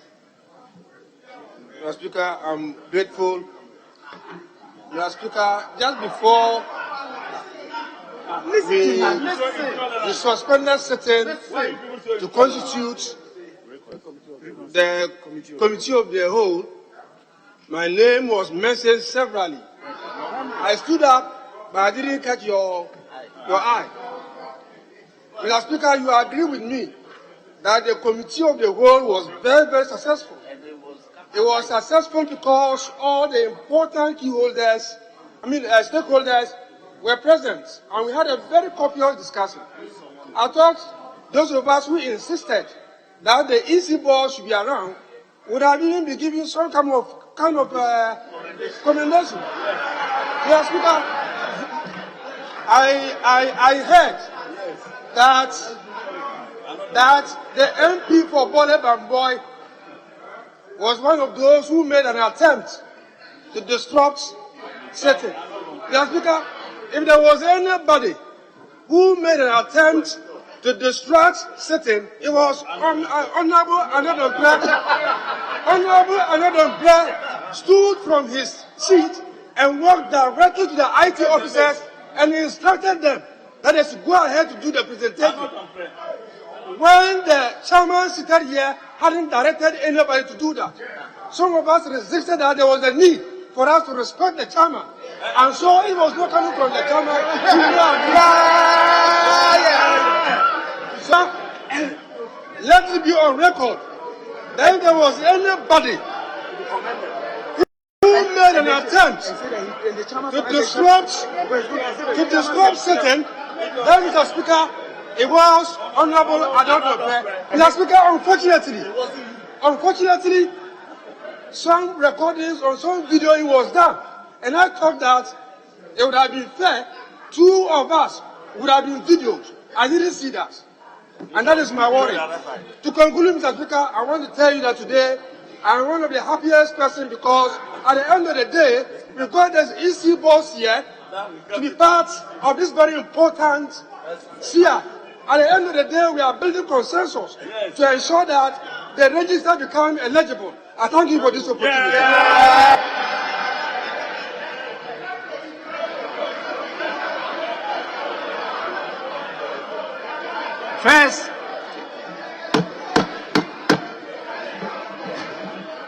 First, Deputy Speaker.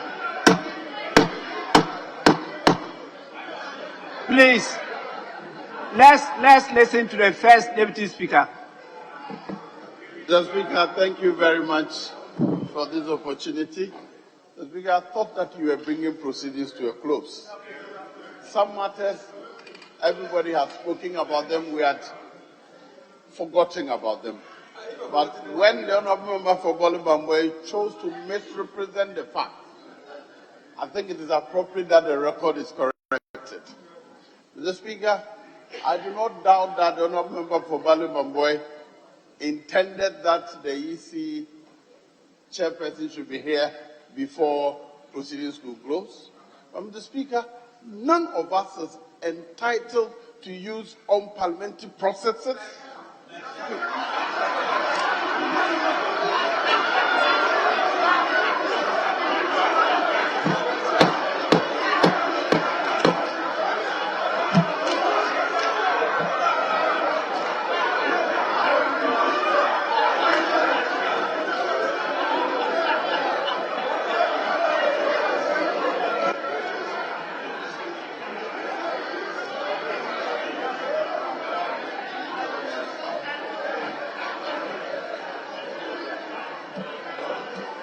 Mr. Speaker, it was totally inappropriate for another member for Bole Bamboy the honorable member for Tamale North, and the honorable member for Bongo, Bolga East, to walk from their seats, cross, and to physically dismantle the systems that have been set up. The Speaker recorded every activity. I showed them to you. If they want them to be played on the screen, I still have the information here. We can be shown to see that the members I have mentioned were actually those who disrupted the proceedings. It was out of frustration. It was out of frustration to try and bring proceedings under control that I asked them to shut up. I did. That was totally unconventional. Mr. Speaker, that is how they have misconduct. And Mr. Speaker, the record must reflect that these 4 persons, it has become their modus operandi. In fact, Wally Bamboy, I told him that I did not know him to be part of the disruptors. So I was embarrassed. I was embarrassed when I saw him as part.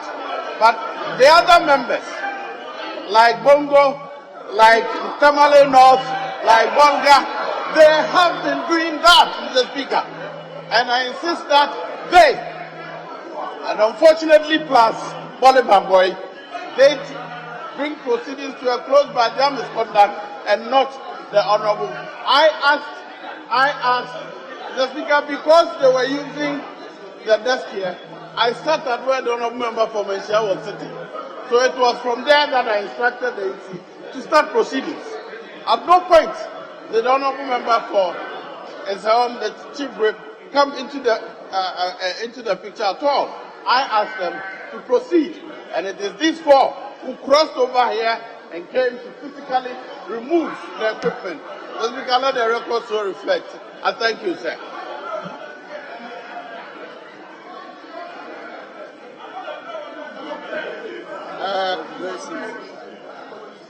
Right Honorable Speaker, we were all in the chamber on Thursday. We witnessed what happened.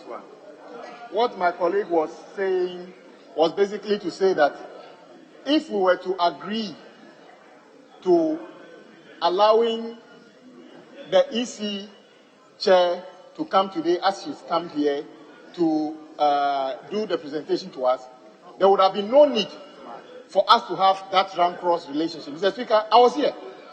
What we witnessed in the chamber was not a one-sided situation. It was on both sides.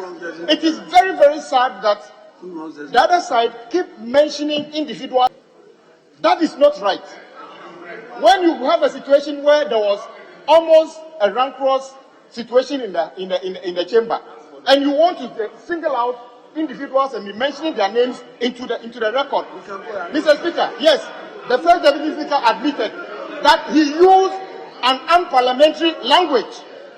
That is also part of the reason the place got rank cross. Mr. Speaker, I can tell you that it was when he said shut up that the people reacted.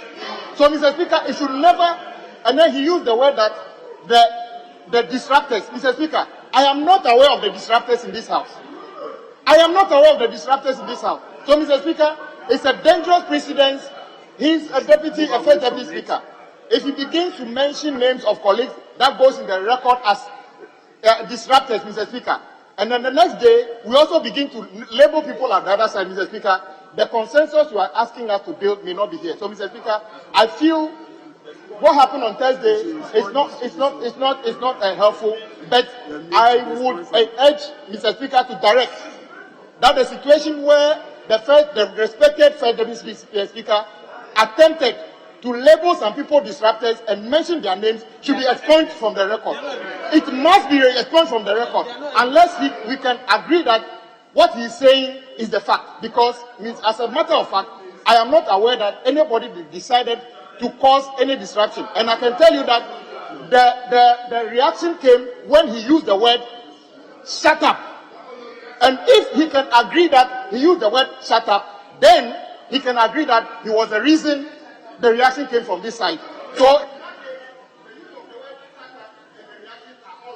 And so that is the case, Mr. Speaker. So I don't agree that we should go on this. Mr. We can move on, and we should not go back, because when my colleague was speaking, he didn't mention anybody's name. He just said the whip. The whip had a right to actually talk about that, but he didn't mention any other person's name, Mr. Speaker. We can make progress, but this attempt to label some of my colleagues as disruptors is not right, Mr. Speaker, and we should not tolerate it, Mr. Speaker.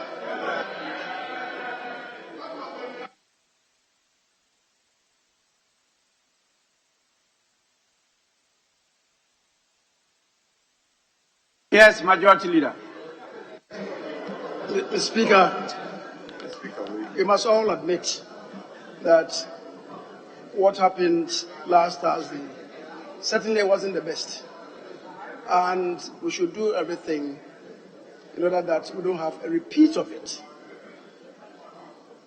My little worry from what is being attributed to as the genesis of it, Mr. Speaker, we're in a committee sitting. Of course, you know that in committee sittings, the rules are relaxed somewhat. We want to build consensus at committee sittings, but every now and then, maybe we go out of tangent a bit. And if my colleague is saying that the use of that statement, shut up, is unprecedented, I disagree with him. And he knows that it's not right. What he said, the first deputy speaker said, was uttered in a committee sitting, where, as I'm saying, occasionally we relax the rules a bit. Yes, I must say that human as he is, maybe he got agitated somewhat. He got a bit agitated because of the reactions from some colleagues. But I will say, for the record, that the Right Honourable Speaker presiding in the chair used the words, shut up. Did that occasion anybody rushing to the Speaker? Did that? No, let's be fair and candid to ourselves. You can't justify that by saying that he said, shut up. And that is what attracted that. The Speaker said so in plenary from the chair. Did it occasion anybody rushing to the Speaker? What is wrong is wrong. Don't attempt to justify it. What is wrong is wrong. And Mr. Speaker, I'll plead that we leave it here with a resolve that what happened was not the best. Let's all ensure that it doesn't ever have any further procreation in this House. Thank you very much.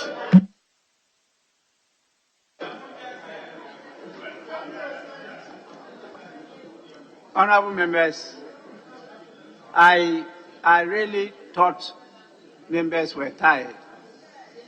But like you have the spirit today to continue until tomorrow morning. My attention was actually drawn to what happened at the Committee of the Whole. I then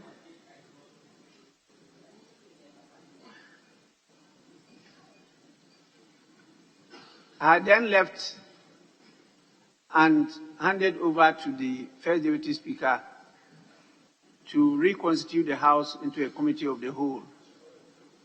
I was just about to depart after sitting and presiding the whole day when two members of this House rushed to draw my attention to what was happening on the floor. And you saw me rush back and had to summon the leaders to my lobby to try to ascertain what happened. I got different versions, but definitely I have my eyes and my ears here at all times. I have the men, I have the women here. And so they are here. They are always here. So I always speak. Oh, Jethro is in charge. Jethro is in charge of the table. Jethro is not part of my ears and my eyes.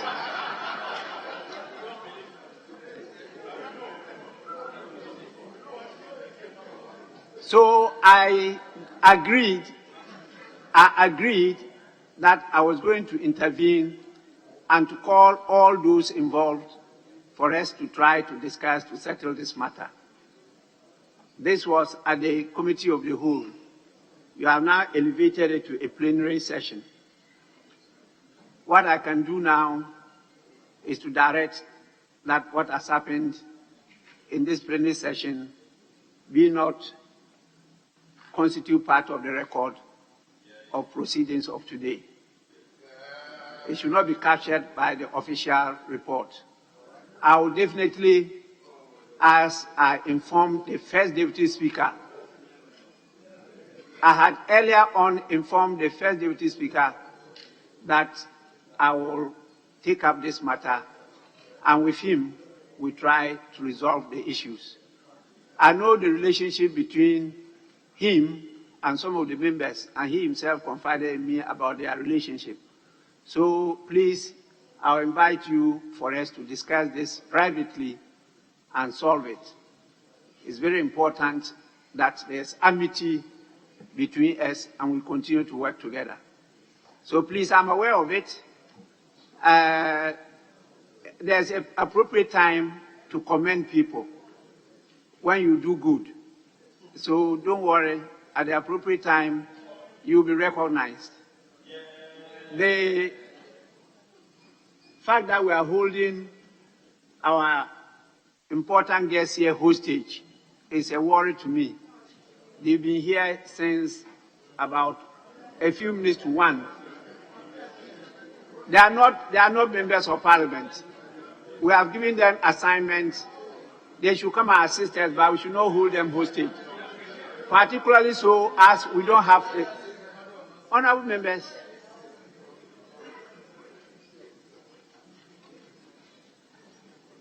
You don't want me to end. We are still trying to put the facilities in place to always at least warmly welcome and receive our guests. But we don't have that in place yet. It's part of the challenges the House is facing. So please, let's always be snappy when we invite witnesses and important guests.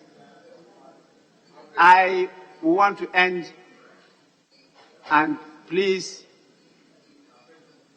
I see hands being thrown up and down from my right, from my left, and I've noted the two who are doing that. The two of them, I've seen them, they are in front of me. Yeah, so please, I want to proceed to adjourn the sitting. And the sitting is accordingly adjourned to tomorrow at 10 in the forenoon. The House, half or prompt, I don't know. The House is adjourned accordingly.